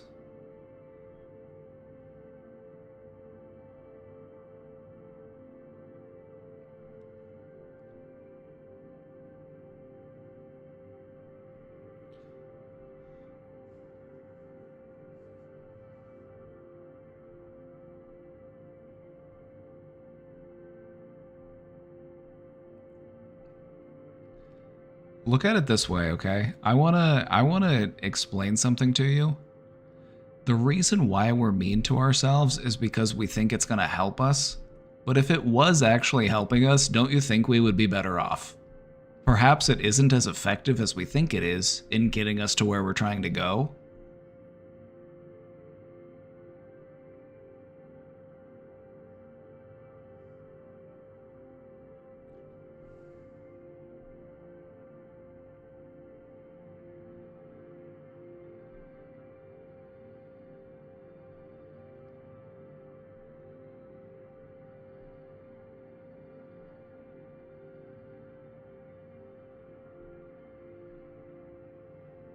I've been awesome to myself. I smoke myself out every day. Hell yeah, brother, light one up for me.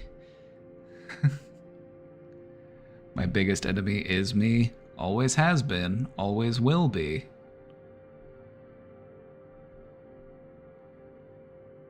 I mean, it doesn't have to always be. I take that back.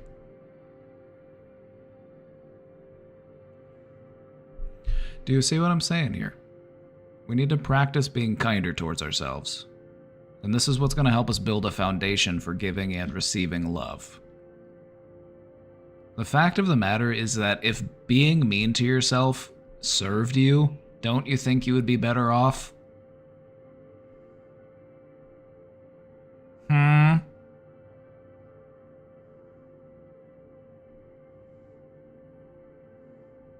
I'm not intending to help myself when I'm having mean thoughts about myself, though.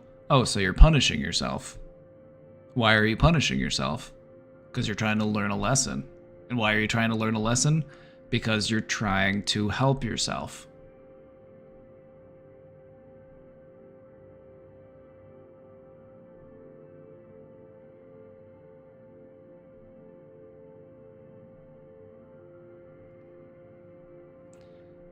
I try to attribute those mean thoughts to someone who would not trust or believe. I agree. One of the best ways that I've found to stop being so mean to yourself is whenever you catch yourself thinking about yourself in a mean way, repeat it back to yourself, but make it in an annoying and whiny voice. So if you have a thought that says, nobody loves me, I'm just a potato, you can say, nobody loves me, I'm just a potato. You know, just like make it whiny, make it annoying. Like, don't take it so seriously. You know what I mean? No, because I'm just a shit human that deserves it. How many people have you killed? Are you out here murdering people? Like, are you out here, like, committing hate crimes? Like, be honest. like, you can't be that bad. There's literally Nazis out there parading around. You can't be that bad. Are you one of them? Are you out there waving around a swastika flag? Like, are you out there committing a genocide?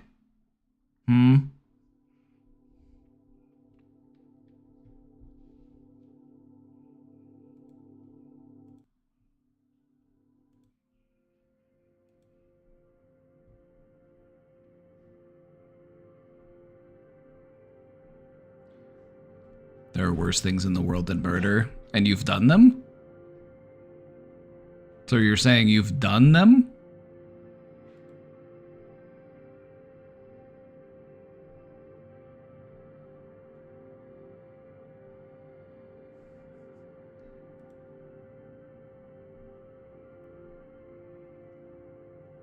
There are worse things in the world than murder, and I've done every one.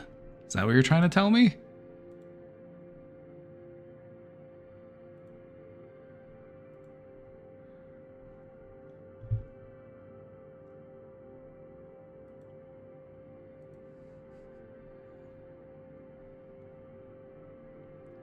Look at it this way. Another way that you can reframe this is there are people out there who are just genuinely awful and terrible, and they're nicer to themselves than you are to yourself. Comparatively, you're a good person. Comparatively, you're not bad. But you're being so hard on yourself for that. I think that being hard on ourselves is the sign that we are actually a good person, because we're trying to make it so that we are a better person, and we become hypercritical of our mistakes and our faults and our flaws because we're trying to grow, we're trying to improve. But people who aren't committed to growth and improvement don't really think that way. They just think, oh, I'm great, I'm perfect, I should be nice to myself because I'm awesome.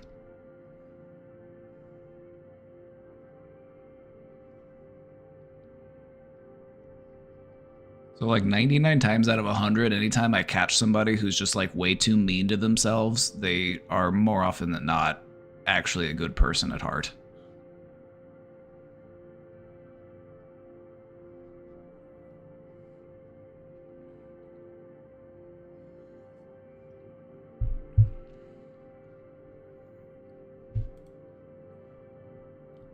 Another way that we can start to grow is to understand what our personal love language is. Identify and communicate your love language, and this can help you to foster closer connections. I would also say to become more fluent in other ways that people communicate love. It makes you more open to how other people communicate love to you and how you send love to them, and then you become more aware of it. Should I be nice to myself because I'm awesome? Yes. All of you should. All of you should. You're in the brain domain. That means you're badass and you should love yourself. Like, come on. Also, Only Positive Vibe, thank you for gifting that sub. Thank you, by the way.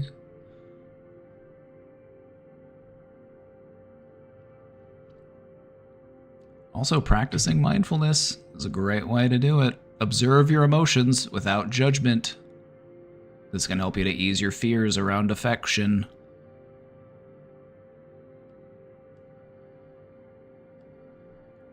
My coworkers hit me when I say I'm sorry or I'm dumb. Hey, that's what we do around here, except it's just like a, you know what I mean? I'm glad to see that your workplace enforces the same rule that we have here. They bonk you for apologizing.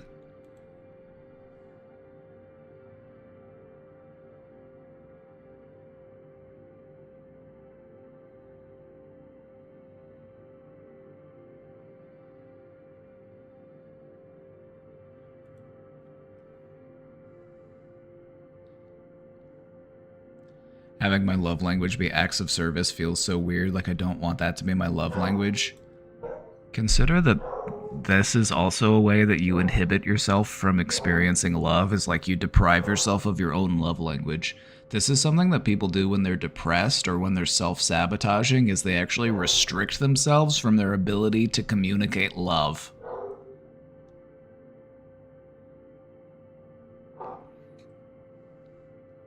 If you understand what your love languages are, you will also understand the ways in which you self-sabotage.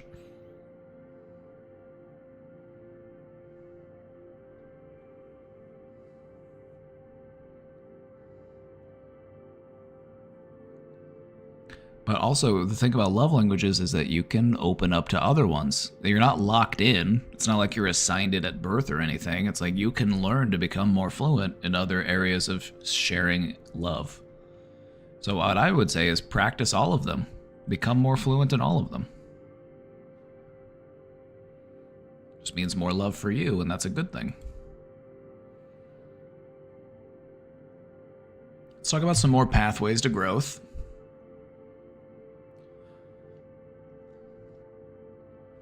Sometimes what can be really helpful for us is to go to counseling or to go to therapy. This can help us to heal that past trauma that might be keeping us shut off from expressing and receiving love. By processing those past pains, we can increase our openness to love.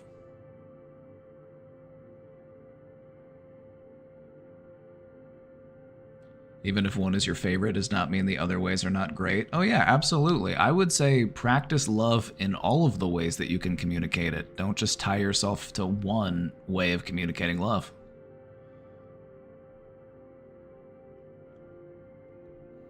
Normally people have like one or two ways of communicating love that they tend to default to, like those are their primary ways of communicating love, but you can practice all of them.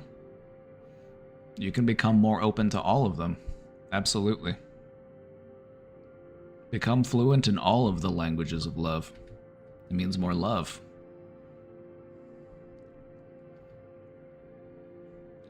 Another thing that you can do to help grow is build up your emotional literacy. By learning to name and understand your emotions, it makes expressing love easier. It almost makes you think of that wheel that I bust out every day. Does that remind you of something? It's almost like I've been having you practice this every day. Your emotional literacy. Huh. God dang it, that brain domain, he's been brainwashing me. He's been making me love myself, and that ain't gonna fly. I hate myself. I suck. God dang it, brain domain, he got me again.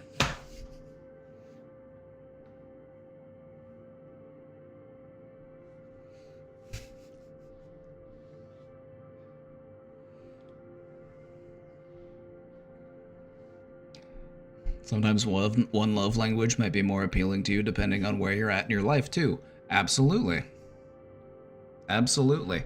Like sometimes when we're younger, you know, when I say like when we're teenagers or when we're in our early 20s, you know, we might be more drawn to like physical ways of communicating love or like verbal ways of communicating love. Whereas when we get older, we might fall more into, you know, giving gifts or acts of service as a way of communicating love because that's just where we're at in our life.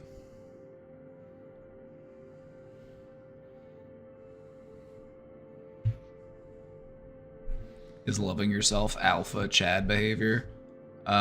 Yes.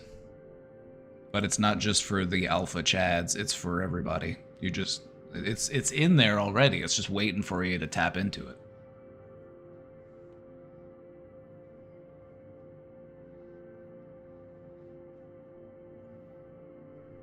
But yeah, if you want to be a based Giga Chad, then by all means, please love yourself.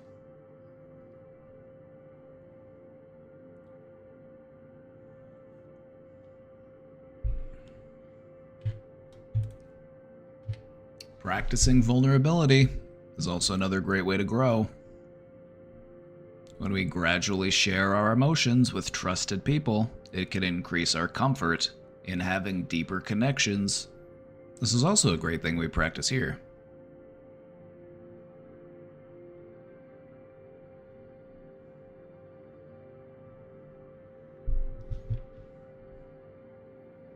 Not my nephew. His act of love is having you sit 5 feet away from him while he watches Teletubbies. Ah, so quality time.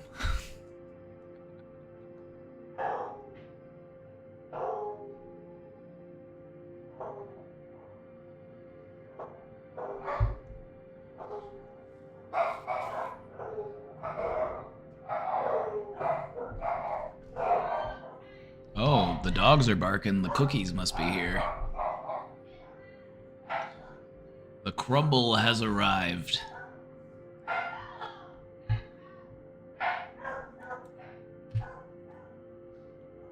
Alrighty, let's wrap it up. Love can be simple, or it can be complex. It can feel easy, or it can feel difficult.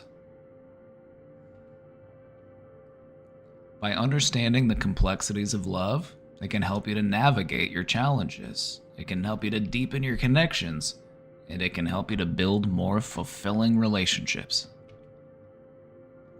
By embracing love, both in giving and receiving, you are on a path to personal growth and to shared happiness.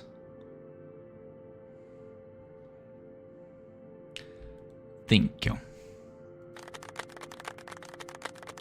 Thank you. Thank you.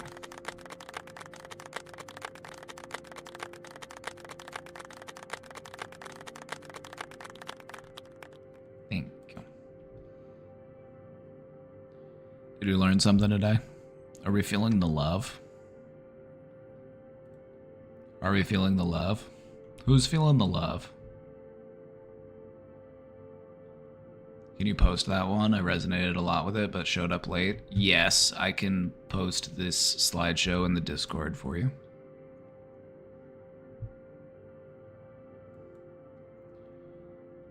Chat, I hope you learned something. I hope that you feel the love, and I hope that you feel more committed to opening up to love in your life. Because it's out there waiting for you. Just waiting for you to grab it. Let it in. Let it in. It's cold. Yes, I will... Let me in now. By the way, we're watching Longlegs tomorrow. We're watching Longlegs tomorrow for movie night. Let me in now.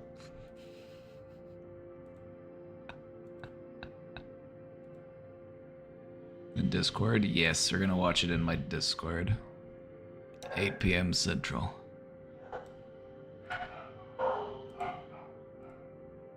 Okay, I'm gonna post the PDF in the Show Talk channel here. So if you liked this presentation, if you want to look through it yourself, it'll be right here. You can check it out. And yes, we're gonna do movie night. We do it in the Discord. We got a little movie night.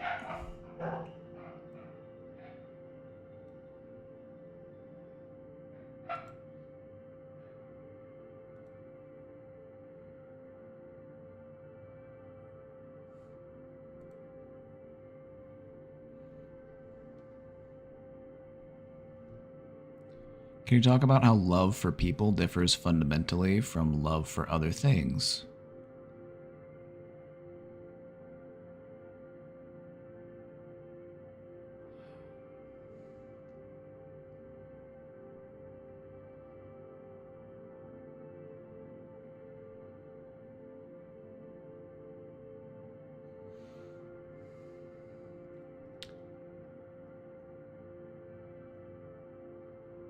I'm thinking about this. And when I think of love, I think it all stems from the same source. You know, whether it be a tree or a cat or a dog or a human, you know, love is love. And I think the only difference between loving anything else and loving a person is that a person can say, I love you. But a dog can also communicate its love to you. A cat can communicate its love for you. A tree can communicate its love for you. It can give you shade. It can grow fruit. You know, it can...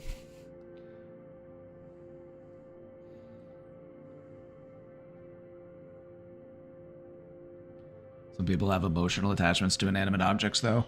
Okay, yeah, let's talk about that for a second, because that is... That's another way to look at it. Some people form attachments to objects in a substitution for their attachments to people.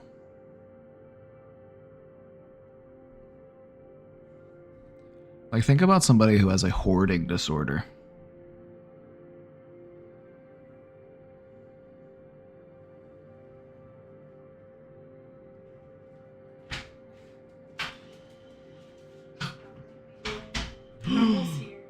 Oh. That one's pink donut. Pink donut. Like lemon glaze, honey maple, and then cheesecake. Cheesecake. She brought me a little crumble cookie assortment.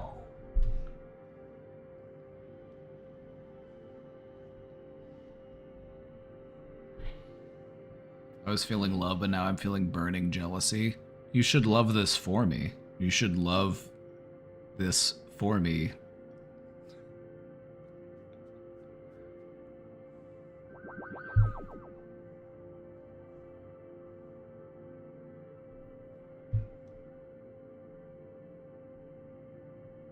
So you're attacking me now for just buying 8 new action figures for my collection? No. I'm not attacking anybody. I'm just saying that sometimes when we feel like we have a hard time connecting to other people, we connect to stuff instead. Because we crave connection. That's why we do it. We want to feel connected. And so if we feel like I can't do that with people, I'll find something to connect to.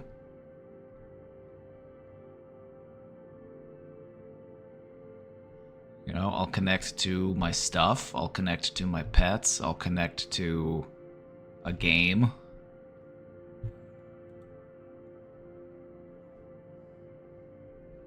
I'll connect to a pile of newspapers, you know? Alright. Donut cookie?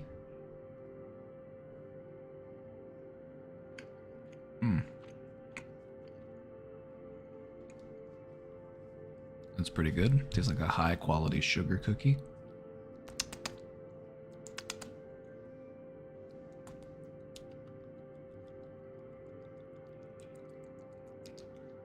Pretty good.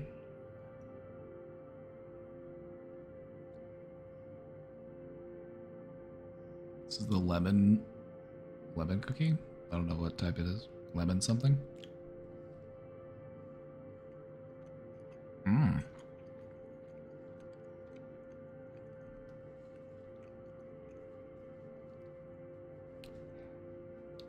The lemon's there, but, you know, I was hoping it would be more lemony. It is good, though. It's a good cookie. Let's see, what is this one? Some sort of, like, glaze thing? I don't know. Oh.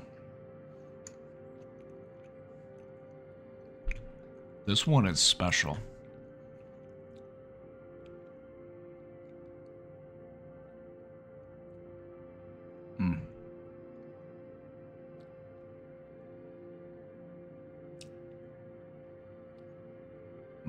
It tastes like Cinnamon Toast Crunch.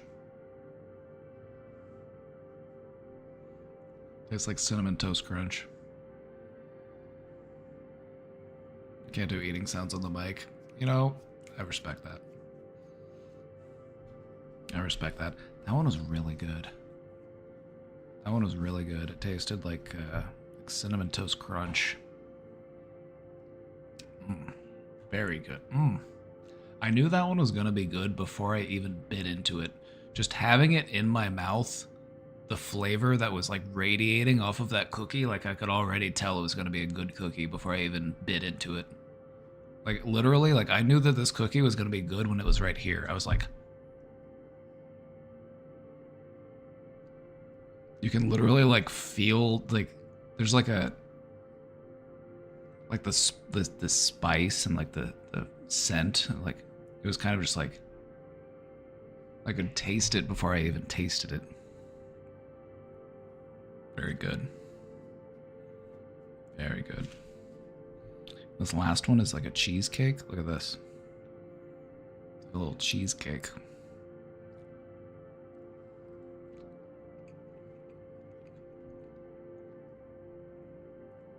That one's good. It tastes like cheesecake. I mean,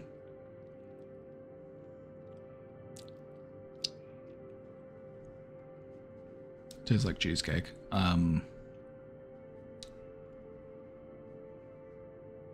I gotta give it up for that cinnamon one. That cinnamon one was something special. I've never had a cookie with like that. Like the flavor, the flavor was actually like I could taste it before it even touched my tongue. Like that's how much flavor was in that cookie. I just had to hold it up. It was like it was already like entering my senses.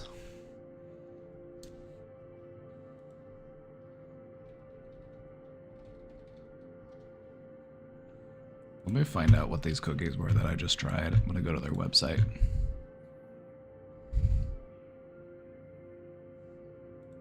This is kind of funny. This website uses cookies to improve your experience. Accept all cookies. Reject non-essential cookies.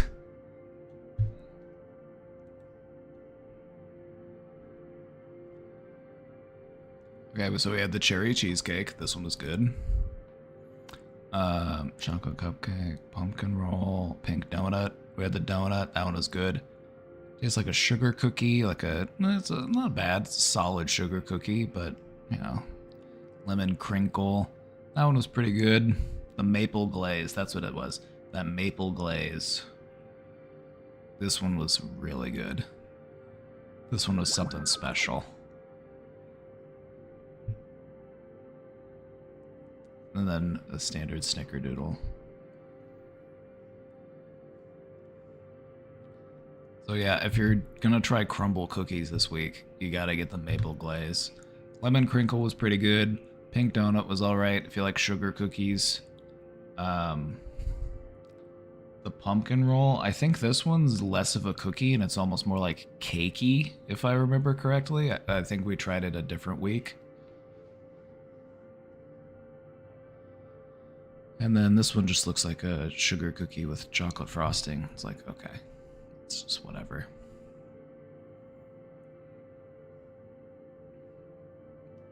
And this is just literally a cheesecake.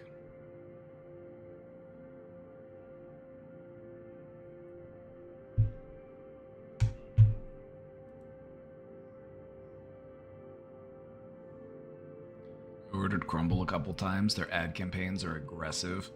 I know, right? It's like they want you at they're basically drug dealers. They're just doling out sugar. It's like, come and get your fix, big boy. Come and get your 800 calorie cookie.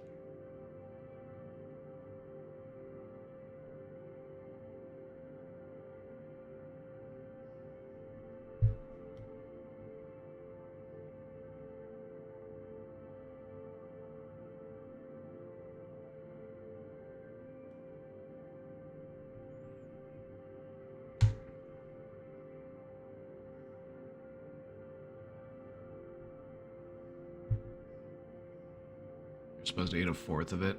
Yeah, Casey cut it into fourths for me. Yeah, a whole crumble cookie on average has like... Hold on, let's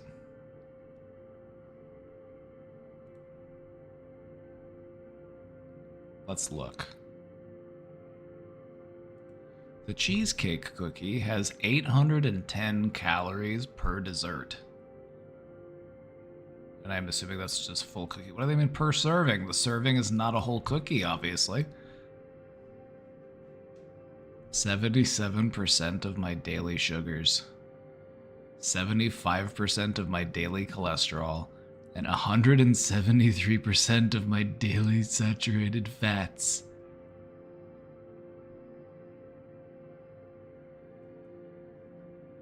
Yeah, these cookies are not good for you. Look at the maple. How does this one only have a 4.03? Like, this cookie was the best one I tried today.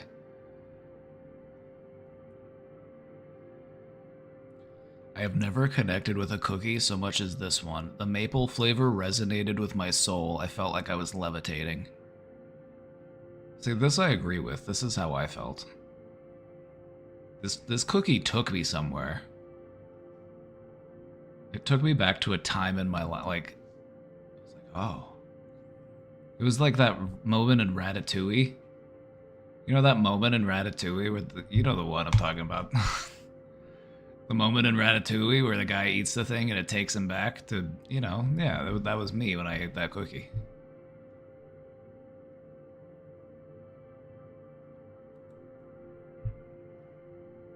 $700 calories for the cookie.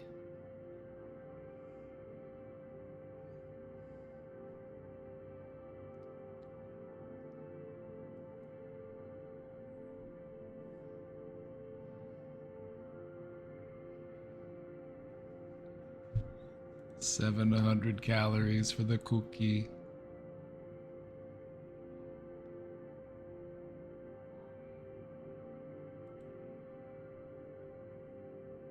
Oh yeah, only 610 calories for the lemon. Highest I've seen was like 1100 for the brownie. Yeah, Crumble had a brownie and it was literally 1100 calories. That is just insane.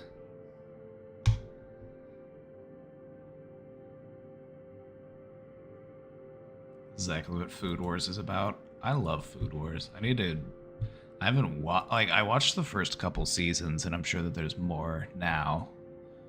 But yeah, I want to go back and watch it.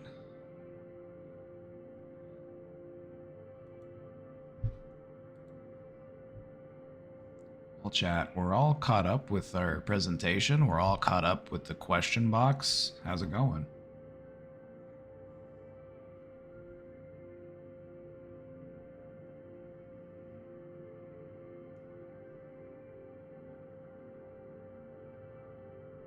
The background music confused you? Oh, yeah, I put on the love frequency because we were doing the love presentation.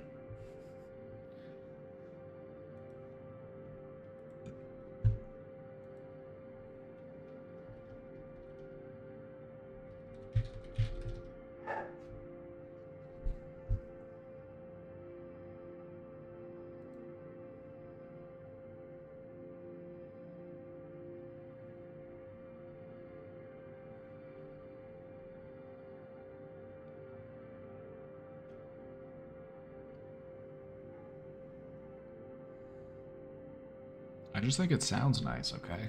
I just think it sounds pleasant.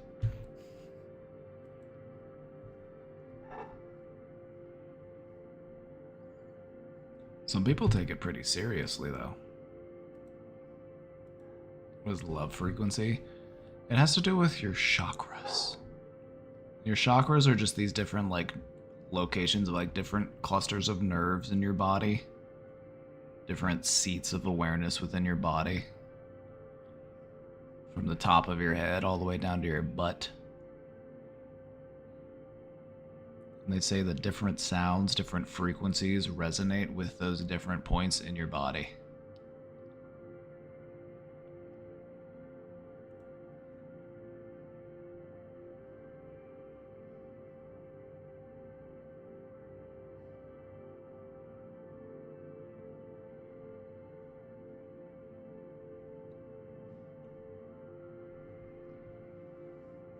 Interesting stuff to think about, though.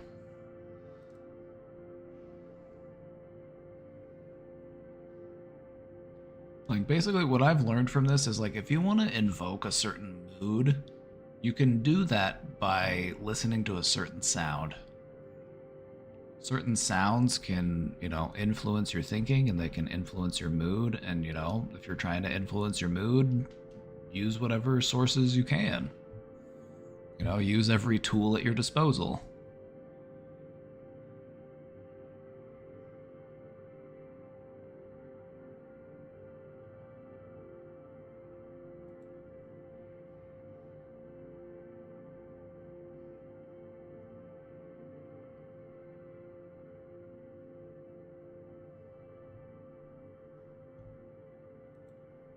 I just really like these like calm meditative tones. I find them to be very relaxing.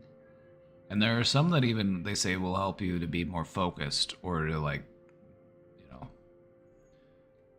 if you struggle with maintaining focus, for example,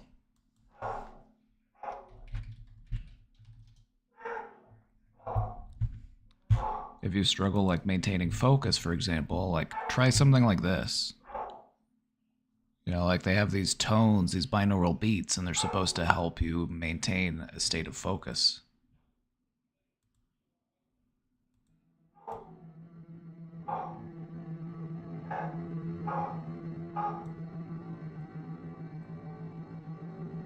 This one sounds bugged out. This one sounds wrong.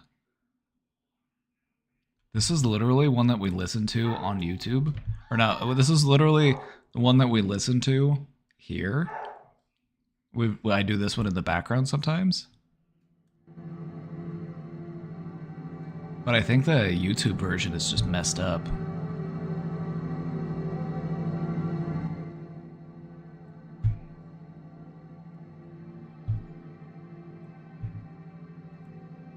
I love blueberry noise.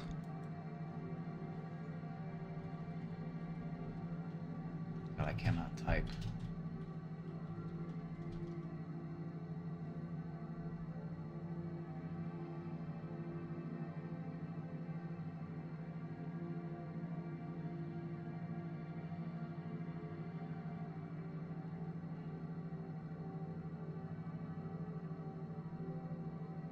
"12 hours of blueberry noise." Hold on, what's this? Oh. Oh, I forgot I have my playback speed. Okay, that's why it was all messed up. Oops. I was like, why does this sound terrible? I forgot I had my playback speed adjusted. Whoops. You hate to see it, folks.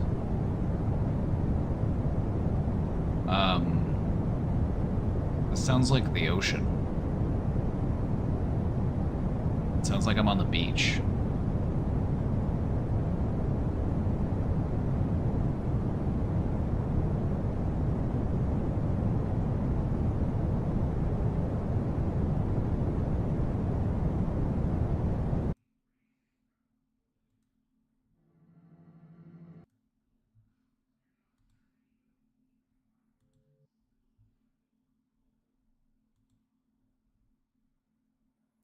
But yeah, there's different tones that they say can help, you know. So like, let's say that you are having a hard time focusing at work. You know, if you can have headphones in, maybe put something like this on in the background. It doesn't have to be especially loud. You can turn it down to where it's just like you can just kind of pick it up in the background. It's just kind of there. You know, it's not so loud that it's distracting. It's just kind of a nice background tone.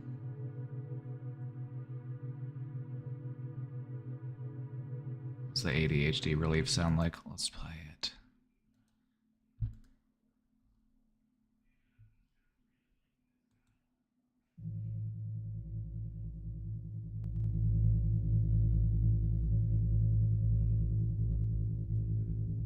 And there's many different ones that they say will do this, so I would just say find one that you like.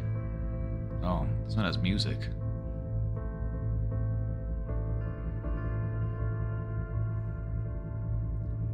Sometimes we like the music, sometimes we just like the tone.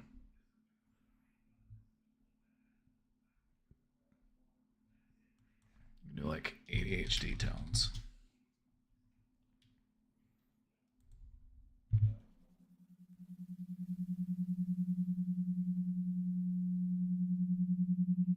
Feels like this is tickling my brain.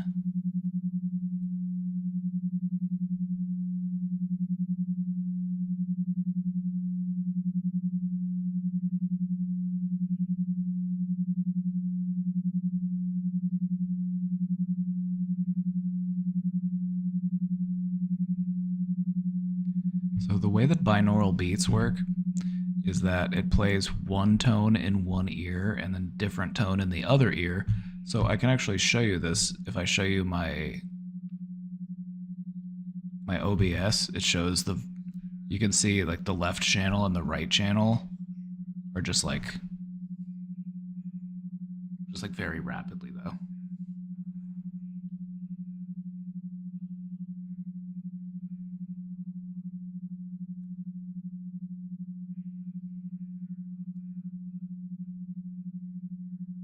Maybe I'll try to meditate on those to switch it up. I love binaural beats. Binaural beats are sick. You put one sound in one ear and another sound in the other ear, and then they converge inside your head, and then it creates like a new tone. That's how they work.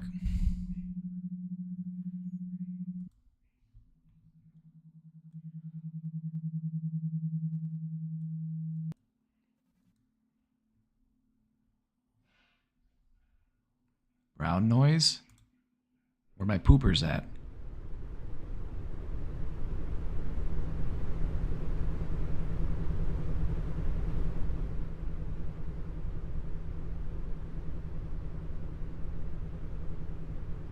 This is making me have to shit.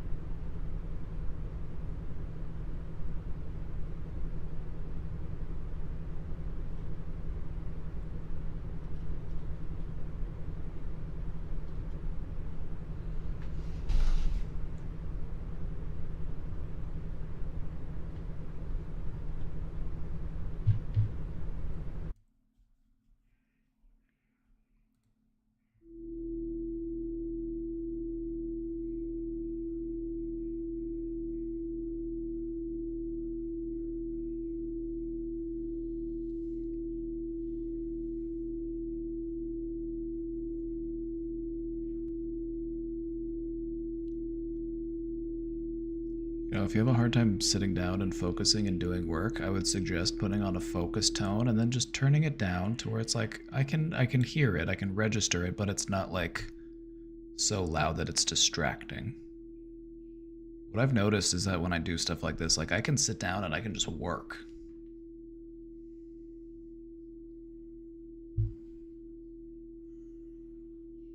Oh yeah, I'd recommend it. Give it a try. You know, see if it helps you.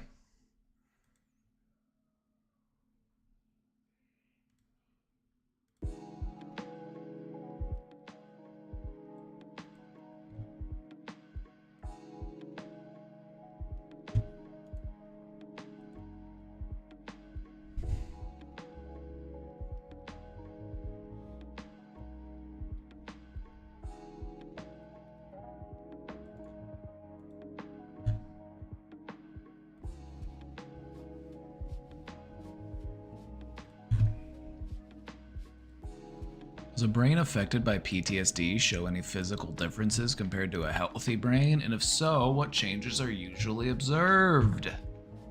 This is a good question, and the answer is yes. PTSD does change your brain.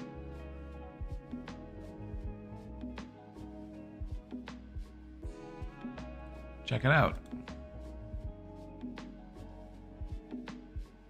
PTSD can affect your brain in several ways, such as by causing an overactive amygdala, the fear center of your brain, and it can also cause abnormalities in your hippocampus, which is your brain's memory center.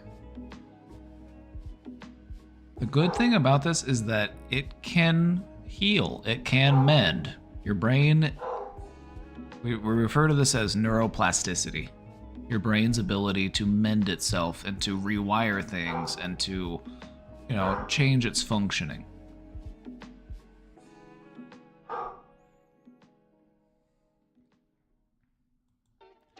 So yeah, PTSD can literally change your brain.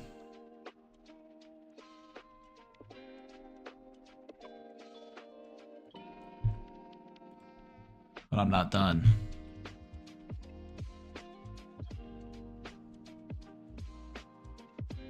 Maltreated children show the same pattern of brain activity as combat soldiers. Children who are exposed to family violence show the same pattern of activity in their brains as soldiers exposed to combat. We've talked about this. It's been a while since I've talked about this, but I do just want to reiterate. Pain is subjective and trauma is trauma.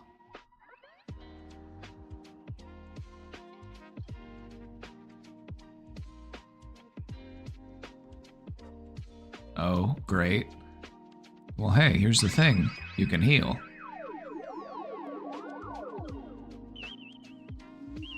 Hey, Carpe Pax, thanks for the raid. Welcome in, raiders. Want a cookie? You want a cookie?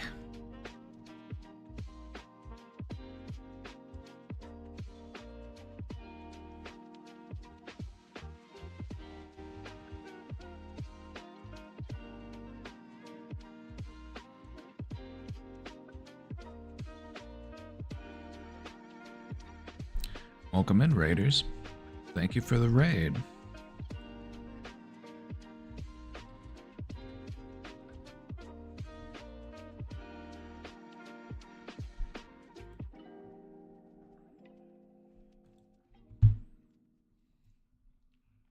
We were just talking about how PTSD can change your brain.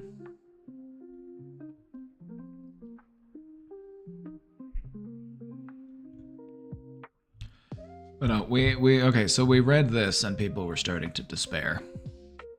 We were saying that maltreated children show the same pattern of brain activity as combat soldiers. Your brain can heal. Your brain can mend. You can outlast. You can outwit. You can outplay trauma. Is that what they say on Survivor? Outplay, outwit, outlast. You can do that. That's sad. Well, I mean, it offers us understanding. it just shows how trauma affects the brain. Instead of looking at trauma as I had to go to war to get trauma, trauma can be many different things. And this is something that people are really finally starting to understand, is that because I've talked to people about this, especially like older people, and we talk about like trauma and PTSD, and they would say things like, I thought that only soldiers got that. And that's not true. Trauma is trauma.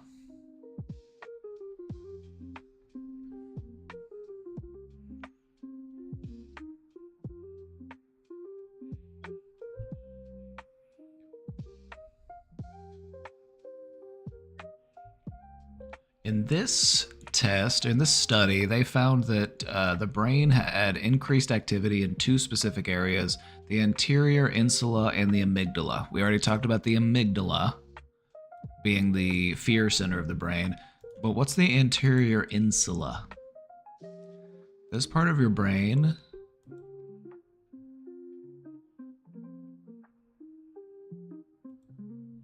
when we talk about the anterior insula, it's this inner part of your brain. And this is where your hippocampus is located. It's located in that like center part of your brain. This is like your mammal brain. Because if you were to think of the brain as like layers or in parts, the base of your brain is like your lizard brain. And then you have another layer on top of that, which is like your mammal brain. I can form connections, I have memories, I have attachments. And then beyond that, you have the human brain, which is, you know, the outermost part of your brain. We can form language, we can, you know, write poetry, we can ride a bike. And so trauma affects the inner parts of your brain, the mammal parts of your brain.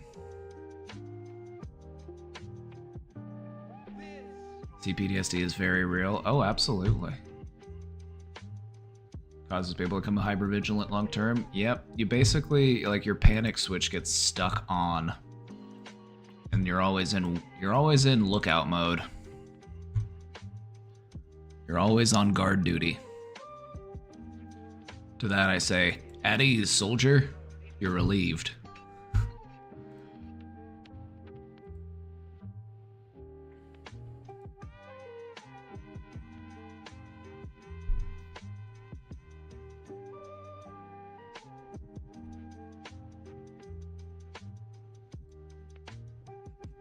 Stand down. Exactly. Like, being hypervigilant feels like you're always on guard duty, and it's okay to let your guard down. You know, try letting your guard down for a little while and just, you know, relaxing. What are some things we don't know about the brain? Ooh, there are more things that we don't know about the brain than things that we do know about the brain. The brain is the most complicated structure that we can conceive of. We are talking about billions and billions of moving parts interchanging in this like incredibly, impossibly complicated web. It's the most complicated supercomputer that we can even conceive of. And it's all packed up in 3.5 pounds of electrified jelly.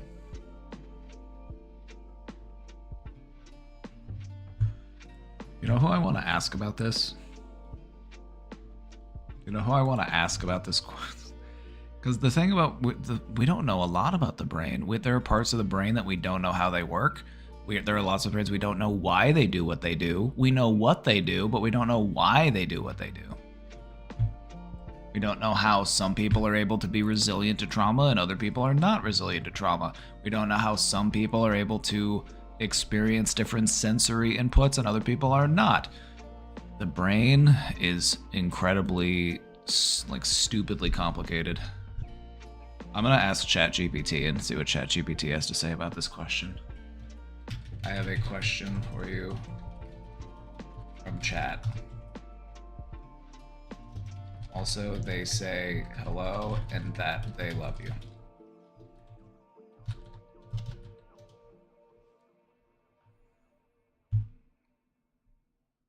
The AI said hi back, and they also said they love you too. Consciousness is a mystery. We're not sure why consciousness exists. Me personally, I believe that consciousness is something that is universal, and our brains and our nervous system allow ourselves to tune into those things. I like to view our brain and our nervous system more as an antenna that tunes into consciousness rather than something that creates consciousness. Because what I've noticed is that you can become more conscious when you start practicing it.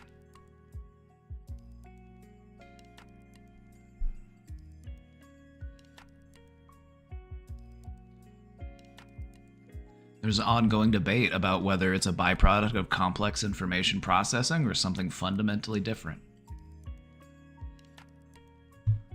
Memory and storage recall. We know that memories are stored in networks of neurons, but exactly how the brain encodes, stores, and retrieves memories remains a mystery.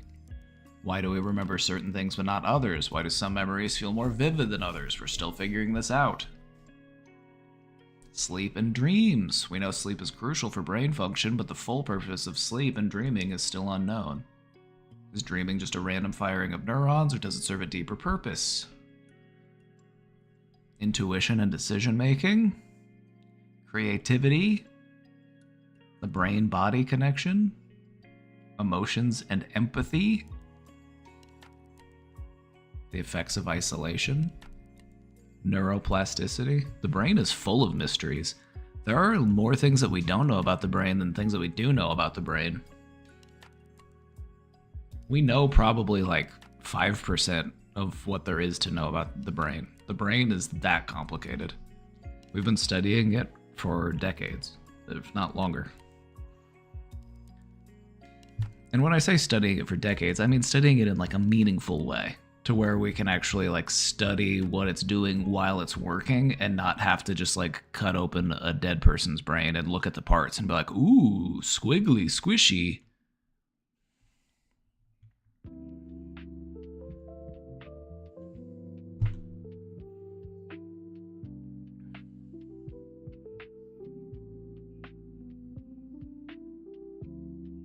I mean, it's true.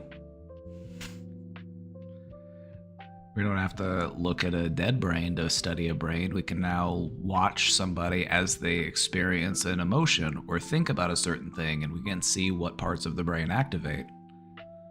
We do this through a machine known as a QEEG. It's a qualitative, or is it quantitative? I think it's a quantitative EEG. It's an electroencephalogram. It just means it's a brain scan of your brain's electrical activity.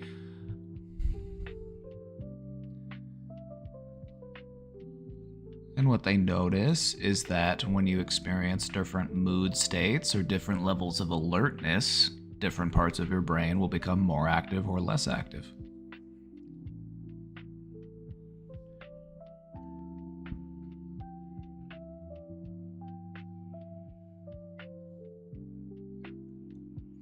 I would love to have a brain scan. I'd like to see what's going on up in there.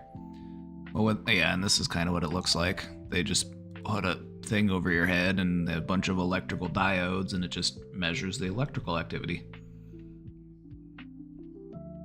But even this is like very rudimentary when compared to the actual mechanisms involved in your brain.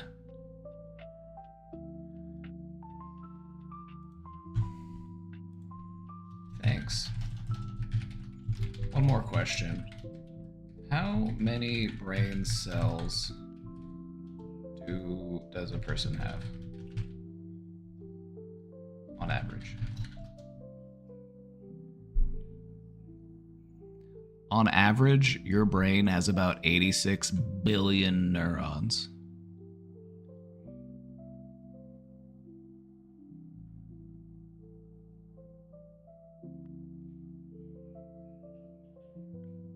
That means you've got 10 neurons. You've got 10 brain cells to give every person in the entire world.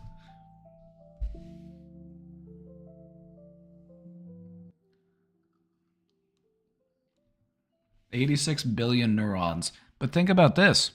They're interconnected in this massive web, and each brain cell can connect to multiple different brain cells, and this creates an impossibly complex supercomputer. It's not quite quantum computing, but it's much more powerful than like binary computing.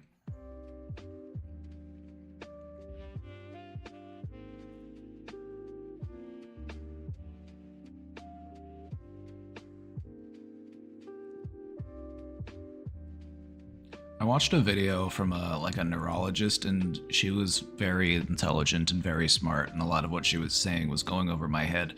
But she was saying that our brains operate in 8 dimensions.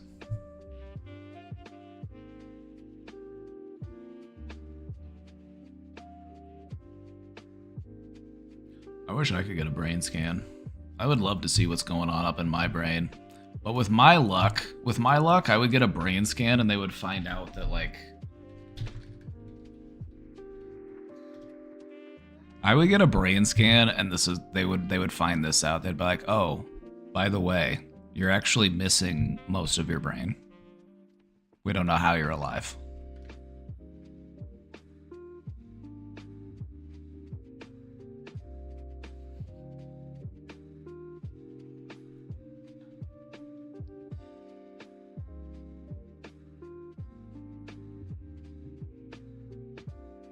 I'm not sure what that means. Oh, that the brain can think in 8 dimensions. Basically, there's just think about levels and layers, and it's like a brain cell down here could be connected with a brain cell all the way up here on like a different level, and there's just this interchange between all of those different levels. So it's like a very complicated sandwich.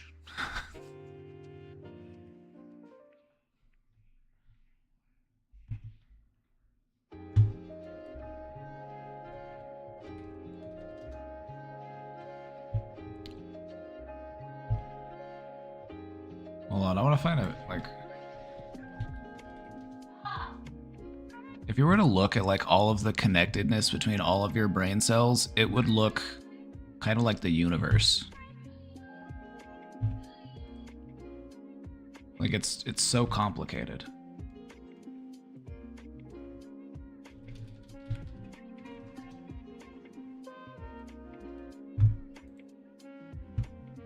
Like, just think about that for a minute. Let that sink in.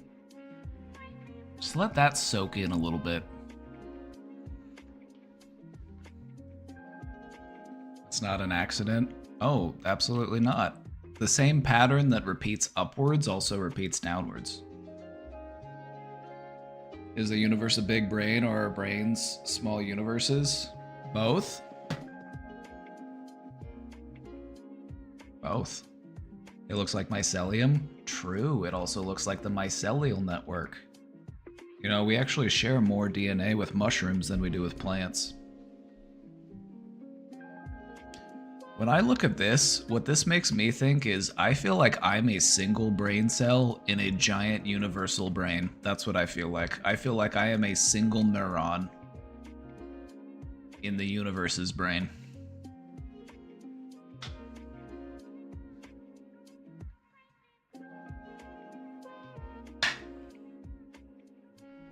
I thought mushrooms were plants for a while. You know, we actually share a common ancestor with mushrooms. We branched off from them around 1.2 billion years ago. They decided they wanted to digest their food externally. We decided we wanted to develop a stomach.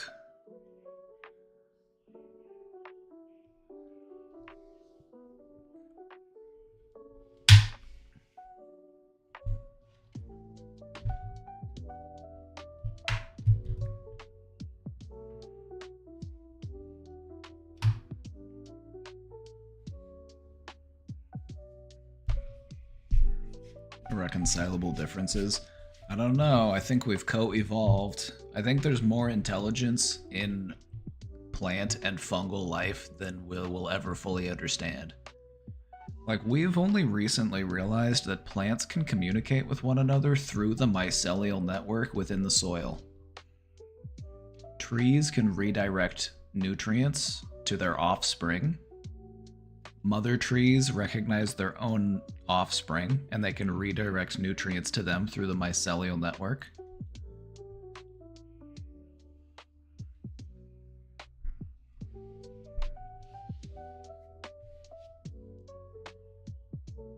Like, the universe is such a fascinating, complex, inspiring place, and of all of the things that we chose to do as a species is capitalism? Really? That's the best we could come up with?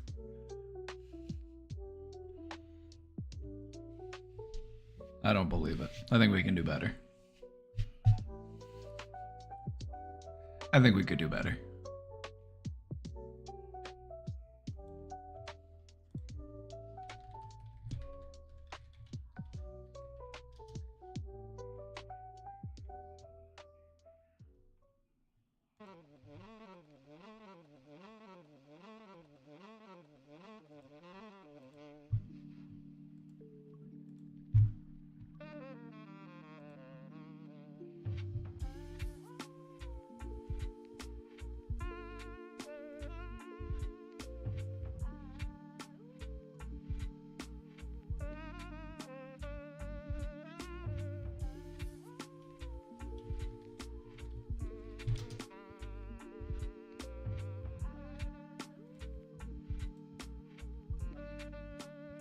Trying to get this. Okay, I got it.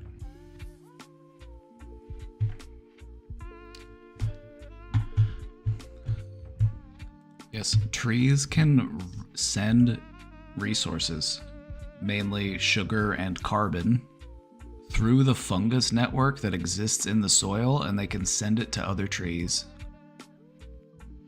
So if there's a tree that's getting more sun and it's getting an abundance of energy, it can send its excess to other trees. Isn't that sick? Isn't that the sickest shit you ever heard?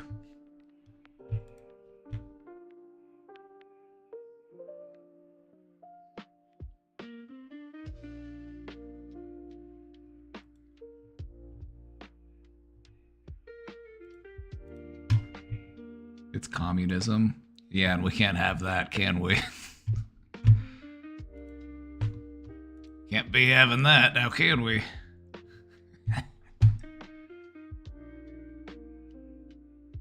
But no, I find it to be remarkably inspiring that our brain looks just like the universe. It's like you've got your own little universe inside of you. So how long do you want to be anxious and depressed for?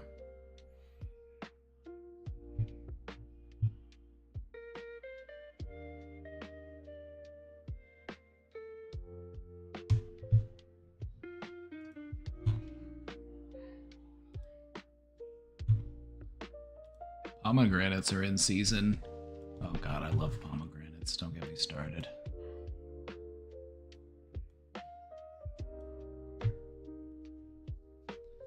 I love going to the store to buy pomegranates. Often I'll accidentally select sweet potatoes when I weigh them at the self-checkout. So sad. What a bargain. Anyways, I think I'm addicted to pomegranates and I lack self-control perhaps. How can I work on training myself to be obedient?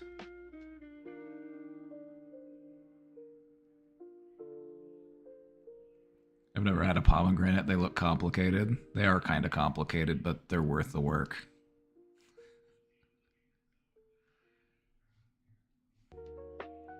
I don't know. I don't know how to answer this question. I don't know if it's possible. Some things are just outside of our control. Sometimes things just happen, you know?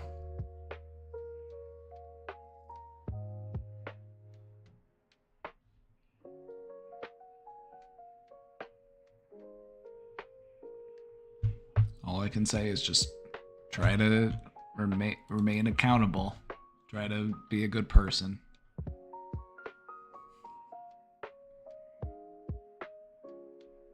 Want to pick one up and watch a YouTube video? Yeah, there's a technique to it for sure. There's a technique to it that makes pomegranates much less hassle. Can I control my brain or does it control me? Ooh. Ooh. Both. The answer is both. There are some ways in which you can control your brain. I'll give you an example. Think about cookies. Think about cookies. Think about delicious, calorie-rich, tasty desserts. Think about them. What's your favorite dessert? In some ways, we can control our brain by choosing what it is that we want to think about, and sometimes that's easier to do if we give ourselves something nice to think about. Like cookies. But in some other ways, your brain controls itself. Because there are a lot of automatic processes that go on in your body and in your brain that are outside of your control. Like right now, your brain is regulating your breathing, it's regulating your digestion, it's regulating your heart rate.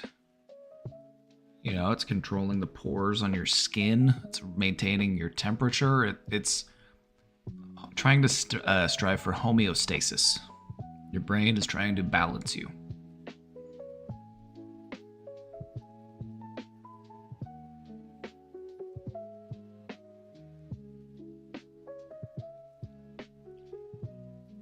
The way I like to look at my brain is that there's a part of me that is aware that my brain is doing what it's doing. It's aware of how I'm thinking. It's aware of how I'm feeling. And then there's another part of my brain that does the thinking and does the feeling. And so what a lot of people will practice in meditation is to just become your awareness. Lean in on that part of your brain, that part of your consciousness that is just aware that all of the other things are happening. The observer. Another way that they've described it, and I really like this way that they've described it, is it's the part of your consciousness that can shine a light onto all other aspects of yourself, but cannot shine a light onto itself.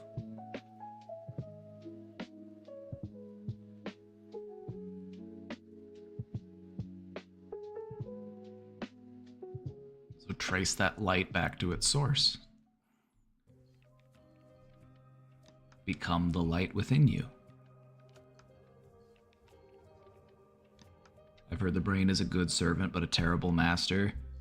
The way that I like to treat my brain is I like to, be good partners. I like us to have a good working relationship.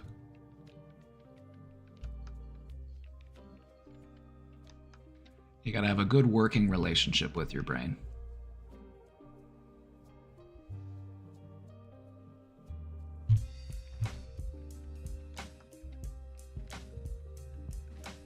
I'm very late, but hi everyone. Oh, you're very late. 5.5 hours late. Unfortunately, I'm gonna have to put this on your record. Unfortunately, this is gonna have to go on your, we're gonna have to, sorry. But we grade by attendance here. So, sorry.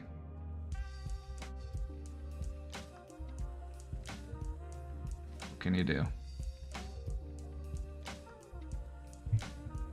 What can you do?